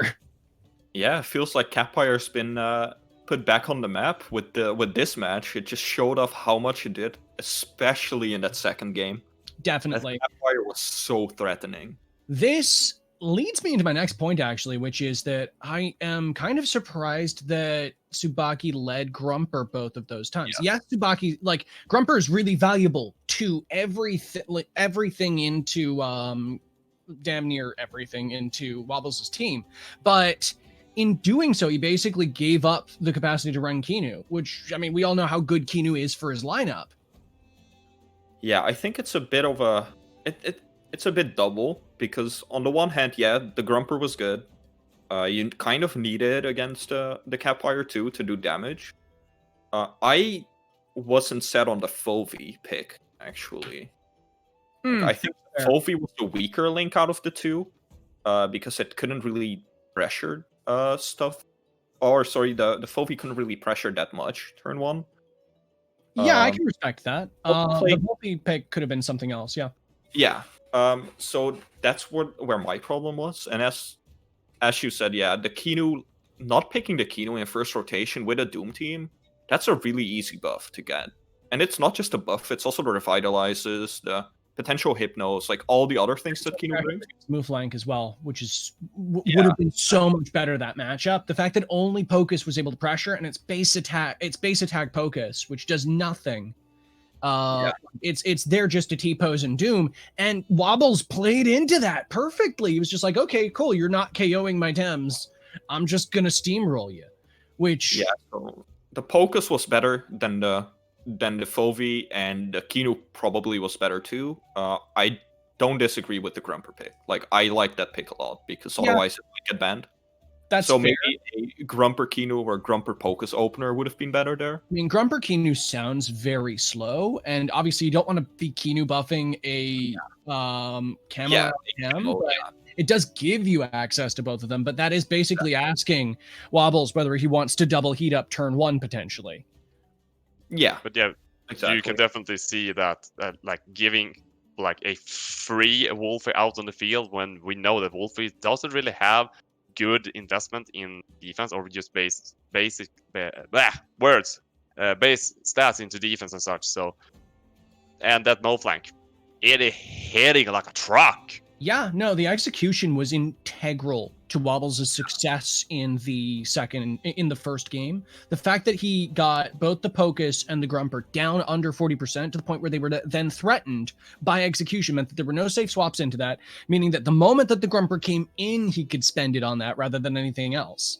Trying to see the Tort maintain pressure inside that was kind of painful, because once again, like, low special attack Tort's like, Yeah, honestly, the Tort wasn't even memorable. Like, it didn't even do that much, like, in either game. And normally we see Tort do a little bit more on those reviews. Yeah, I feel like there were better picks, but it was really hard into Wobbles' team, and Wobbles played so well. Like, they were close matches, but Wobbles made some very aggressive decisions. Wobble didn't even let the handbrake stuck up. He just went on it immediately, especially like the turn 6 in first game, where Tsubakki decided not to do a beta burst, which I thought would be killing Moflank, because, you know, it was on the edge, but not killing Moflank that turn, I'm not saying that was a winning turn, but it definitely made it different of the game because letting you do the execution later on. Yeah, that execute got so fast because of those speed buffs, and that execute was so normally execute is threatening, of course, but move flank isn't the fastest thing, so you kind of can expect when it happens and play around it. But once Capire or once move flank gets multiple speed buffs, the execute's just gonna go first, and you can't even play around it anymore because at that point it just goes first. Yeah, no, that's definitely a thing. I mean, one other thing that I want to comment on that is how fast the HP dropped for that tort in that synergy gets. Oh my god! Actually, I was about to leave my chair because of that. Yeah, you guys didn't hear this because we were behind camera, but like we exploded when that happened, just because it's not something you expect to see. Like, not all of us expected damage, right? Like I expected to see 80%. Exactly. Well, at +2, Tort is pretty tanky, like 80%, and then it just exploded. It looked like it would do like kill 3 Torts maybe, and it just looked like a Banshee that got Thunderstrike, basically. Yeah. I was really surprised by that. That might actually be why Tort wasn't as memorable. It's because it literally died to a Ketsa the moment it got in. Yeah, no, it's definitely a thing that happened. One thing that I can think about with that is that if Tsubakki had done a hard swap at some point there, potentially onto the Grumper spot, which was less pressured in those environments, he could have gotten the hold up to then cage and potentially survive something. Because a lot of torque calcs are based off of +1/+1 because you're basically guaranteed that confined buff. Well, with that, it's hard to get to that point. Wobbles didn't let go of any tempo. You could see that, like I said, when you're getting into that Lamborghini, and you know it's a fast car, it just poof, you don't know where you are anymore. Like it's gone. Yeah, no, JT, you're entirely correct. And what you said earlier in terms of making sure that like Wobbles' key to victory being like pushing that hard is exactly what happened there. A couple other things to talk about though is the way in which Tsubakki did still try to play around the wind pressure. The fact that he managed to get his Grumper out and then brought it back in to eat some of those HKSs is precisely what you need to do to try to turn things around at that point. And actually, in the mid game of the last game there, I was sitting back there being like, nah, Tsubakki's still got a chance here if he like navigates this board correctly, because that Grumper versus those wins was a nightmare. But it all went down to the fact that, well, Kinu with a gun. Yeah, so Tsubakki obviously played really well around that team, around all the wind pressure. That was going to be an uphill battle regardless. So the games being that close just shows how good of a player Tsubakki is. Because, well, as we said before, with all the aggro, Wobbles was... Well, with all the aggro Wobbles has, he was definitely in the favored position, I feel like. But he made the matches so close. Really, really close, actually. So, and also, just to notice as well, Bully went online. Bully killed everything. Even though the grandpa died, Bully was online. I can confirm that Bully is online was being shouted during the match in our call. I can confirm that.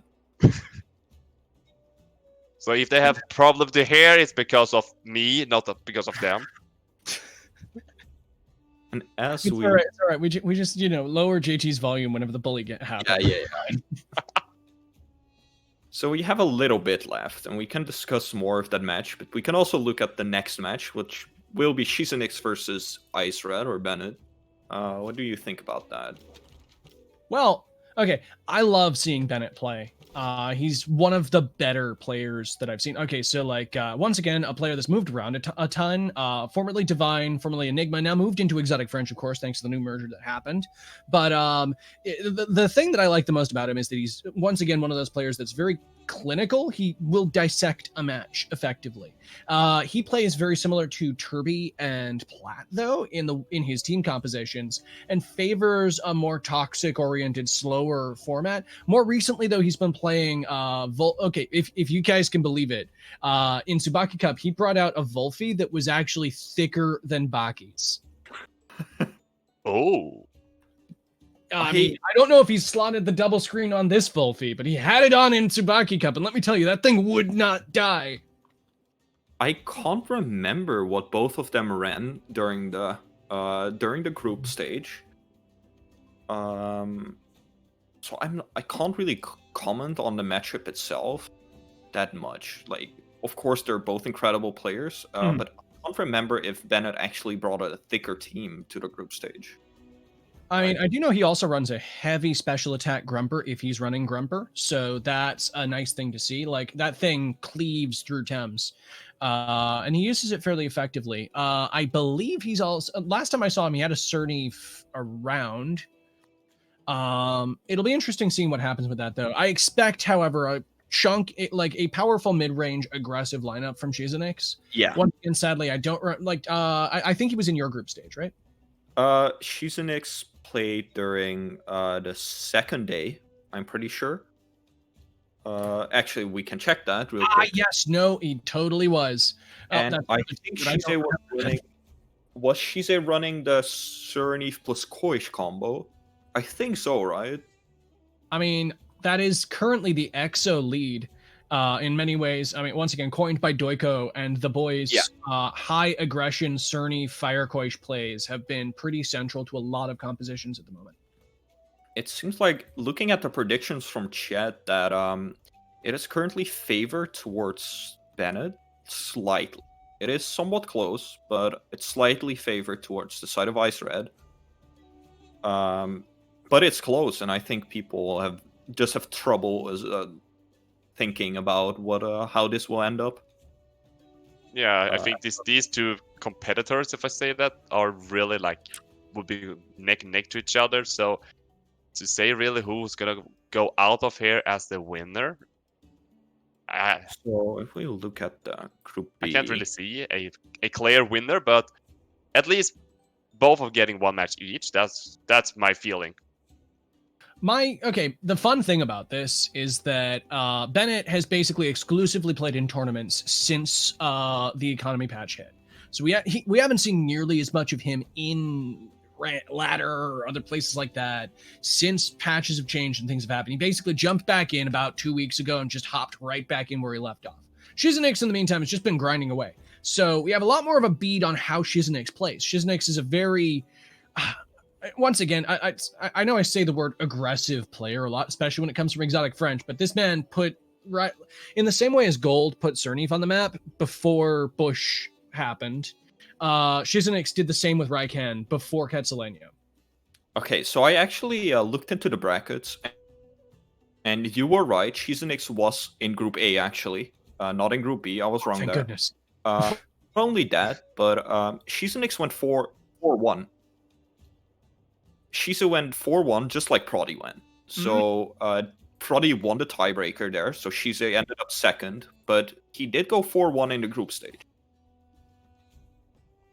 Well, that should be interesting seeing how he goes for that then. I mean, if I recall correctly from recent teams he's playing, he is still going for the exotic French opener. I don't know what else he would be running with that. Like, do you remember his team off the top of your head?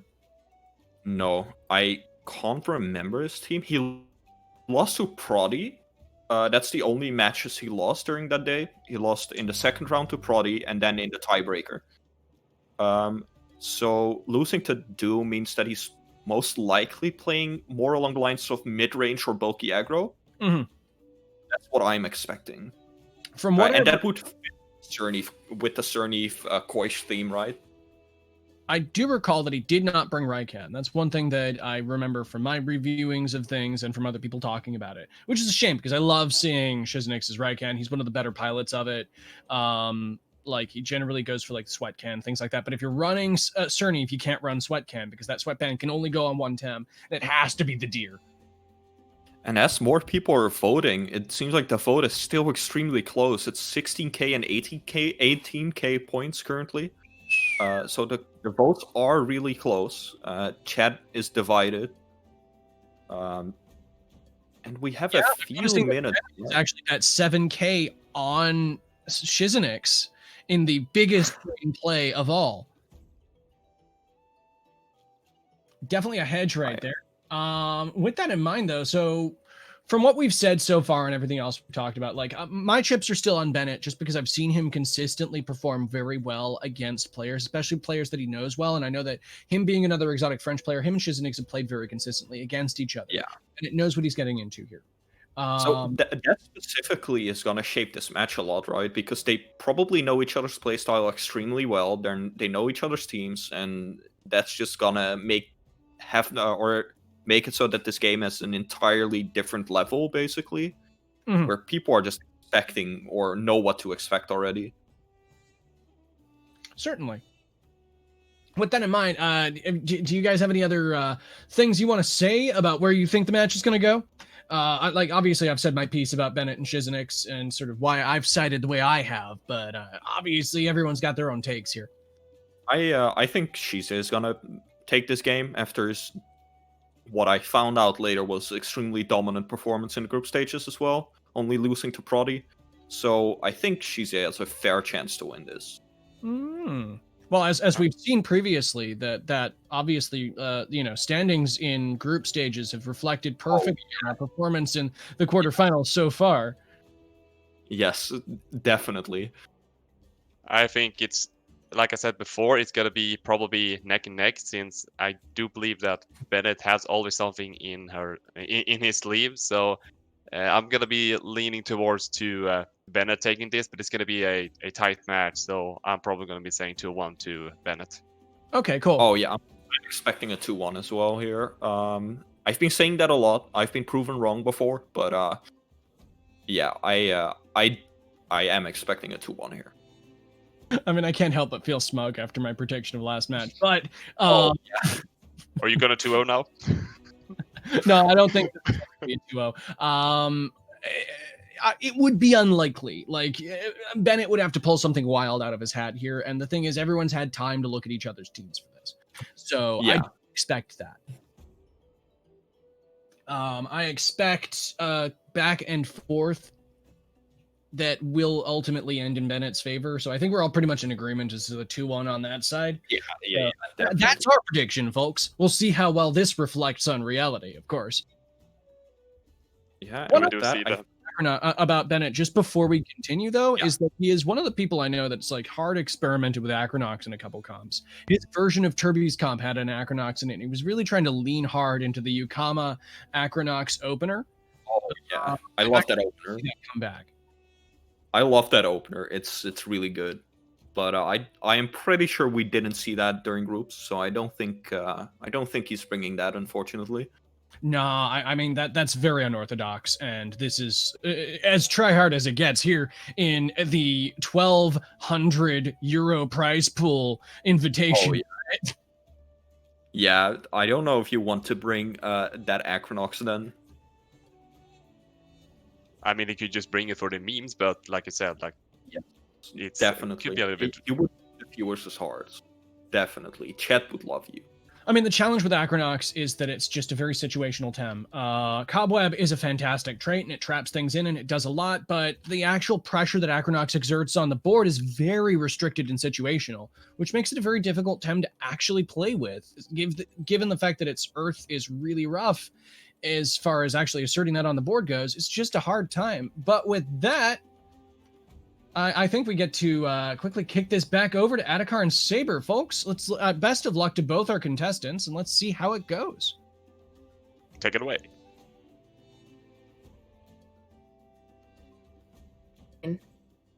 And we're in, guys. Welcome to the last series of the day. Welcome back, everybody. Hey, it's me, Saber, with Adhikar. Let's go. And we have Shiz versus Bennett. Yeah, go ahead. Shizenix with Bennett. Yeah, with a lot of team changes, it is going to be a team kill for this one. Pretty rough for that. And yeah, we see the Naga on both sides, and looking. Okay, that's interesting. We see a Valorant ban. Do you think it will go? Well, he's got pretty much. I mean, he's got a lot of things to deal with Naga. He's got the Grumper. There's a Tuvine. There's also the Wolfie, if you want to say. So probably Bennett doesn't need to first ban Naga here. Yeah, usually when teams run Golder and Grumper, they usually just leave up Mhm. the Naga because there's ways to play around it. Yeah. But with the Golder ban, because Naga is up, that I mean that's pretty smart. There's ways in which Naga can be played now, even if he goes Grumper. Yeah, that is true. And who? So Well- with these picks, now it kind of depends. Like, does Bennett know what item is on Grumper? Mm. Let's say it's like Chamomile or Double Edge or something like that. If that's the case, that means this pick is amazing for him. He can bamboozle. There's no drill to be able to take that out. It's really, really strong for him. Oh, we still decided to go with the fish here. This is pretty interesting. Well, what do you think about the second pick here from Shits? I mean, if you just look at this alone, like looking at Mhm. each side, you would 100% say Bennett is like ahead just with this lead Yeah. alone, right? Yeah. Yeah, Mm. with the lead for the Fire Quaish, it's It is probably he didn't want it to get banned because, well, actually, I see that it's pretty strong on 2 Vine, and Water Cannon can do some damage on the Grumper too. But this is, I don't know if you had something in mind. And on Bannett's side, we see the Yowler. Even if he gets through with Naga, I thought that he was going to ban Grumper here. To be fair.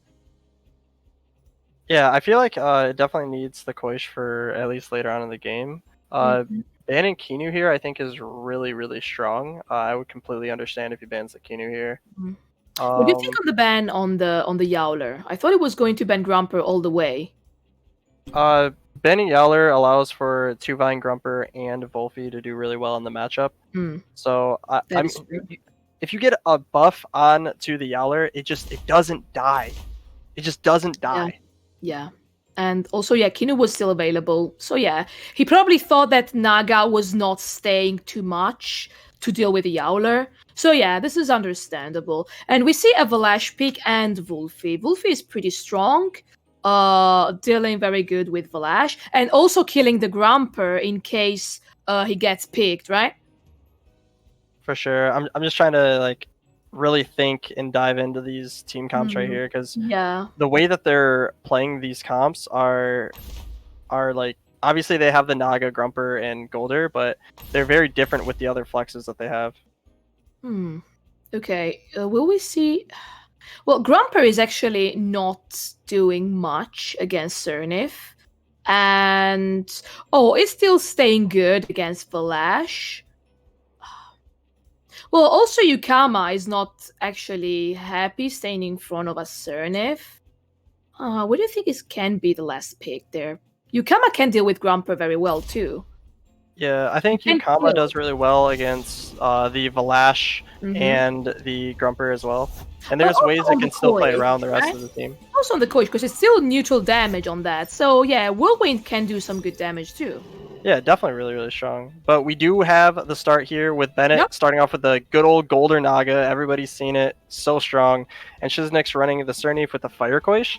And with this turn 1, I mean, is there a drill on anybody? I mean, I wouldn't imagine so. Oh yeah. Well, like you said, probably this lead is good. It is better for Bennett, because actually the fish is not going to do anything on Naga, because Water Cutting Lily is the only move available for Cernif, if I'm not wrong, like on turn 1, because Front Whip has hold. So Water Cutting will get the Bamboozle. Yeah, so with the Bamboozle, there is a chance that like Koish uses Fin Beat or something like that in order to break the Bamboozle, and then Water Cutting Lily goes in. But I don't think Water Cutting Lily actually kills. Actually, if he doubles, Fish will go before that because of the Sit Aura. So Water Cutting is actually hitting the Naga there. Yeah. So yeah, this is the thing. It just depends on how much damage it's doing, I suppose, and if Bennett even wants, because he can't Madness buff just because of the double in. That's way too risky. And if he wants to switch something out, everything is getting good damage from the Water Cutting because also of the synergy, right? Let's not forget about the synergy. Yeah, and also we don't know if his Naga is Strange Vest. If it is Strange Vest, if he decides that he's running that, he does get it off first, but he does decide on the switch into the 2-vine here. Okay, this is interesting. So if he switches out, probably it's going to T-Ink the fish. Oh, it goes on the Cernif instead. That's interesting. And something to think about. Sorry, that's not Velocity. That's Synergy Master. Yeah. Or sorry. Yeah, it's settling. It's settling. Yeah, settling. Yeah. So Synergy Master Cernif getting in. Yeah, so the Synergy Master works for both Tems, so with the Water Cutting Lily going off, it is doing the extra damage due to Koish having Synergy Master. So that is a very, very, very strong turn 1 and a ton of damage. Yep. And, well, I don't know if this was... Well, now the problem is that Front Whip is on, but if he wants to double the Naga here again, I think that Water Cutting is always good, because, like I said, he will go last. So probably Quetzal will hit the Bamboozle, and then Water Cutting will be killing.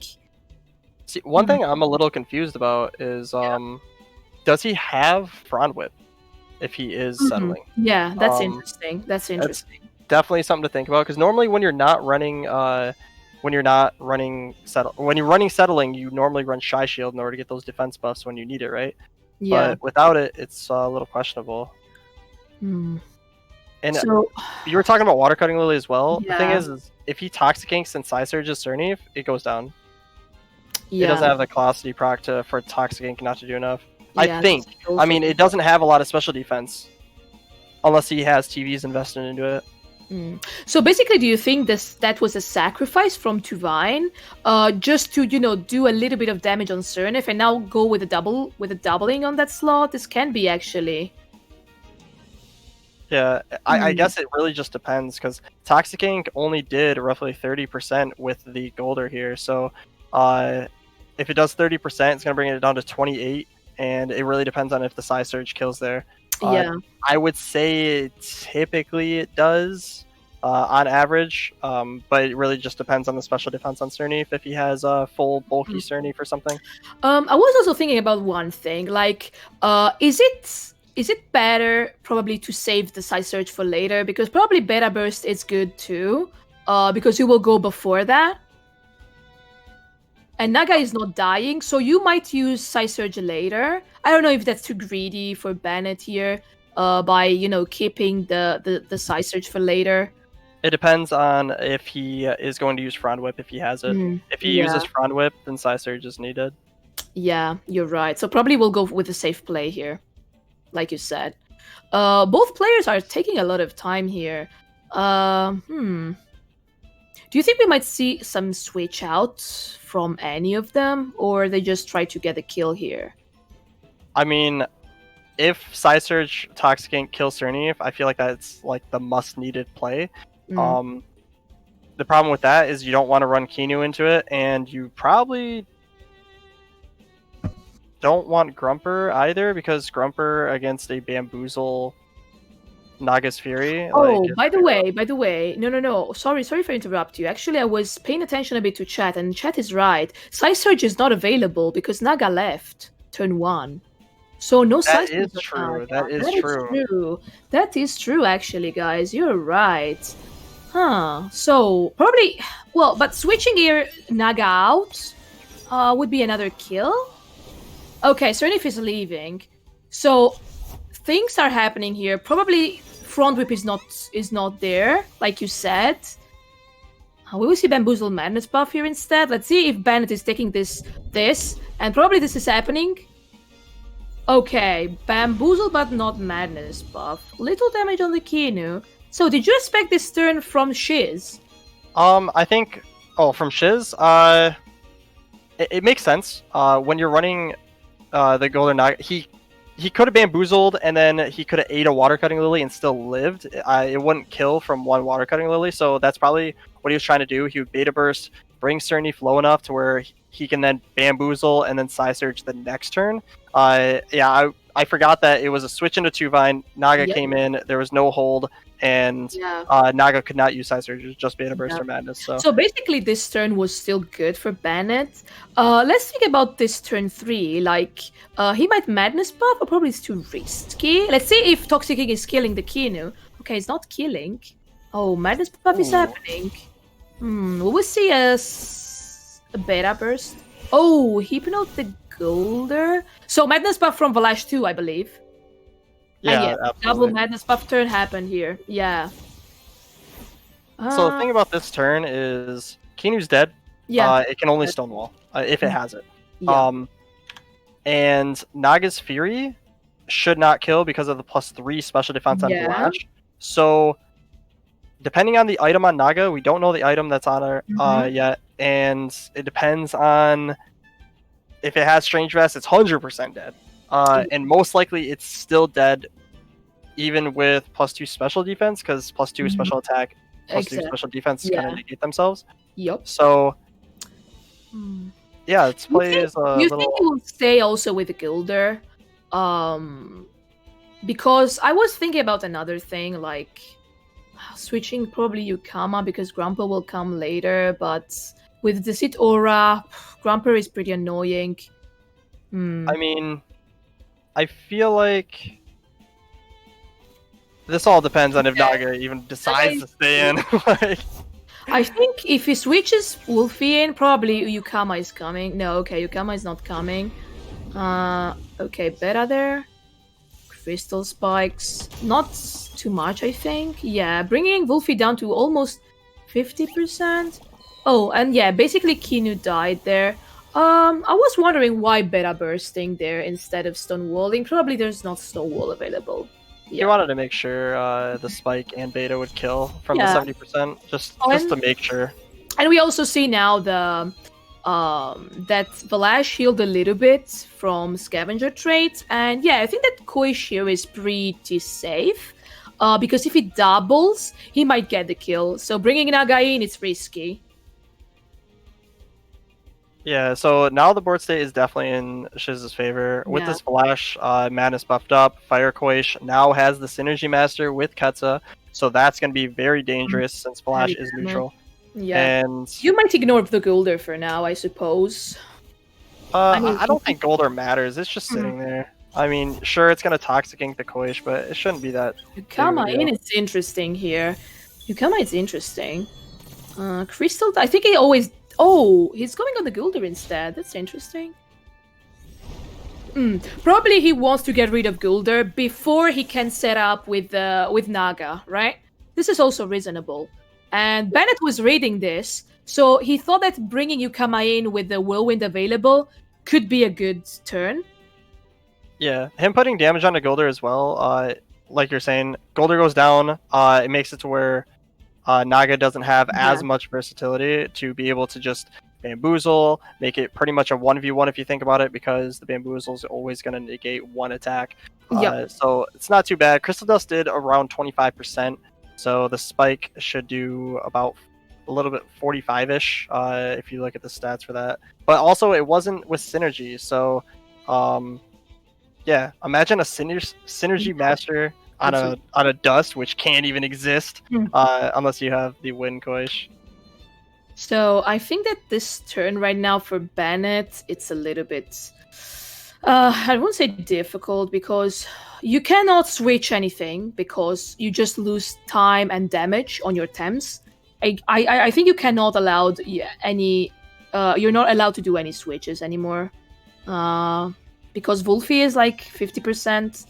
If leaves this, so I think it doubles the fish at this point. Absolutely. Yukama's Aquatic Whirlwinding onto the Koish. Yeah. And it did full him out. Wow. I didn't think it would do 100% there. Okay, let's see how much damage. Okay, so like I said, probably Bennett bringing the Yukama in there was pretty good turn. Because you get rid of the fish. It is true there's still the Grumper in the bag that can deal with the Naga. But he has to kill. Yeah, he has to kill the Gulder here to lock the win, in my opinion. Well, Bennett can switch Wolfie in at this point because Wolfie stays pretty comfortable in both Valash and Grumpy. Yeah, a good thing about the situation for Shizenix is Aquatic Whirlwind's down, but Water Cannon is still available. Yeah. Valash can only Crystal Dust unless it wants to overexert. So Crystal Dust is doing the 35%. That would mean Spike is super close to killing, because it's 11 base damage compared to Dust with 60. So with Spike, it's super close whether it even kills Yukama. And overexerting for that would be pretty risky as well. Pretty risky. And talking about Yukama, actually, his rock shield, I just noticed that, but that's interesting. Oh, and see a tsunami there. Let's see how much damage is doing on the Grumper, bringing it below 50%. And Gulder goes down. Yeah, Gulder goes down, healing back the Grumper with the Inductor. And healing, this is very important, healing Valash back. So it using Thunderstrike shows that it does not have Electric Storm, because I feel like Electric Storm overall would have been better in that situation. I think he wanted to get the kill on Gilder, in my opinion. Because Thunderstrike deals more damage. And he just wanted to be sure to get a kill there. But yeah, probably, I mean, you can also be right there. Taking out the Golder is huge, mainly because Naga can't really have the synergy like we were talking about before. It's now just Wolfie Yukama, and both of these Tems do not do that well having Naga on the side of it. It has 3 prow moves. Yukama's naturally super fast. Aquatic Whirlwind's 3 prow as well. And when you see Grumper and Cerneef with a possible Frown Whip, it's just going to do really well against Naga and Yukama along with Wolfie as well. Oh, but actually, Storm is online right now because that was the first turn for Grumper. So he only could press Thunderstrike or Mud Shower. So yeah, that's why he didn't Storm. I just realized that. But okay, we see Yukama going down. Okay, Yukama is not going down. Oh, that's interesting from the Wolfie. Getting health back with a Lifeful Sap. I wonder how much Spike should be doing overall to Wolfie. I mean, it's not like he can even do it because he has no stamina. Yeah. So it's just a Crystal Dust spam, trying to make sure to get kills to keep rejuvenating that HP with Scavenger. And that was a Water Cannon. It was not Aquatic Whirlwind, which means he can still use it this turn or save it for later if Grumper does decide to come back. Yeah. Do you think it just tries to double the Cerneef here? And yeah, he's Cerneef, not 1%, killing. but the Plague should be enough, right? Oh, Revitalize. Oh, Revitalize going before the Plague. It's not a Plague, it's a Vortex. Here we go. Valash, are you living it? Absolutely. Yeah, the +3 is just way too good. What do you think about this turn from Bennett? You're like splitting the damage. Probably he thought that Whirlwind was killing. Yeah, and now it's in a really weird spot because Yukama overexerted, right?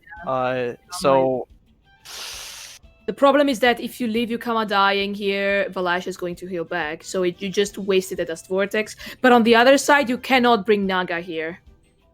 Yeah, I know. That is really annoying for him. If he kills Wolfie here, which he can, it brings in Naga automatically, allowing Valash to be faster than Yukama next turn. Well, is Dust faster than Yukama here? If it's Water Cannon versus Dust? I guess it depends on TVs. I don't know how much speed Yukama's running. Well, yeah, probably here the best play for Bennett like, last turn was just doubling with Plague and Whirlwind the Cerneef. Because you also had the kill in case you wanted to. Well, of course, you never switch Grumper in, but still you get the kill on the Cerneef. And now Wolfie was facing the Grumper. So Wolfie was able to kill the Grumper, and it was GG, probably. But yeah, Yukama goes down, healing back the Valash. And is Cerneef... Okay. Well, Wolfie is not going down, probably, but still good damage, I believe. Yeah. Bringing down the Wolfie to 34%. And did Wolfie heal? Did Wolfie rest? I think he rested. I believe so. So Water Cannon Lily doing 35.5% on the Wolfie. So here is where we're going to see if it does have Frown Whip or not. It Madness buff, so it does have Psy Surge because it did play the turn. Yep. So it should be able to kill the Cerneef, but we have Grumper in the back. If Cerneef dies or Valash dies, if Cerneef dies, Valash heals, which is a problem. Yeah. And then Grumper comes in for free and gets an Electric Storm and a Dust onto Naga. So, like, this is rough. Honestly, I think killing Wolfie is probably the better play here and not focusing Naga, just because you still have Grumper that is going to go faster than this Naga next turn. The thing is that Naga is always killing the Cernif here, right? For sure. The Valash, it is also true that if Valash attacks now, it's going to OX, right? Not if it does. Okay, yeah, that's fair point. But yeah, it just goes back to the healing. 81, 49. And Crystal Dust. Let's see if it kills. Oh, it still it still goes on the Wolfie. I mean, basically, I think that Lifeful Sap healed what he dealt. Because yeah, no, probably a little more. Yeah. So basically, this dust was just a waste of stamina. I think Dust onto the Naga to make sure Grumper's strike kills here might have been better. Yeah. I know it's rough because, I mean, you have Grumper and Valash against Wolfie, but yeah, it's rough regardless. It just, that Dust did nothing. Okay, Strike is killing Naga, I think. Yeah. Okay, so he does have the right amount of special attack, making sure that it does die with that +2 special defense. And Dr. Proc looking good. Scavenger Proc coming in again. Oh, and Plague is not even able to kill here, so yeah, I think it's GG, I believe. Well, yeah. Well. I mean, is he gonna dust it to death is the question. Yeah, because we know that now Plague, if he plagues again, he will have to rest next turn, for sure. For sure. So he can plague one more time on the Grumper. Yeah, I think, what, the dust did roughly 18-ish%, right? Well, you can also, actually, you can also ignore the Grumper for now, because Grumper is not doing anything to you. And you can try to kill the Valash, but... One thing to think about is he has Lifeful Step, which means he doesn't have Sandstorm. Sandstorm would have been the absolute best play here. Oh, you're right. Because then he gets the damage on both, and yeah. Let's see. Yeah, it's roughly 15%. Okay, no, he's just plaguing there. Scavenger Proc, OP. Yep. And it's gonna be like just Crystal Dust until win, pretty much. Yeah, the thing is that he can Lifeful Sap. What? Double Madness buff here, folks. And yeah, of course, Wolfie had to rest. So now we have to see. Wait, Valash OX, right? So he has to rest now. Yeah, that's completely fine. He needed to do that anyways. Yeah. So the thing about using Madness buff, as like crazy as it sounds, it's actually the best play because it's gonna do more damage and it's gonna gain special defense to where it doesn't even matter if he uses Dust Vortex. It was doing about 30-ish% before, and it should be doing much less now. Doing more damage, but I think that the Dust Vortex still does. He will die like 3 vortexes. Yeah, it would take 3. 3, yes, 3. Wait, does Wolfie win this? I think it's gonna depend on the spike here. I think that Wolfie can win this because let's see. No, it's Dust Spike. He should win. Wait, actually, no. He just played. No, Plague kills. I think. Well, Plague does 10. That's rough. That's rough. I think Plague does kill though. You rest here and you Dust Vortex. Plague kills! Oh my god! No way! Oh my goodness! What a game! Yo, GG to Bennett. And yeah, congrats for getting this game won. What a game! Yes, I totally agree on that. I mean, if you think about it, Dust Vortex was doing 30%, right? And Plague is 100 damage to Dust Vortex's what, 130? Yeah, I mean the thing is that he Madness buffed again. So we have to take in consideration the +4 special defense. That's why I thought that Plague was not killing. That's why I thought he was, staying with 1% or something. Well, the best way to like calculate the damage is 130 times 2 is 260, and then Plague is 100, and then 30%, so 100 divided by 260. But yeah, Shizenix is back into the game. Yeah, okay, sounds good. Let's go. Okay, guys, let's go for this very fast, I would say. Game number 2. Yeah, so we get the Volarn ban, we get the Cernif ban, Kinu into the Naga Golder. Naga Golder. and- Oh, this is interesting because we didn't see the Cernif ban in the first game. We saw the Golder ban instead from Bennett, right? And now we see the lead there with the Naga Golder again for Bennett, like you said, and different lead from Shiz with the Kinu Valash. I think it's mainly due to having counterpick this time.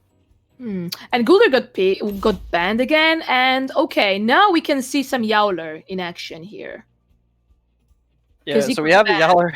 The Cernif is the ban, which did cause Bennett some problems. There was just a couple mishaps that Shizenix made last game that Bennett was able to capitalize on. The Cernif was definitely causing problems, and now that it's banned, he's going to pretty much just be relying on the Yowler and the Valash, allowing Kinu to be in the game as well. It wasn't in last time, so... And we see a double Grumpy in the end. Double Grumper in the end picked there. Okay, so, Alright, so we got the good old Golder Naga on Bennett's side. And Perfect Kinu combo Valash. with Kinu Valash. Yep. Kinu Valash, This is is really sick, honestly. Like, and we don't know the item on the Naga yet because we didn't see that it was Strange Fest actually. yeah, it was not Strange Vest. There's a chance it could be Tukma. It's not Baton Pass either. Yep. Yeah, we can see that. Let's see if we will, find out this game.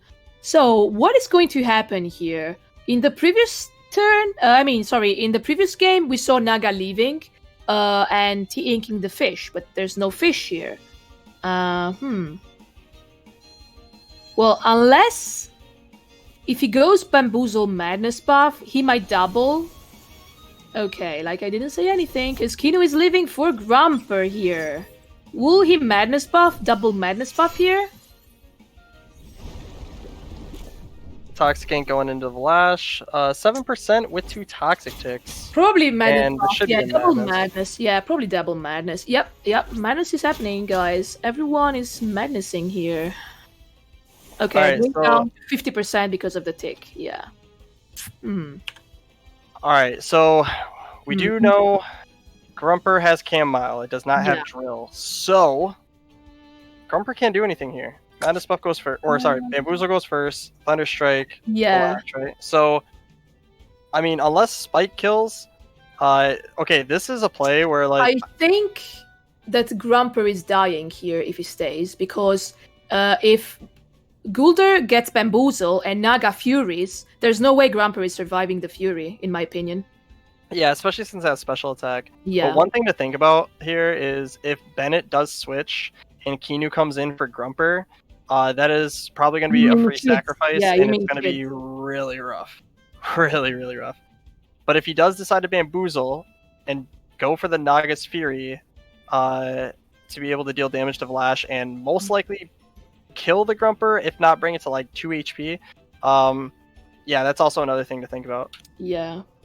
I mean, the thing is that if you switch into Kinu, like you said, and you, if Shiz brings Kinu in, and no, I think there's no way that Shiz can do a good turn here, in my opinion.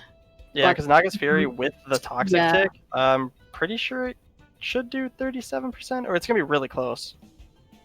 Yeah, and also if you want to see some switch out there for Ooh. Grumper, let's see.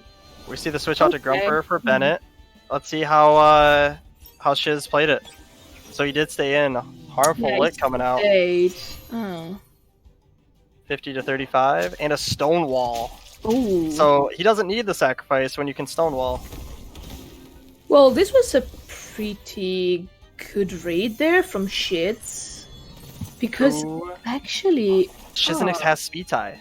He can get the Yeah. Scavenger proc off.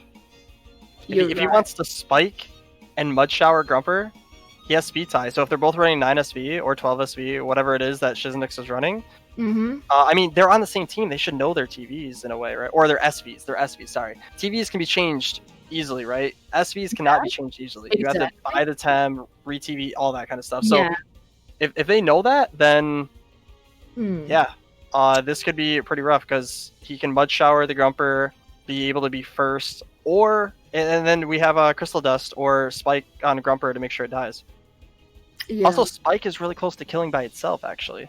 If you think about it. So it's, 35% for the Dust, 60 damage, 110 damage for Spike. It's going to be doing slightly less than 66. So it'd be super, super, super close. Do you think he will not take any, because I think you really need Valash alive.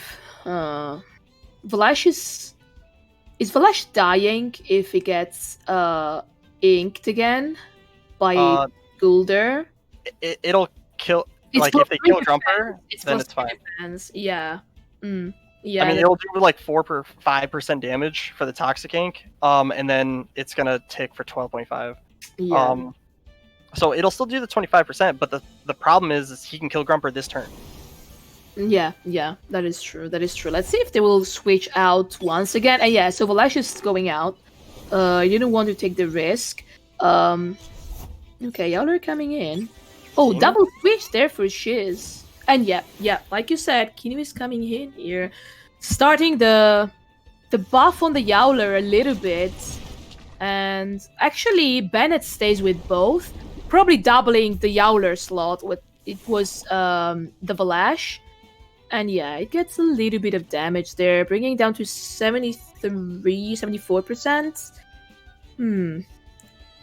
The thing to think about here now is I think Shizenix can get some pretty nice setups with his Thames, right? Yeah. The more buffs that happen, if Kinu doesn't get pressured, Revitalizes are going to be free. And then if Kinu gets pressured, well, now Yowler gets free buffs, he gets free damage on all these Thames he needs to get off, right? So there's Oshi on Grumper, Savage Suplex on Grumper, or Savage Suplex on Golder. I guess it just depends on whether he wants to show off or not and get the +1 attack. Yeah, I was thinking about that. Probably is not that greedy here because he will get some other damage from the tick. Do you think he will just keep pressuring the Yowler at this point? Let's not forget that Kinu might easily revitalize here without, getting harmed.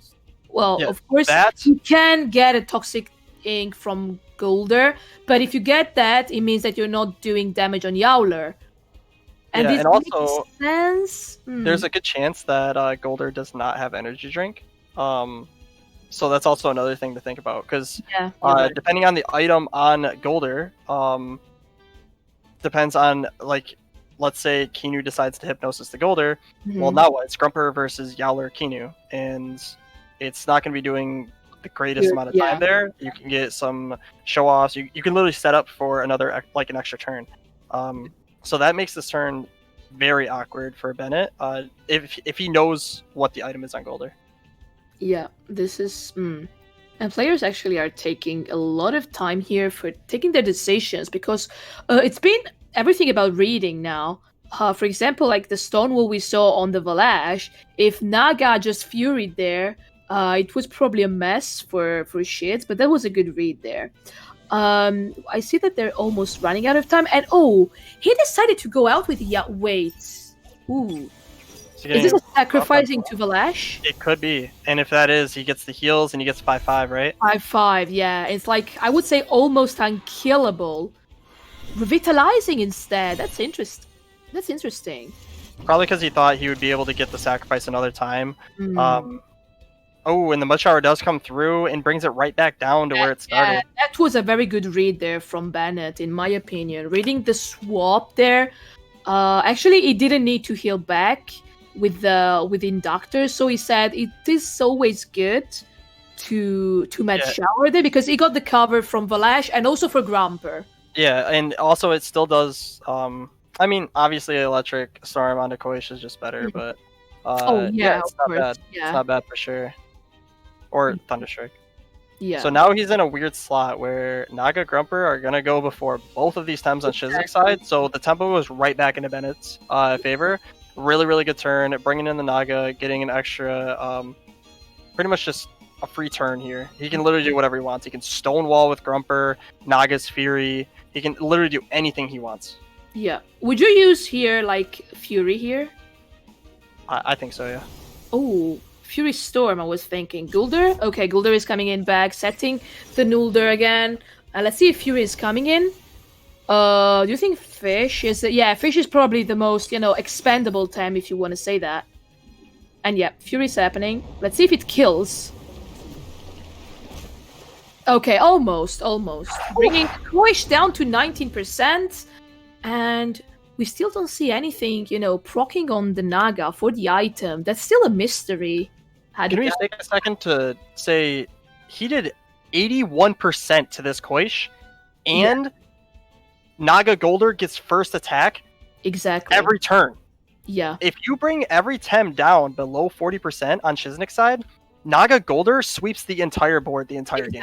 Exactly. It's either going to bamboozle and kill with Naga, or it's just going to Toxic Ink and Psy Surge or Beta Burst every turn, and it's just going to win the game. Yeah. This is a very nice setup. Let's see if it's killing. Probably just doubling the Kinu there. Okay, Beta. Oh and my gosh. Is probably, I don't know, Quetzal, but he's not doing much. Oh, Hypno on the Gilder. Okay, that is not Does bad. it have energy drink? Not bad. Let's see. No energy drink there. So Gilder is sleeping now. And do you think... Well, I think that Grumper is the best here to threaten the Naga, because you can't bring anything in. He can't bring in anything. He can just knock his Fury. Yeah, no, I mean, Fury is on, but I think that Grumper always outspeeds Naga, right? So... Yeah, that is true. So if you're 39 SV on Grumper, you always outspeed Naga. So I think that you're always killing with 53% there. So I think that Grumper is probably the best choice here for Shids.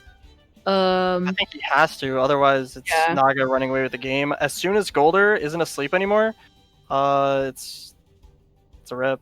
And just look at how healthy Bennett's team is. Yeah, I was just noticing that. 100% HP on 3 different times. Yukama, Kinu, Golder with Naga with 52% and a buff. So 30% of that is himself hitting himself, Like, that is so good.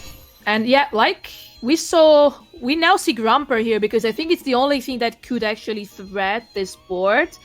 I think that Bennett cannot lose Naga here. Do you think it's going to switch into Kinu? Probably Kinu is the best choice here. I mean, you might as well switch into Yukama or Kinu. Probably also Grumper. Because honestly, if he brings in Yukama, it's always going to go faster the next turn. So if he wants, he can actually double switch here. He can go into... Golder's going to switch first, so he can switch that into Yukama, and then switch in Kinu for Naga, getting the buff onto Yukama to make sure that he can Tsunami next turn, Aquatic Whirlwind the next, etc. Because there's no Naga to take out the tempo and pace. Yeah, that's also true. I think that's also Grumper. Okay, yeah, Kinu is coming in. Let's see if he's double switching. Probably not. No, if he double switched, the Golder would have switched first. Yeah, you're right. But I think that now Bennett wants the Kinu to be dead here by the Quetzal, so he can bring Naga in again. Yeah, right? that's just a free turn. That's good. I think this is very good for Bennett here. Because Gulder now is on, and Gulder cannot sleep again. And like you said, this is the same situation we had previously.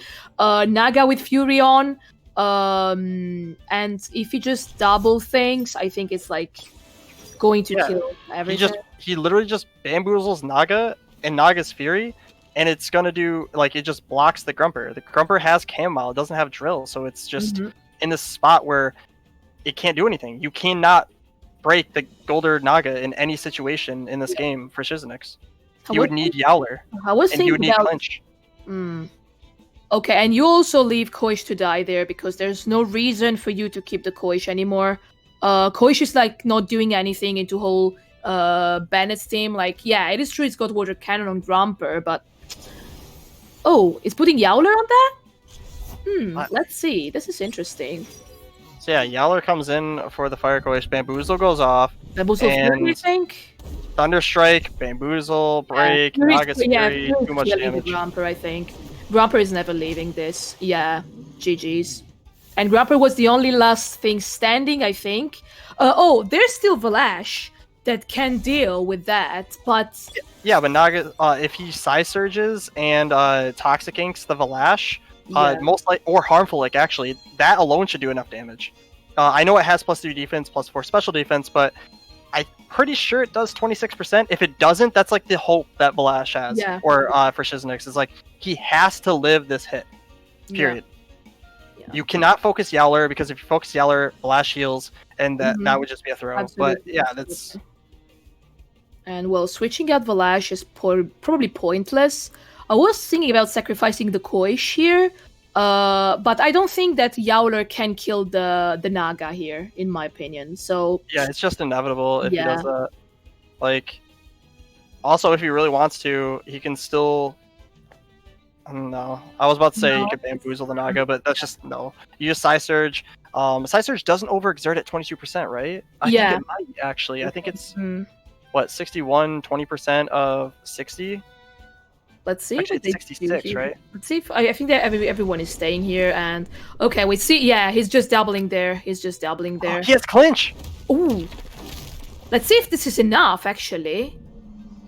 Not doing much. And yeah, I think that's let's see if Psy Surge is killing here. It does, yeah. Because if okay, and yeah, Valash goes down here, and now there's only the Koish back, and well, Naga overexerted. So if Naga wants to stay safe for next turn, he might bring something like Yukama, and then Gulder can just T-ink the Yowler, and then I think it's pretty much over. Yeah, it's just a bamboozle, the Naga, and both of these attacks can And go yeah, through. this is the kill streak GG. here from Shizenix, and good game for Bennett. Congratulations for getting through the semifinals. What a game. Really, really good games. Bennett doing extremely well, showing how strong the Golder Naga combo can be if he takes out the threats for it and Absolutely. just takes away the game with those two alone. Yeah, it was so good also into managing, the initial advantage actually that Shids had with Valash being so buffed. But yeah, it was an awesome series, and congratulations. And yeah, I hope everybody had fun today, because it was the last match of the day.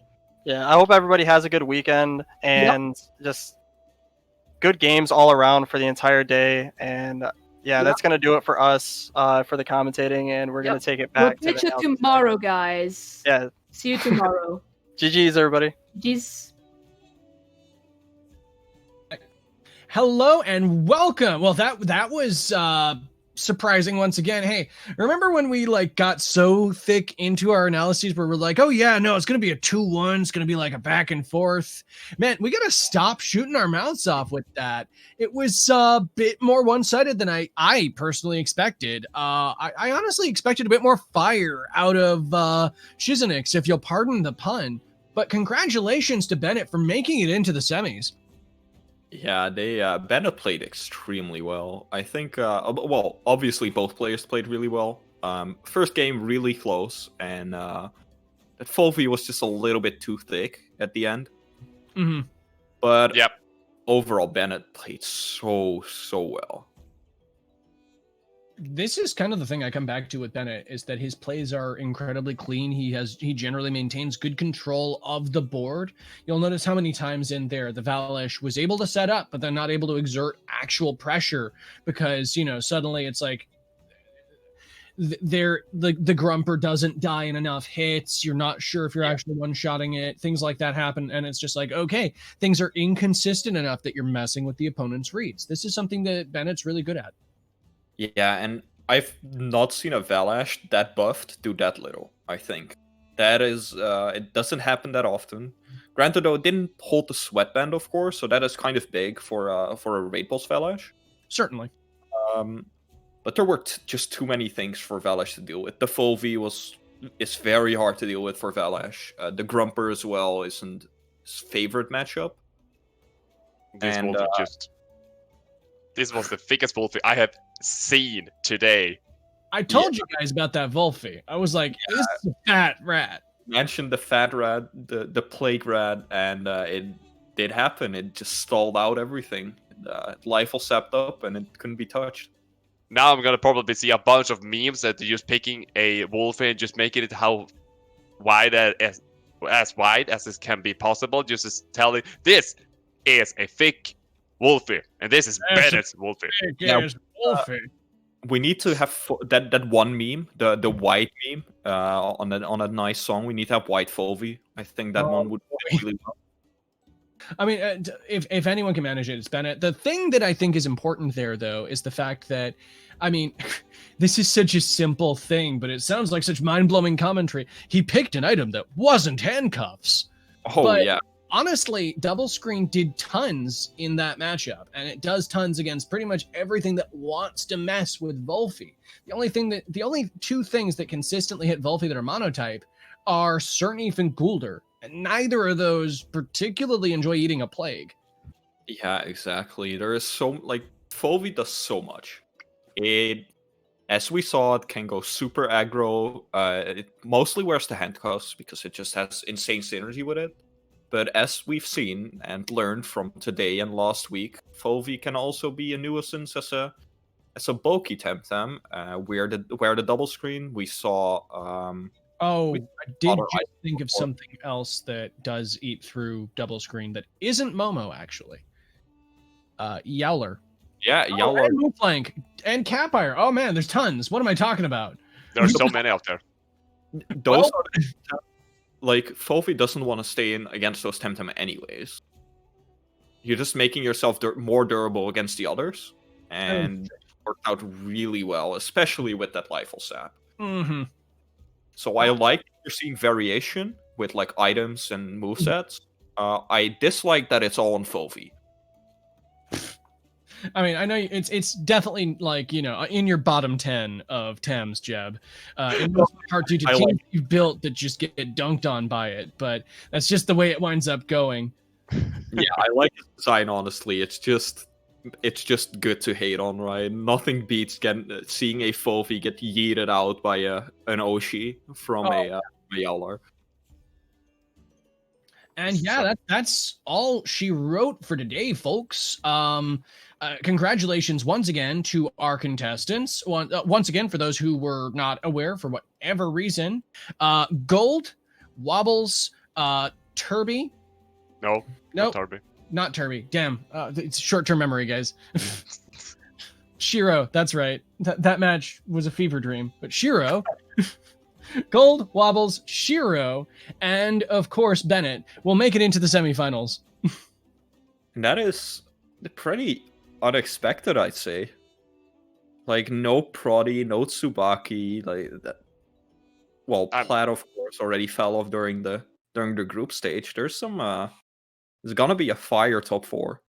Yeah, no, there's some upsets that have happened inside this, and it's remarkable and refreshing to see. Some people have talked about how preparation for this and locked teams have affected the outcomes of some of these matches, and while that's the case, a lot of it still comes down to the fact that everyone still has these resources available to them. Everyone has the opportunity to do these things, and everyone has the opportunity as well inside our rules in Fellow Tamers to potentially swap your spreads around to catch people off guard. So there's always more things you can do to keep your opponents on your toes. And it's been really interesting seeing everybody sort of butt heads against each other with that. Yeah, and as you said, it was a fever dream for you. I just got confirmation in chat that for Wobbles, it was an actual dream. Yeah. And Wobble just walks in after realizing, oh, snap, I fell asleep. I'm about to miss my match. I go in. You know, Tsubakki, I don't have time to play against you. Slap you 2 times in the face, and I'm going back to sleep. How dare you drop my sleep? But yeah, it's gonna be super interesting tomorrow. And tomorrow, Quarter and I will be casting our semifinals and finals, and I'm looking forward to it. It's gonna be fantastic. Yeah, I just can't wait. It's gonna be super cool. Once again, big thanks and big shout out to Fellow Tamers, of course, for putting this on. David behind the scenes, who is absolute champ, keeping everything up and running. Yaluna for having the patience of a saint today. Like, oh my god. Big thanks to RG Isosceles, Rarzi, and of course Saber and Adhikar as our 2 casting sets today. And once again, thanks to you guys as well here as well. Jinten and Jeb for helping me out in the analysis desk. This has been fantastic. Yeah, I've had a blast. We had a great time today during the matches, and well, in between the matches. Thank all the casters, thank Fellow Tamers for the great tournament, and thank all the viewers of this tourney, of course, for sitting through this tournament, which I think took a little bit longer than expected, but it has been great. It has been a real blast. So yeah, once more, also thank you everyone who've been in behind the scenes, being in the analyst, casting, everything, and especially you guys that have been watching us and of course it dissipates and have been playing today. I would like to, of course, also thank all of our contestants and you, our audience, for joining us today. These quarterfinals were fantastic. It was in no small part because we're putting this show on for you fine folks, and it's great to have you with us. We will be rating a lucky Temtem streamer, but before that, there's going to be a small ad break as we close things out here. Thank you so much for staying with us.